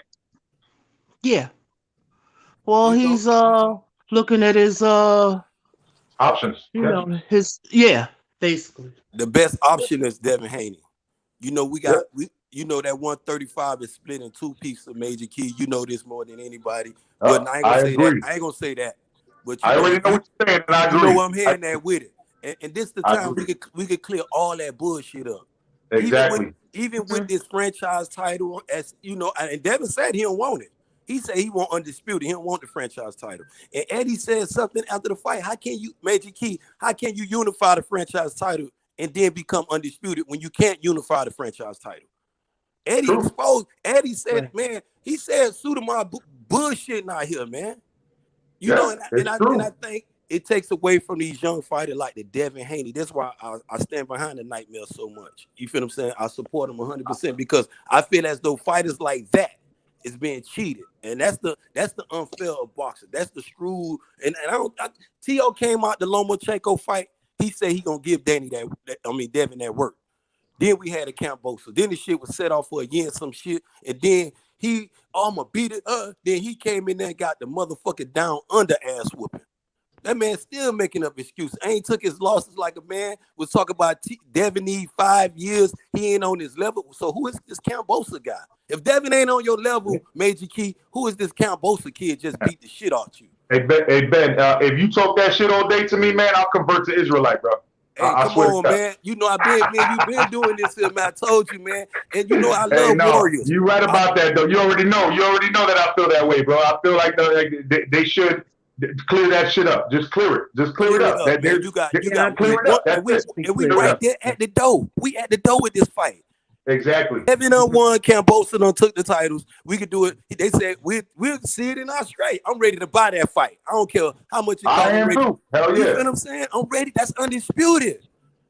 But did you see Did you see the comment in the chat just now? That person made a good point. What if Ryan get that fight? Everybody would be gagging. Man, and you know De La Hoya pitching this number in too now. Don't think B Hop and Della Queen ain't over there trying to negotiate their little 2 cents. But you talk about an undeserving fighter, that motherfucking Ryan Garcia is he don't deserve shit, Lisa. He done capped out of 2-3 major fights, man. Had everybody on, yeah. He went to Hot Box with Mike Tyson, called Tank out. I'm gonna beat you, you gonna lead the cap. Last Well, fight. you said it's about the business. You said it's about. Listen, but when you make up these excuses, don't you this talk not about? Well, exactly. But you always talk about Ryan is something different though, Queen. Selling tweets and Twitter follow. Don't you talk about that? Ryan is something different though, Queen. This man all cap. This man done had COVID, PSD. We all suffer from PSD. Who on this panel ain't suffering from post-traumatic stress disorder? Come on, man. We done went through all type of hood shit. And for you to be sitting up here playing with these diagnoses, then came back from the PSD, throwed it on him again. It's the same shit like Till. Man, I'm tired of these capping ass dudes. Get your ass whooped, win, and get a man his roses and get the fuck out of there and go back to the gym. Let me do this super chat real quick. Puro, thank you so much. He said 7-5 JoJo, never forget. A 10, a fucking 10. I disagree, but I appreciate the donation, my brother. The link out there too, Puro. You're more than welcome to pull up. Go ahead. Go ahead, Ben. You know, and this Devin Haney, this Ryan Garcia guy. I mean, every boxing fan should be like, hell no. Nah. I mean, I ain't taking that away from Ryan, you know, but undisputed, a straight shot at oh hell no. Go fight. Matter of fact, go fight Tio. And the winner of that, come back and holler at the winner of Devin. And you know, anything, bro. A straight time. That's what all you new age boxing fans talk. I'm not saying you. What go back into the fight followers, with Instagram followers, Facebook followers. And it's the business side. This is why it makes more sense. You talk about the business all the time. But as a fan though, even with this the same thing. It's the same point I'm making with the EJ and the Bud thing. If you just made it up, that's why I'm saying be fair. As a boxing fan, you think it's fair for Ryan Garcia to get a straight shot? Forget the business side of it. And we got undisputed at our door. Knock it. Oh no, I agree. Yeah, I agree. Come on, man. Agree. You just got out of fight with JoJo D. What was this excuse for JoJo? The man, I'm still getting conflicting stories about his excuse coming out of that fight. I done had 4-5 excuses about that. Come on, man. See, hey, Ben, I was about to buy your subscription, but you try to flip it on me, like, you know what I'm saying, and try to give me the 2-for-1, like you're gonna double up. T.O. your boy though. T.O. did all this. Yeah, you see what you try to do? Nah, I ain't buying that, man. I ain't buying that. Hey, listen, when it comes down to it, the first thing you was talking about was right. When it comes to as far as Crawford, and these are two different subjects, man. Errol Spence, if he's the man, like everybody says, he can make this fight, man. He needs to make this fight. He told Terence Crawford, get a belt. He got a belt. He said, hey, this and this and that, and he got it, you know. EJ is acting like if Terence is Thurman, like if Terence was ducking him the whole time. No, that was Thurman, bro. You know, those are two different people. Just give Terence Crawford the fight, man. That's what we want to see. But when it comes to the other thing, I'm definitely buying that fight. When it comes to Kambosos versus Devin Haney, I feel like it needs to happen. I've been saying, I just said it on my channel earlier. You know what I'm saying? And I'm gonna stick to that because I don't need to lie about anything. I'm gonna stick to what I'm trying to say because what I'm saying is what I feel. And what I feel is that it's undisputed, right? For real, like getting everything out of the way, all the confusion. And after that, somebody needs to drop one of the belts. You know what I mean? Just drop it. Like whether it's the franchise or the world, like just put one of them above the other and just say, hey, I got this now, I'm dropping. That's it. Be undisputed. You know what I notice about now? Like when a person wins a big fight, the people in the weight category, they'll come on Twitter or whatever and say something slick. Instead of just congratulating them, you know, whoever, it's just like crazy. You know. Yeah. I think Devin Haney, like the other day, everybody was asking me about Devin Haney. Like, oh, was he exposed? I'm like, nah, he's a young guy, bro. He showed growth, and he also showed areas of opportunity. So, just let him improve. Now he has to go back to the drawing board and see why he got caught so many times with that left hook, and because if it was a bigger puncher, they probably would have laid him down, So now he just needs to work on that because he didn't get laid down. So it is what it is, just work on your craft, and that's why he's not even in his prime yet. You know what I'm saying? It is what it is. Just and that's another thing I was saying. The lightweight division, a lot of us are like talking like these guys are just lions and shit. Like bro, these guys are tough because they took out pretty much the whole old school equivalent of them in the lightweight division. But now they're still growing though. They're not elite fighters yet. They're still growing, all of them. So we just got to give them time to grow. Yeah, they talk a lot of shit, and they use social media probably better than the older fighters or whatever. But just give them some time to grow. Don't get caught up in the fact that they're just talking shit. I'm pretty sure if we have children, all of us have children, we know our kids talk shit a lot. You know what I mean? Major Key, between Tank and David, between Devin and Tank this weekend, who you think was in with a bigger task? So I think you know what? I think I underestimated Isaac Cruz. I had Tank going out and beating Isaac Cruz KO round 4 in my prediction. And Devin Haney, I already had him unanimous decision because I know JoJo was a tough dude. I knew that JoJo really didn't have really heavy hands neither. He's just aggressive. You know what I mean? And so that's why Devin Haney stood in the pocket with him. You know what I mean? To be honest with you, that's why they did it. It was a good game plan. They knew what they were working on, and they made him hesitate. Even when JoJo had him in the corner, JoJo didn't know what to do because he wasn't expecting something to come right back at him.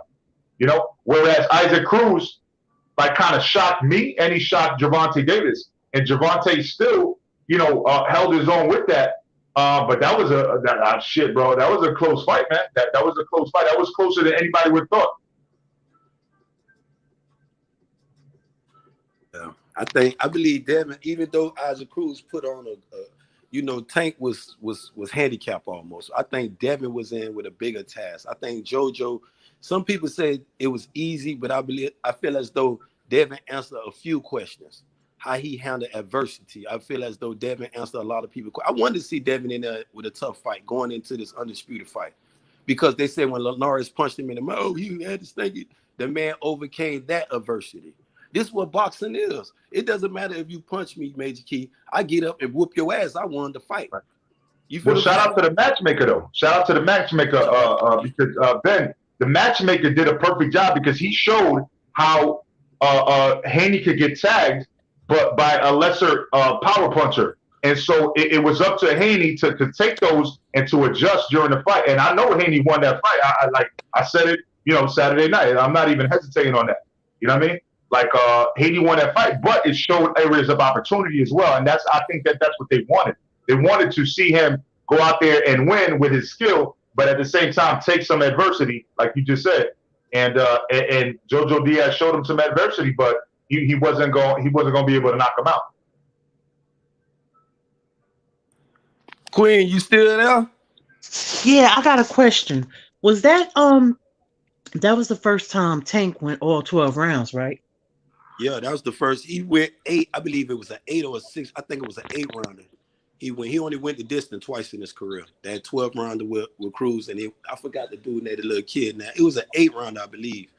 He went 8 rounds with a dude, but he knocked out what's his name, Gamboa in what round? 11 or 12? 11. 11. That was the. Okay, yeah. All right, yeah. So that was the first time then. Yeah. Cruz is tough, man. He's tougher than a lot of people, really gave him credit for. I want to ask you a question, Queen, because I ain't gonna ask Major Key, because he gonna feel that's gonna come in at him. Where do Teal go from here though? Where do Teal go from here after the Kambosos beat down? Teal, I mean, Teal got to heal. He got to heal physically, first. What about mentally too? I was gonna say he got some emotional, spiritual, and uh mental healing to do as well. He's been through a lot, so I ain't gonna kick a brother when he's down. Just heal up and come back. Hey You know Ben, what I that's mean? unfair, man. I mean, because you know what I'm saying. Because I've been I'm not a fighter, but I've been I'm not one to judge nobody. You know what I mean? Because everybody go through stuff in life, so it's just a matter of him coming back, and I'm sure he's young. He can come back from this, but it's been a lot. 'Cause I think he had to have surgery or whatever on his face or something. It was just a lot. I mean, Yeah. with a whooping. I mean, when you say, see, I think T.O. was beat not only physically, I think he was beat mentally. You said spiritually as well. The man. T.O. I don't know where to start with that dude, but So Ben, let me start. Let me start because that was like you let me down, bro. Because you let me down right there. You didn't have no confidence in me. I'm not a fanboy. I actually said the week before the fight or that Monday before the fight, one of the questions, you could check it right now, it's still up there. And I said, will Kambosos upset Tio? And the reason why was because I noticed certain ways that he was acting. I've noticed the way his father's acted over the last year. I've noticed, the changes in dates and the way it's affected each fighter. And also the fact that apparently his wife left him, which is none of our business, but his wife left him. You know what I mean? So there's a lot of stuff that led up to that fight. So I seen that, and I said, can Kambosos upset Tio? I said that, bro. And then afterwards, I completely agreed that Kambosos won the fight. You know what I'm saying? Where do, since you intercepted, where do Tio go from here? Well, again, Tio should probably do a rematch. If not, because unless it depends on what weight class he goes at. I should say that first. Rematch with who? Lomo? Because I know he don't want that. If he stays at 135, if he stays at 135, he should probably fine tune himself with Loma, because even if he loses that one, right, then that's going to tell him that he doesn't deserve to be at 135. So that was why I said it depends on what weight class, because at 140 I think is where he should be, right? Because he keeps saying that he was struggling to make 140 or 135. So if he moves up to 140, then that's a whole different ballgame. Then you want to see him fight a lighter guy. You don't want to see him fight a pro grade or a Zepeda or maybe a Baranchik. You know what I'm saying? Like that has been knocked out but hits hard. You know what I mean? Because he hasn't shown like besides getting dropped at one time. Like he hasn't shown that he gonna get knocked out. You know what I'm saying? He didn't even look like he really got hurt like that. It was like a flash knockdown. You know what I'm saying? So maybe a Baranchik. I don't know. We'd have to see. But I wouldn't want him to fight Ramirez yet. I wouldn't want him to fight a pro grade. I wouldn't want him to fight a Josh Taylor. Keep it low key right now, just as and see where you land at with that weight, and kind of acclimate yourself to that weight class before you start taking on big competition. But I don't know about that kid. He needs to get rid of his pops, because his pops is going to try to convince him that he's the best of the weight class after beating some tomato can. You know what I'm saying? And I don't want to hear that. But you know what? Anthony Yard is a good example. When the first fight with Lyndon Arthur, he had 4 family members that died of that transitioned due to COVID. Pandemic related issues. And then he started coming on real strong in that 12th round. But then this fight over the weekend, he just destroyed that guy. He had personal stuff that could have affected his performance, possibly. You know what I mean? Yeah, I agree with you, Lisa. Yeah. Yo, I want to say shout out to marqnash. How much did you hit? 4,800 because of last night, bro?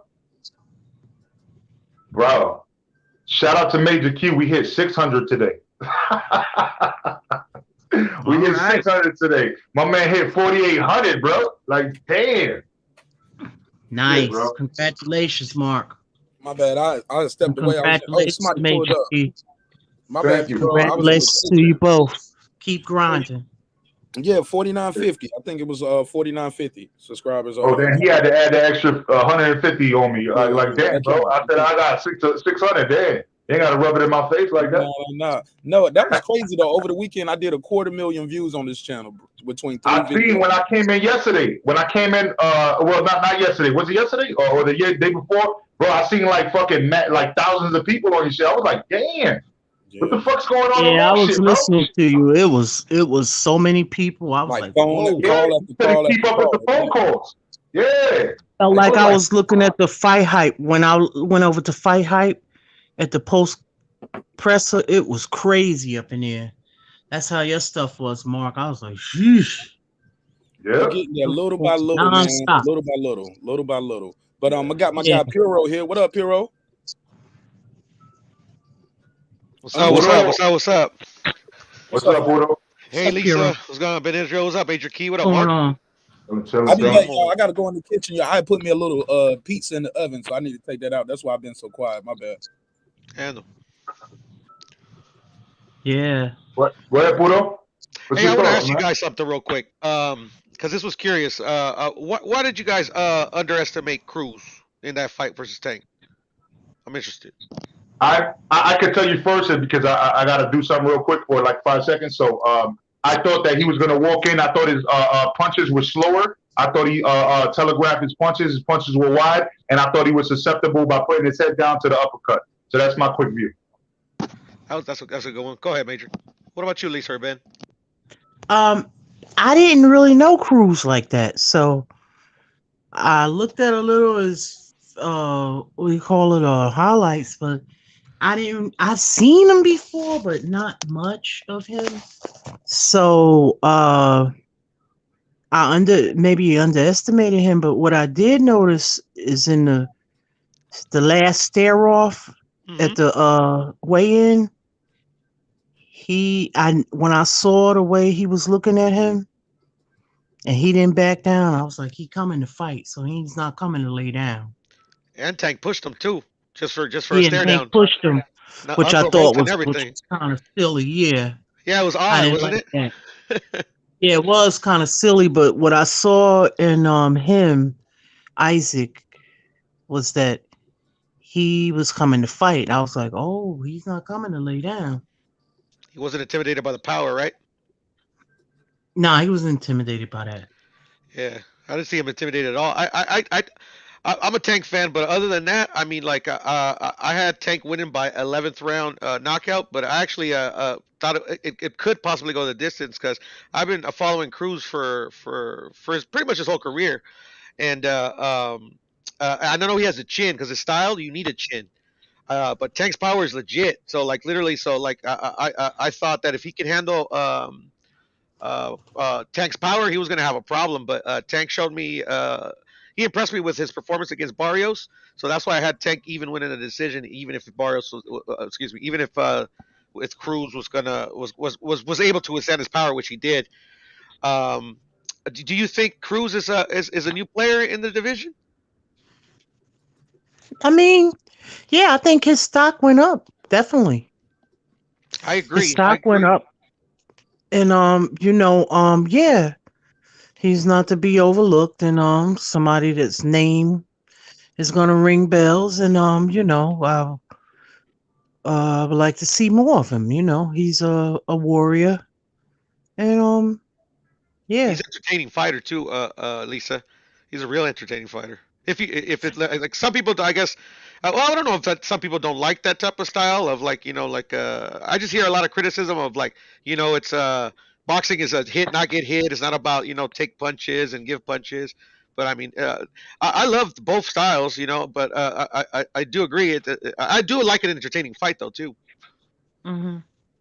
Well, when I think about that, it depends because there's so many different styles of boxing.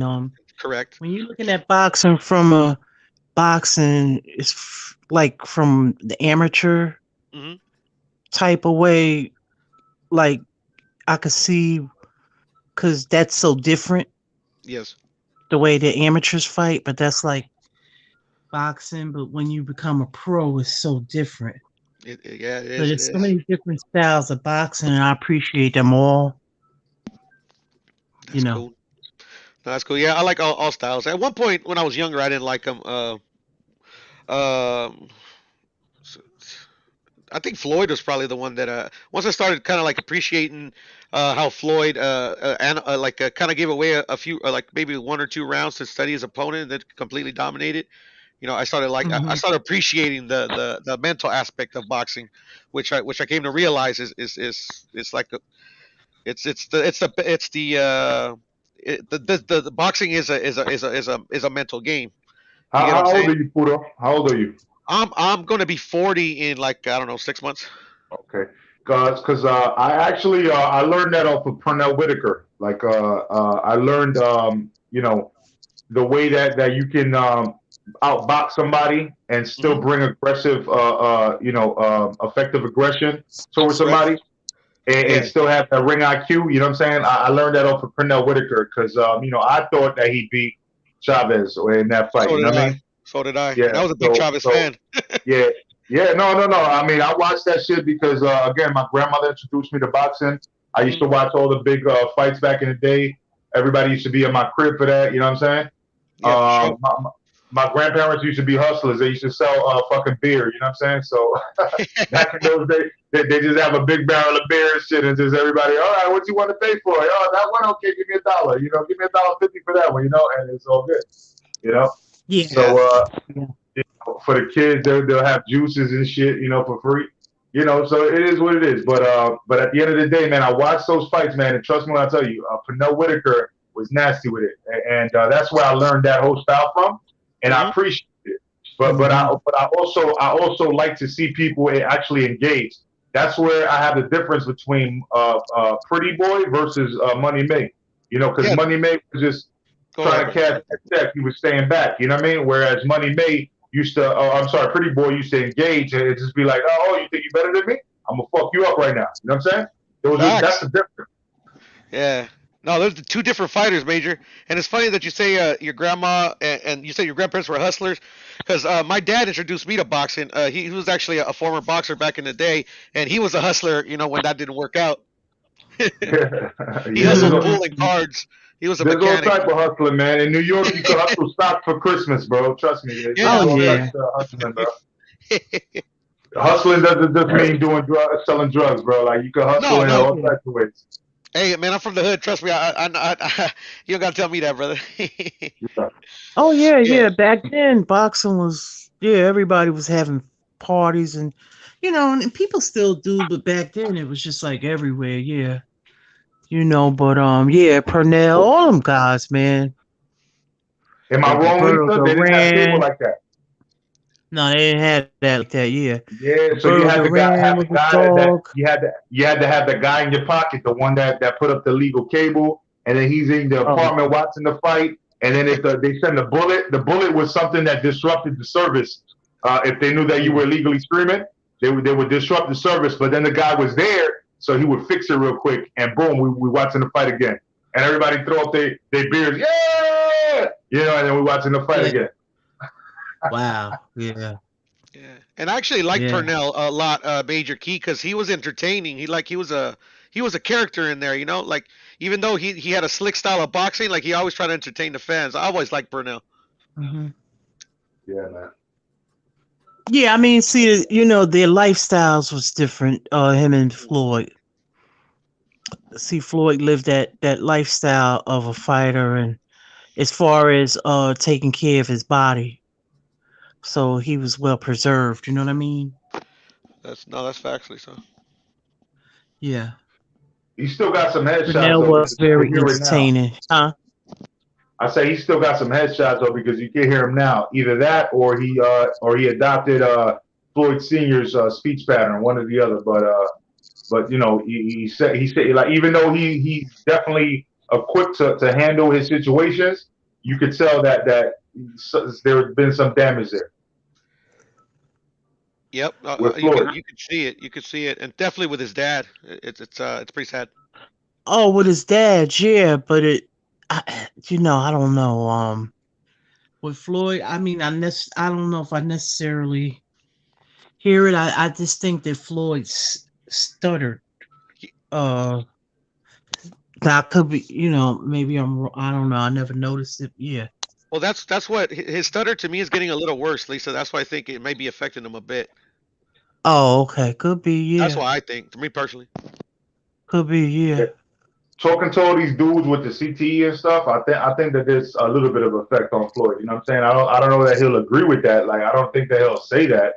Because the way that he likes to carry himself. Remember the topic that I had earlier. You know what I'm saying, about him being narcissistic or whatever. You know what I mean? Like, I think at this point he's not gonna admit that. You know what I mean? Like, it is what it is, and it's all good. It's all good. But I think that there's some damage that we can see. At least there's some damage. Not that he's incapable of doing what he's doing. Like, that's why I said that first. But there's some damage. I think, at least. Major, did you see the interview that everybody was making a video about him saying, Canelo, steroids for the Gervonta, like the promotion, the pre-promotion? Yeah. Yeah, I saw that. You watched it because he actually talked about it. He was like crying a little bit, thinking about his dad and his uncle, and he actually was saying that he thinks that it might have a little bit to do, but then he was quick to kind of like say that it's they're just being critical of him. Of course, because he can't do that if he's running a business. He can't. But did he actually say that, or I'm gonna have to listen to that back, because sometimes the way they title these videos is a little misleading. I hear you, Lisa. You know and that's why I mean? clicked it. But Yeah. he alludes to it. He says that he took a lot of hard shots and stuff like that. Like, watch it again. I mean, to me, that's what I took from it. That he was trying to say it without saying it. Yeah. You can't say it as a business mogul. You know what I'm saying? He's a business mogul right now. Oh, and I hear where you're coming from, Major, too. Yeah. Yeah, I think people put too much stock into what he say or that one say. He talks about all of those fighters, past, and I don't care. I feel you, Lisa. It's like the old school days, it's like, if Poppy's fucked up, Poppy's fucked up, right? When they both Hall of Famers, even though Canelo's still fighting, he's not retired yet. He's gonna be a Hall of Famer. They both multi-millionaires. Why is people fighting? Like I said, I don't care. It's true, Lisa. Yo, that's the old school way of thinking. Like, hey, if Poppy's fucked up, Poppy's fucked up. Yo, hey, if he thinks he's running the block, hey, let him think he's running the block. He's out here talking mad shit to everybody. Fuck it, yo, Poppy, you need something? Yeah, bitch, go over there. All right, I got you, Poppy. You know what I'm saying? Like, I know what you're saying exactly, bro. Shit. Yeah, because you can't diminish one. It's like one diminishing the other and other putting down. I was like, come on, these guys' legacies are solidified, and one is still working on it. You know what I mean? It's like crazy. I hear you, Lisa. That's why I don't like to argue if Canelo's the best Mexican, because he's still fighting. Yeah, that's why I don't like coming on here half the time, like, no more, because I just feel like I'm in like high school, kindergarten. I've noticed, Lisa, that I've noticed. I'm too mature for that. Not that I'm better, but I'm just so I understand. I noticed you left my panel earlier, mad quick. I did notice that as well, Major. Yeah, I just like, come on, like. I know. I mean, it's so many other fighters to talk you know about. Yeah, so many other fights to be talking about. Same old stuff, same old fighters. I hear you, Lisa. I don't like it either, but the troll in me wants to, like, it sees like easy meat, and I gotta keep going, But I try not to argue, I've been trying. I need to go rehab. Right. Nobody talked about the Yard, Arthur. I know that's UK. Nobody talked about other fights. It's like the same old stuff. And that's why you left the panel already, but on Major's panel, that's why I actually brought up about the fighters that are in the top 10 not fighting, because like we all like I'm not saying Major Key's content or his panel in particular, but we're always fighting about the same fighters fighting each other. When are they going to fight this fighter? When are they going to fight these fighters? There's other fighters that are not these four people, right? That was my whole point of that. Yeah, yeah, it's true. And it's crazy. You know why? Because I started off the channel, right, with certain questions to ask, right? Just to intrigue everybody's mind. But everybody goes back to the same shit, bro. Everybody goes back to the same shit. Shit. Yeah. You know, and Wonder it's why that is. crazy. That's why I want to hear about different stuff. Like so many other fights. People could be talking about the undercards or being creative with it. It's other, you Yeah, know. Adamas beating Deverenchenko, that was a surprise. I thought I had Deverenchenko winning that one. You Yeah, know I what I'm did saying? too. Yeah. McCaskill winning the other night. That was dope. You know what I'm saying? Yeah, I like Mm-hmm. McCaskill. Yeah. Like shit, man. Like, Yeah, there I was mean, there was some good fights. You know, there was some good fights. yeah. It's like I think people talk about the trending instead of just as a whole. You know what I mean? Like it's so many other fights that's going on. There's other things that's going on in boxing that slips under the radar because of these few recurring topics. You know what I mean? Yeah, I feel you, Lisa, and that's why I'm a regular on like a shitload of panels because like sometimes they one panel just is like they have a week of just this. So I'm like, all right, cool. Let me go to this other panel. They usually talk about this dude, So I get my fix of each fighter that I want to talk about. Right. Yeah, I got what you're saying, Mark. They not stars, but it's like you know, a lot of these other guys ain't the stars that people think they are either. You know what I mean? What's a good example that I wanted to say? When are they going to become stars, though? They got to fight to become stars, right? But I Right. wanted to think of a good example, though. What's a good example? Yeah. It's like it just makes it like interesting. But everybody's different. Like I like to learn about all of boxing instead of just the same old because it Same old. becomes like redundant to me.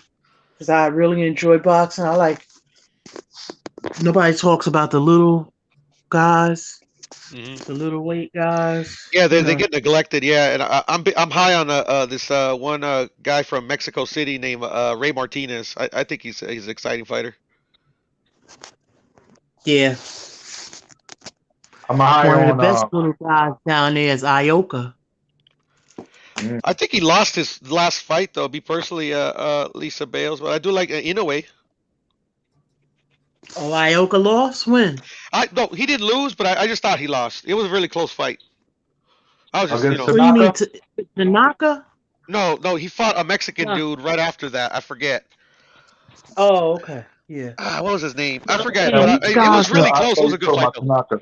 those guys are great technicians. Like when people look at, whoa, dude is bad. Yeah, but I'm just saying. I'm not just saying. It's just so many other fighters. You know what I mean? How many For weight me, classes are all there? 18? for me I'm sorry. debating about some jokers that ain't even fought, that ain't even in negotiations. I don't care about them dudes, man. Until they get in the ring and fight, I ain't giving them no energy no more. We're talking about fights that could happen in the future when That they already ain't, have a yeah, fight coming or up. coulda, shoulda, woulda. Yeah, I hear you. I hear you. Yeah. Yes, boxing is it's a weird sport. Always has been. Yeah, I'm not promoting the Smiths because I'm not a promoter. Let Eddie Earn and all of them and Bob do. I'm not doing a job for them. That's true, right? We're not promoters, right? We're just trying to talk boxing. Yep. I ain't doing it. Just like you know what I mean? It's like I said, like Ben, we were talking about earlier. Like we want to see these fights. Of course we do. We want to see them. I support these fights. You know, I don't buy all the pay-per-views, but I buy some of them. Yeah. Do you guys have any up and comers that are kind of on your radar that you're thinking, oh, this guy's going to be the next one? Henry LeBron and Xander Zayas. What about you, Lisa? And Henry who? and Henry LeBron and Xander Zayas, but also everybody else that we already know about, like the you know, the Jerome Boots Ennis, the Virgil Ortizes, you know what I mean? Like all these Michelle Rivera, like, you know, all these up and comers, but like people that probably like because nobody's talking about Xander Zayas, and I've been talking about him for a minute. Xander Zayas, but also Henry LeBron. Henry LeBron fights like bro, like a Lomachenko, man. You know what I'm saying? Mm-hmm. I seen LeBron fight once. I forgot. Maybe it was on a Canelo undercard, but I've seen him fight. Yeah, he's nasty with it, bro. He's nice. He's really nice with it. Yeah, I liked him. I like that guy over the weekend. He was entertaining. He is a bit over the top. Montana Love. But he's not a bad fighter though. He's not a bad fighter. No, he is. He's theatrical. Who else? I like Xander Zayas. I do like him. I like who else? I like Fandora's coming up. He's pretty entertaining. I know that guy that he fought the other day. That was a tough fight last night for him. Was, huh? Guy from Spain, yeah. Yeah. Guy was 33-0. Yeah. It's a few of them I like, yeah. I like what's his name? God, the Olympian. Keyshawn Davis. That's one of the ones I like too. Yeah, I like him. I really like him. Yeah, I don't know if you guys can see my avatar, but not a lot of people talk about this dude, William Cepeda. He's pretty good. He's a 135er too. Yeah, I like him. Yeah, I've seen him. Yeah. Yeah, I've seen him. him. Yeah. I like a lot of people don't even like this dude, but I like Joey Spencer too, man. I really like Joey Spencer, man. Everybody thought he was full of shit, but I think the dude's the real deal. I've never seen him fight. I've heard of the name Major Key, but I have to check him out. Yo, dude is nasty with it, man. Like he got a lot of power, man. And he sets everything up like perfectly. Yeah. I'm Tim Zhu. Somebody mentioned Tim Zhu. Yeah, I like him. I like Tim. Yeah, Tim's good. I saw that fight with I think Electro Jed one time. His last fight. It was a good fight. You got Fandora, Tim Zhu, and Joey Spencer, all in the same weight division, 154. I'm not like a Joey Spencer at first, but I don't know. I guess he got to do more. Yeah. He watch him. I've heard a lot of people complain about him, and it's because he slowed down on the knockouts, and then he said, "I'm just gonna get back to the basics and set my knockouts up instead of looking for them." And then, bro, he knocked out the next two people, big time. So I'm like, yo, this guy knows what the fuck he's doing. He's undefeated, and he's nasty with it. Yeah. And this is Joey Spencer? Joey Spencer, yeah. I'm going to check him out. Yeah, he was on about doing an interview. Yeah, put him in there. I don't think he ready for, what's my guy's name? The Southpaw. Sheesh, what is his name? Laura? The Southpaw. No, not Laura. The Southpaw that got knocked out by what's his name? Charlo. Southpaw that got knocked out by Charlo. Sledgehammer. The young. He's young. Charlo. He's young? Knocked out by Charlo and he's young. The Southpaw. The brother from Florida. He got knocked out by Charlo in the first round.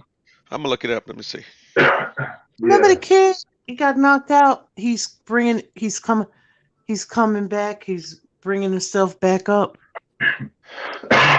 And so we don't even remember his name, and he got knocked out in the first round by Charlo, and you said that he was a test for Joey Spencer? No, I didn't say that. I said I don't even think Joey Spencer ready for him. Lubin. Erickson Lubin. Oh, Erickson. Lubin. No, Lubin's tough though. Lubin's tough, but still, I think that that's the old age. I couldn't remember, and I love Lubin. Yeah. I don't think Joey Spencer ready for him. So you think Fundura's ready for him? You think your other boys ready for him? Fundora. How many fights Fundora got? Shit. What? How many fights he got? He got like I'm not even looking at BoxRec, so I can't even tell you. Like it's like 27. I want to say 27, but let me check that out. I think he's been in. He's more. I would say he's more battle tested than Joey Spencer. But yeah, I think the kid got natural talent, Lisa. So just mark my words. Let's plug it right now. I said that Joey Spencer is probably going to be a threat for that whole division. I'll remember it, Major Key. You got me interested. But they moving him up, you know. I remember he was training with Virgil Hunter. So but then I don't know, he left, so I don't know what happened with that.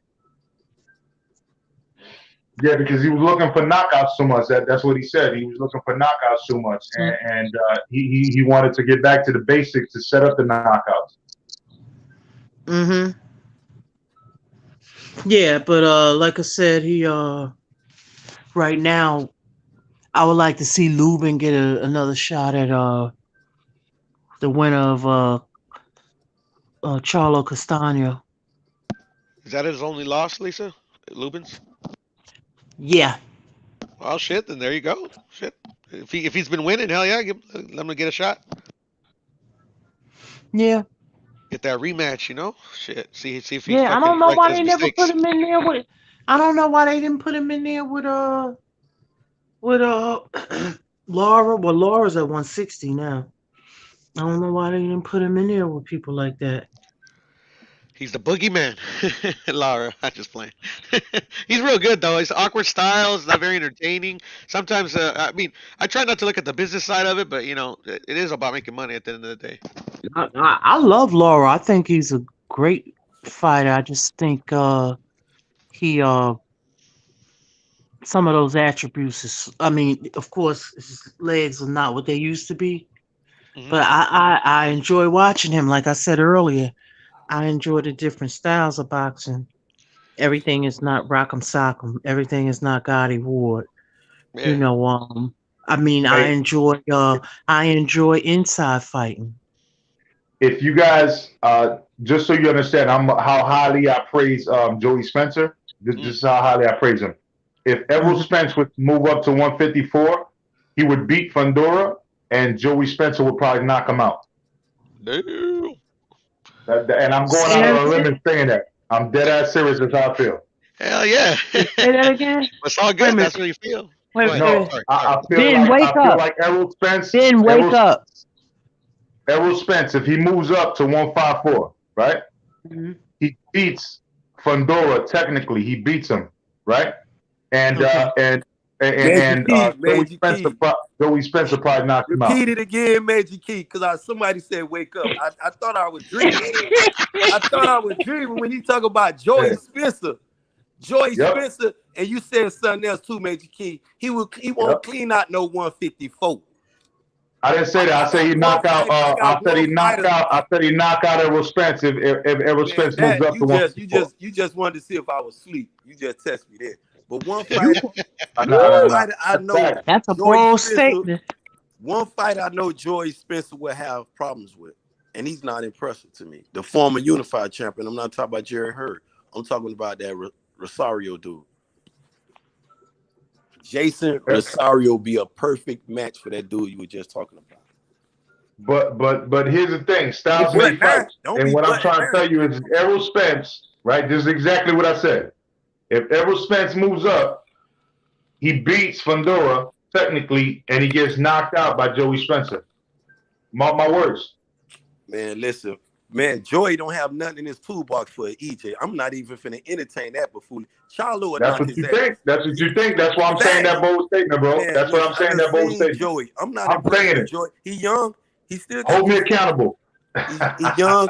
He got a long way to go. Hold me accountable. Who's to beat his ass right now? They can fight a catch weight. He got boost problem right now. Joey Spencer? Joey Spencer? Bro. Right Joey, now, who you think Joey could beat Joey Spencer right now? All right, yeah. I like Boost over Joey. I like matter of Boost fact. is at 147. Matter of fact, I like the other young kid over Spencer too. Over there in Garcia, over here in But Boost at 147. I'm talking about 154. Like go up there. He can come down to Spence. I don't see Spence. He's gonna go up there for Joey Spencer. He's not gonna go up there for Joey. I don't think Joey. Some of them fighters though, Major Key don't stay at. When they come out, when they start off, they do it. I understand. What I'm saying though is right now, let's be realistic. Like as far as the fight, Joey gonna come down at 147 for a minute. He gonna come down. No, he's not going down to 147. If he stay up there, he gonna get murdered, bro. By who? That's what I'm asking you. By who? 154 is full of sharks, bro. I want you to know that. By who? I like Jerry. I just told you. I like Rosario, Jason. Sorry, Rosario. Banana. I like Jason Banana Rosario over that dude, bro. Real talk, no cap. He's bugging right now. Perot, go look at Joy. Young kid, very impressive now. But he got a lot of work. Man, he need polishing, bro.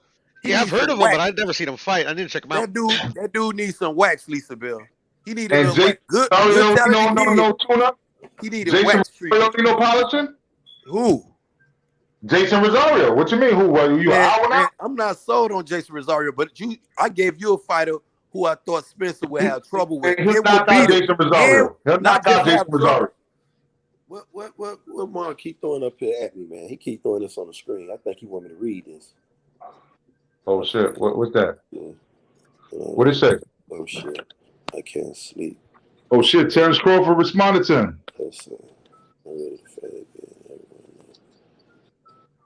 Who's on that? Who's first on the list? Oh shit! On, man. Hey, Mark, if we gonna be promoting it, man, we gotta promote it right. It's time to fight. All that there capping, going to Disney World, pulling up at these little kiddie pools, talk about you looking for the big fish. Get out here to the ocean, boy. Get on these platforms. Tell people, boy. Say Spence is capping. He been lying. Say this, boy. Don't be going up to these little ponds talking about you looking for the big fish. You ain't gonna find them there. In the ocean, hey man, you forgot what happened to that little girl out there in Orlando? Man, listen. About Disney World? Listen. We grown men, bro. And I'm not even trying to make no jokes about that, but yo, shit is serious, bro. Tell you that. We grown men now. We ain't gonna leave that little kid. That was some serious shit happened out there. Yeah, but that's the way it is out here by Kissimmee all day long. Kissimmee surrounds you know the alligator Disney World, man. Hey, look at this, yo. Real quick, does this look like a little pond? Man, look, that's the picture. It's beautiful. There you go. That's the listen, man. Beautiful. When he was standing I want to go there. I want to see the view, man. Listen, man. Stop You looking at the view. Stop being a hater. Look at this. Ain't no hater. I want to fight. Ain't no hate. I want to fight. I don't want him pulling up the Disney World pool. This ain't no damn kiddie pool. I don't want him pulling up Disney World. Got marqnash with all this promoting. Look at this shit. Telling him he looking for the big fish. Look at the pool right there, man. Stop playing with me. Man, that Disney World so well. I see that ocean. They don't look like Disney to me, homie. You sound like a hater. No, man. It sound like a little chubby on this picture though, don't he? He look kind of fat. Yeah, it's a bad angle. Yeah, he look kind of fat. Angle right there, boy. Bud look like he. Or maybe he could tell on the pasta. You never know. Yeah, Bud look like he sell chicken wings at the Walmart deli. And eat half the batch every time, respectfully. Go ahead. It's some silk sheets, bro. Mm-hmm. Hey, yeah, Lisa, thank you for waking me up, Queen. Because I wasn't finna let Major G slip that one under the bus. Get up this real, get up. You don't hear this boy talking like hey, Joey Spencer for to knock him out, bro. You talking about Jason Rosario. That's your best fucking counter, bro? Hey, Jason Rosario, come on. I gave you one little dude. I said one of them. I told you 154 is man, they will bang. Man, they're gonna bang. That was your first thought, Jason Rosario. You couldn't bring nobody else up.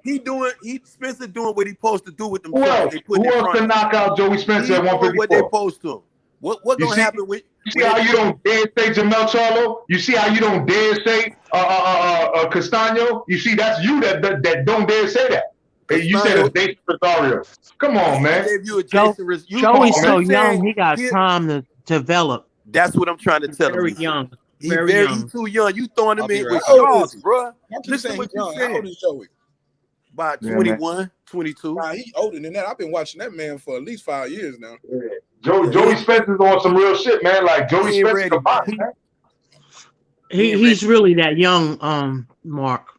He ain't ready. 21. I'm gonna pull it up. About 22. He might be he older 23 than that. because he was just his last fight. He had a little. He's not kid. younger than bro. He is not younger than Devin Haney, bro. I can't believe that. He had brought a kid out to his fight. His last fight, he did something good. He did a good gesture. His last fight. I've been watching. I'm just not impressed with him because something missing. And then I thought about it. I said, damn, it sounds like your tune changing right now. It sounds like you woke up and your tune changing now. Like first you were groggy and you were upset. I wake up this way. I love boxing. Wow. The queen woke me up. The queen said, "Get up, Ben." And now you sound like you coming to your senses now. Hey, the queen woke me up. Yeah, I told you, Mark. He Major Key talk about throwing him in there with these real shots. Talk about Duka box, man. Yo, if you watch, I'm just saying to everybody that's listening. Again, bro. Everybody that's listening, watch this dude box, man. Watch this dude box. I just say Major Key, he a good fighter. He just need to be polished a little more. You can't, and this is what happened to some of these fighters. Yeah, but you want to throw him in with all these guys. I said Rosario be a good matchup for him. You said you want to throw him in there with the big fish. I said Rosario be a good test for him. EJ will knock his ass out. Motherfucker, he got motherfucker J-Rock will beat the shit out of him. I'm not even impressed with J-Rock. Heard to beat him. J-Rock will beat him. Laura would knock his ass out right now. I doubt all of that. Laura would knock him out all of that. And we ain't gonna talk about what Mel, the little twin, gonna do. Oh, man. Brian Casano. I doubt all of that. You saw it's a good thing that you sold on kid. And I'm not even capping, bro. Let him develop first. I'll tell you, like, I really believe. No promoter, Major Key, because you'll throw your fight in there at the wrong time with these shows. Nah. I'm a Major Key promotions on deck. You can't be ready to throw these fights. You ain't gonna have nothing. You're gonna have no investment left. You're gonna let Ben Israel beat the shit out of all your fighters. When they ready, you gonna have no fighters left. Nah, when they ready, they ready. Somebody said Truck Simpson. That's a good. Oh, I like Truck. I like Truck. You know, that's another. Now that's a sleeper there. Whoever said That's another prospect I like. Damn, who said? Let me look at this Truck Simpson. I need to. Oh, Sam D. Shout out to Sam D.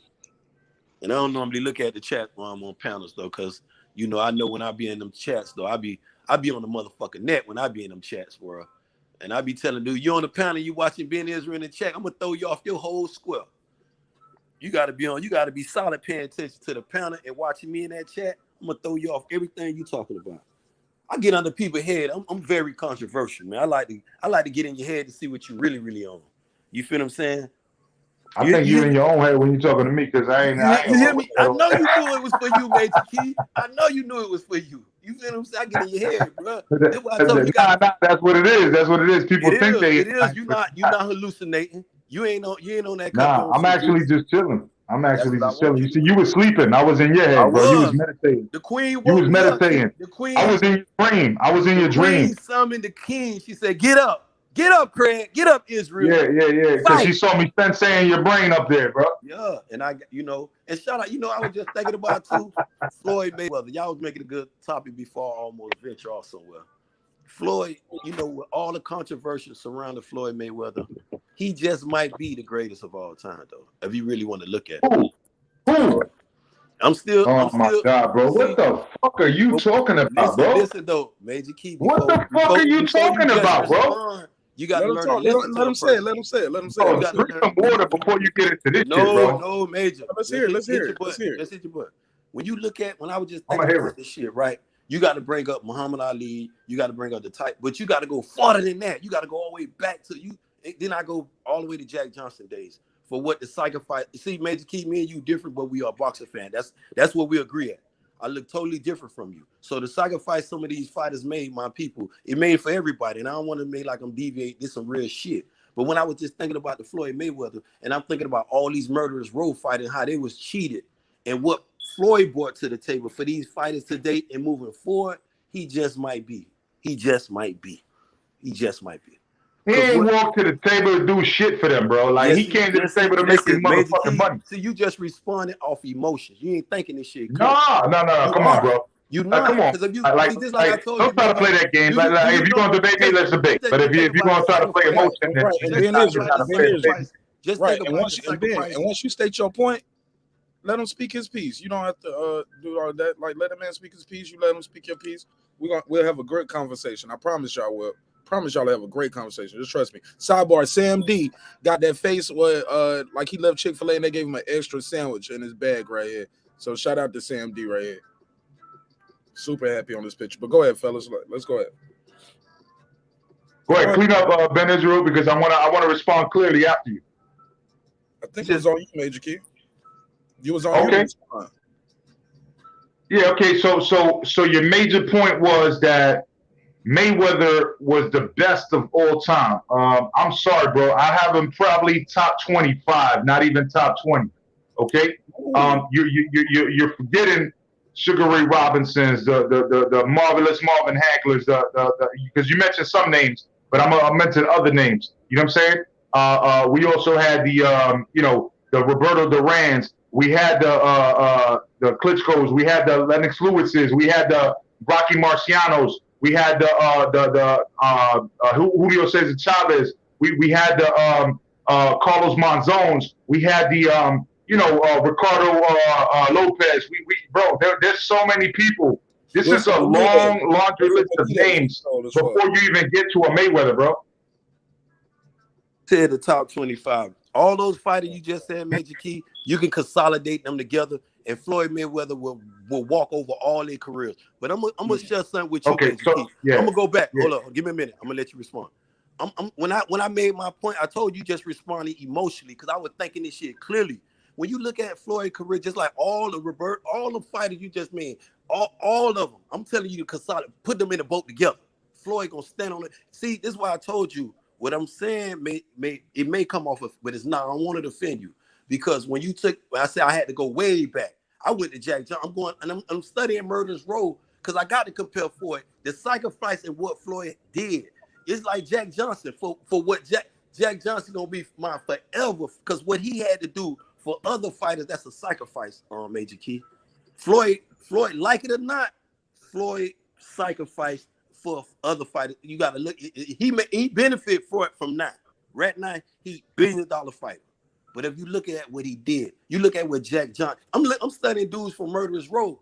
I'm still studying Floyd, comparing him with these other fighters. Them fighters you just named, Major Key, man, Floyd standing on their neck because they got cheated in boxing. The business side, Floyd took. See, this is what I'm telling you, Major Key, is different. When I talk about the greatest, I'm not just saying I'm speaking of out the ring. As black fighters, Spanish fighter, all fighters who did something. What Jack Johnson did, Major Key was that shit is like that shit some major. That's his name should have been Major Key because but we gonna get on that another time. But what Jack Johnson did to give up a percentage of his purse for the rest of his motherfucking career, so he could just have one title shot at Major Key, and Major Key agreed to that, and that boy whooped your ass, Major Key. And this what Mayweather has done to those dudes, and he fucked a lot of these promoters up too. He fucking the game up, and they don't like it because if you look at it, like I tell some fighter, and I ain't gonna be long-winded, Mark. You know what I'm saying? Too late. And like some of these fighters, like I'm one of those fight fans. Mark, Lisa, Major Key, the other brother, Piro. I'm one of those fighters. I think if I fight you, I want 100 million. If they agree to give me that shit, I'm putting my life on the line. So be it. Don't get mad at me. You feel what I'm saying? I'm not mad at Nail Fighter, Bud. None of these dudes. I feel like though they deserve more. But when you say the greatest of all time, Major Key, Mayweather he might just be that dude, bro. You got to personal issues, put that shit to the side. You got to give motherfuckers roses, bro. And when you talk about the comparison, all them fighters you name ain't no comparison, man. Them dudes was promoted, robbed, and Floyd is on another level though, dog. And you got to respect that. You feel what I'm saying? And what he doing with these fighters. So when you talk about the greatest of all time, that's what I look at. I look at the Jack Johnson, the whole Murderers Row clan, bro. It's some fighters, it's some motherfuckers. They be talking about Rocky Marciano with undefeated. Man, this man done robbed some fighters, bro. They ain't even put on record. It get deep, bro. It gets deeper. So when you talk about Floyd, he just might be Major Key. So if it's my turn to respond, I'm just gonna say that only one sound like emotional right here is you because all you're talking about is money. Everything that you said was related to money. It's not and money. I'm sorry, but that doesn't make you the greatest. You see, it's my turn to talk though. It's my turn to talk. All you was talking about was money, right? And if we're going to just talk about money, does Dick Cheney mean the best fucking American on planet Earth because he makes a bunch of damn money? Because he fucking was somebody that solicited the Iraq war and then all of a sudden make money off of that oil over there? With Halliburton? Is Dick Cheney now the best person on planet Earth because we talking about money? Nah, bro, you twisted with your logic.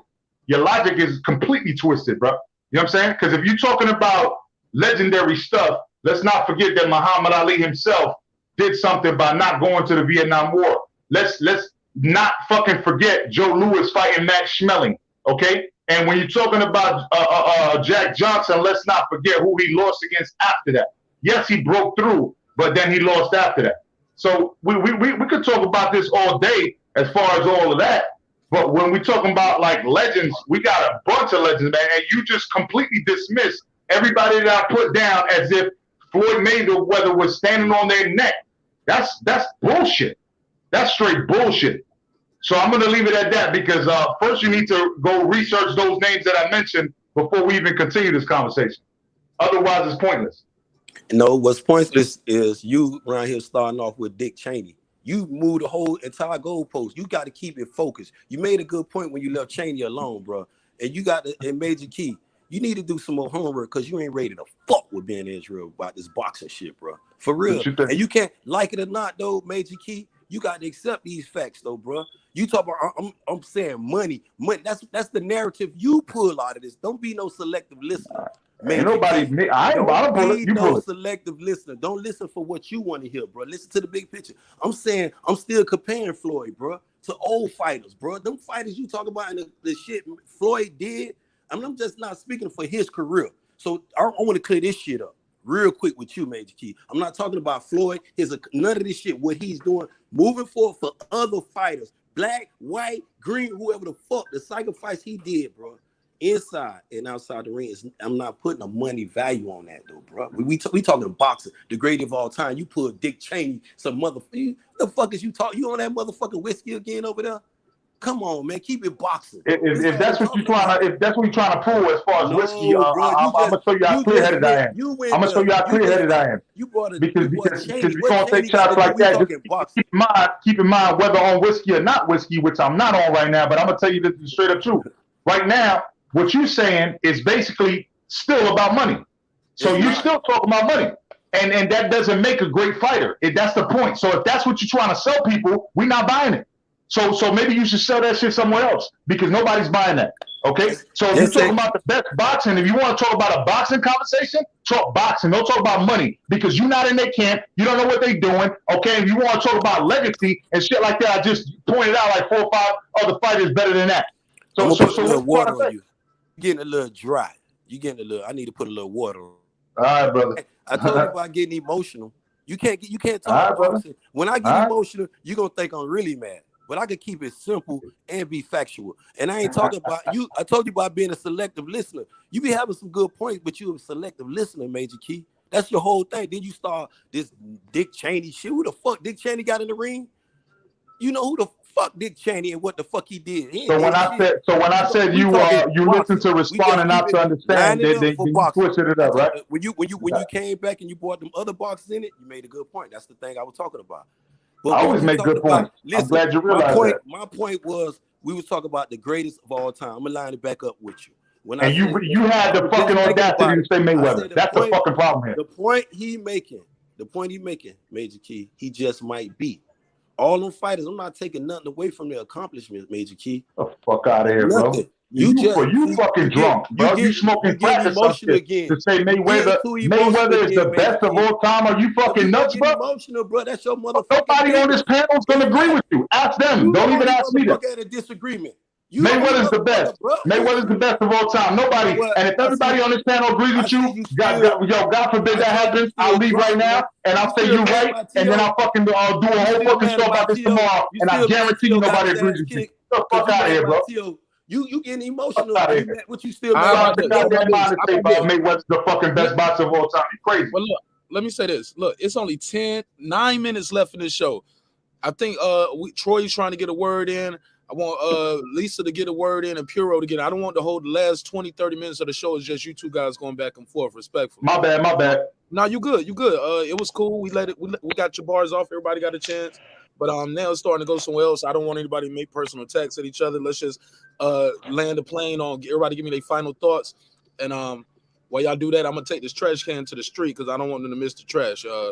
It's Tuesday, so y'all cook up, get y'all final thoughts. I'll be back and I'm gonna land this plane, man, because we gotta end it. I supposed to end no later than 4 a.m. That was a promise I made to my wife, so I already done broke that promise. So let's wrap this up. All right. Okay, Lisa, go ahead. I'm coming after you. No, go ahead. 4:20 on the dot. I promise y'all. Not a minute more. I promise. Go ahead. I'll be right back. Go ahead. You was here. You just got here. All right. Ben, that's your name, right? Ben Israel, right? Shalom, brother. Right. I've heard you say numerous times Mayweather's sacrifices. What you never did is say what those sacrifices were. What sacrifices? What sacrifices did you do to help others? You know, Mark just, I like to give people my word though, Troy. I think, man, you done ran across this thing.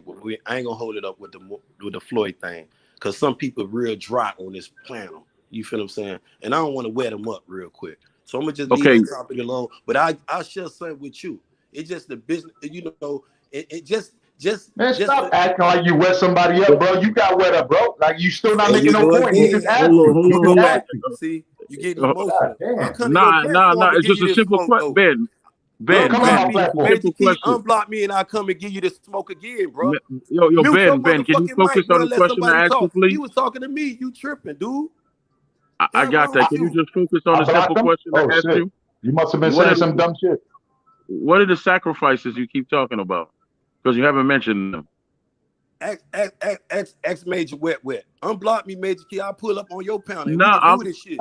I didn't know you were blocking you. You that irrelevant to me, bro. You was blocking much of them because you were irrelevant saying some dumb shit. Keep it boxing, bro. You keep coming at me sideways, dude. You ain't ready. Ain't nobody coming at. Why you getting emotional? You weak, dude. You weak and you moist, bro. You dry now, but you normally stop being emotional, bro. Stop playing with me, Troy's talking to you, man. Troy's talking to you. Stop being emotional and talking to me. Unblock me, bro. I will. On your platform, dude. You already know this shit. Email is You over here capping like you know what the fuck you talk about. I know what I'm talking about. That's why I run a channel. That's why you don't. And you the same thing. That's why you don't. That's why you don't. Stop being emotional, babe.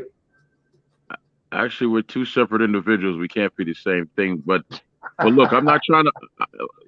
But look, I'm not trying to tie up the time. I just want to know what the sacrifices are.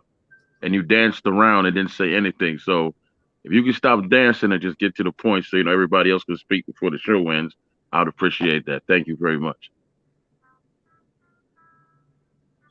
That was for you, Ben. Go ahead, Lisa. Yeah, he got emotional.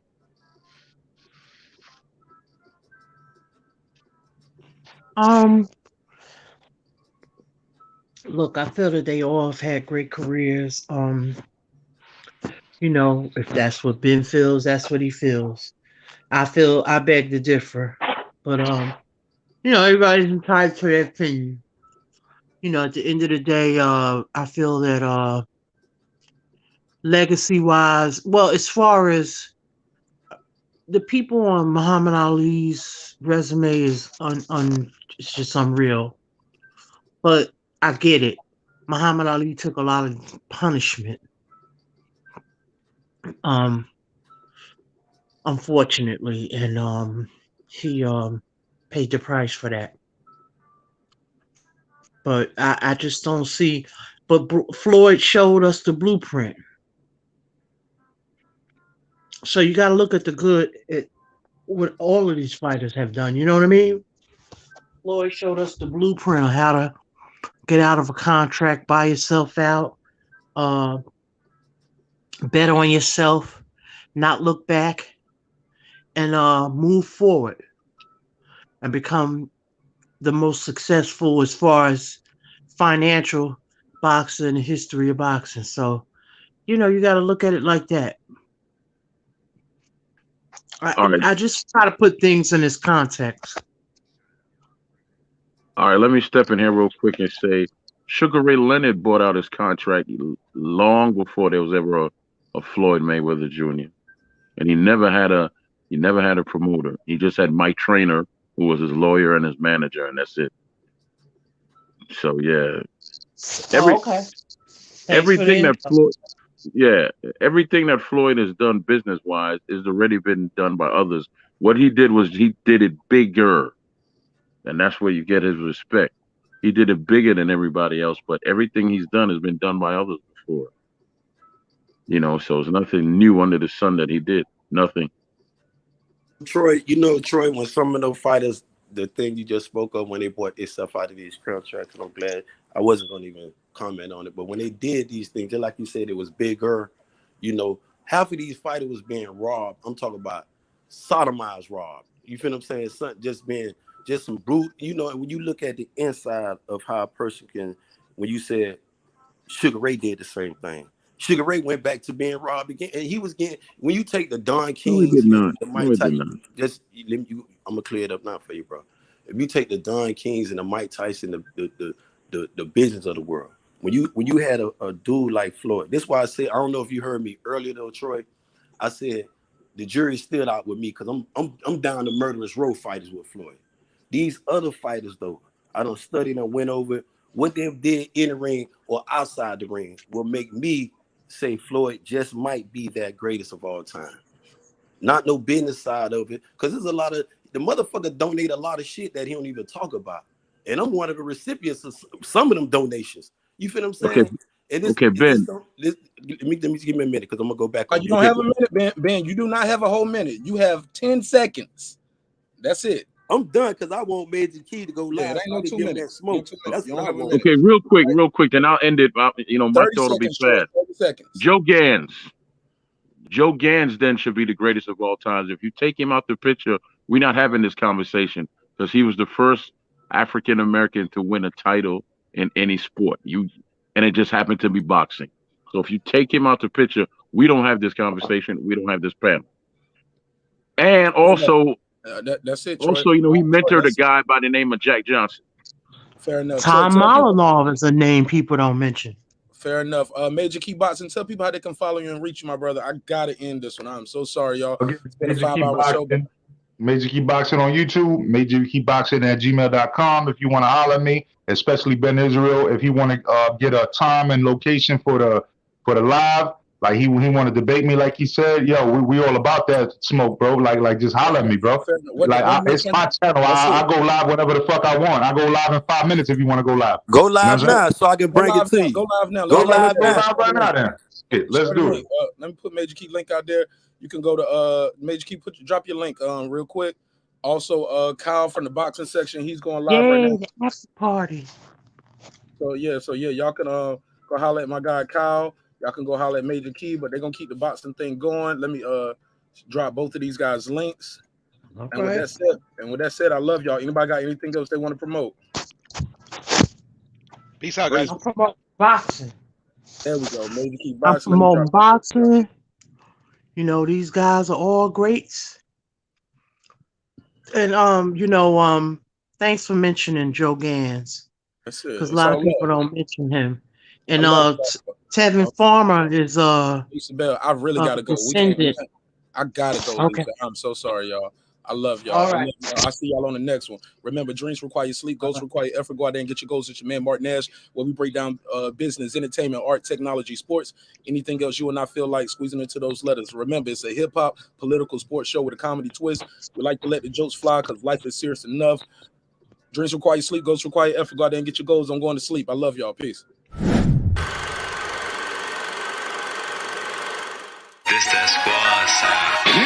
Sorry about that, Lisa. I hope so.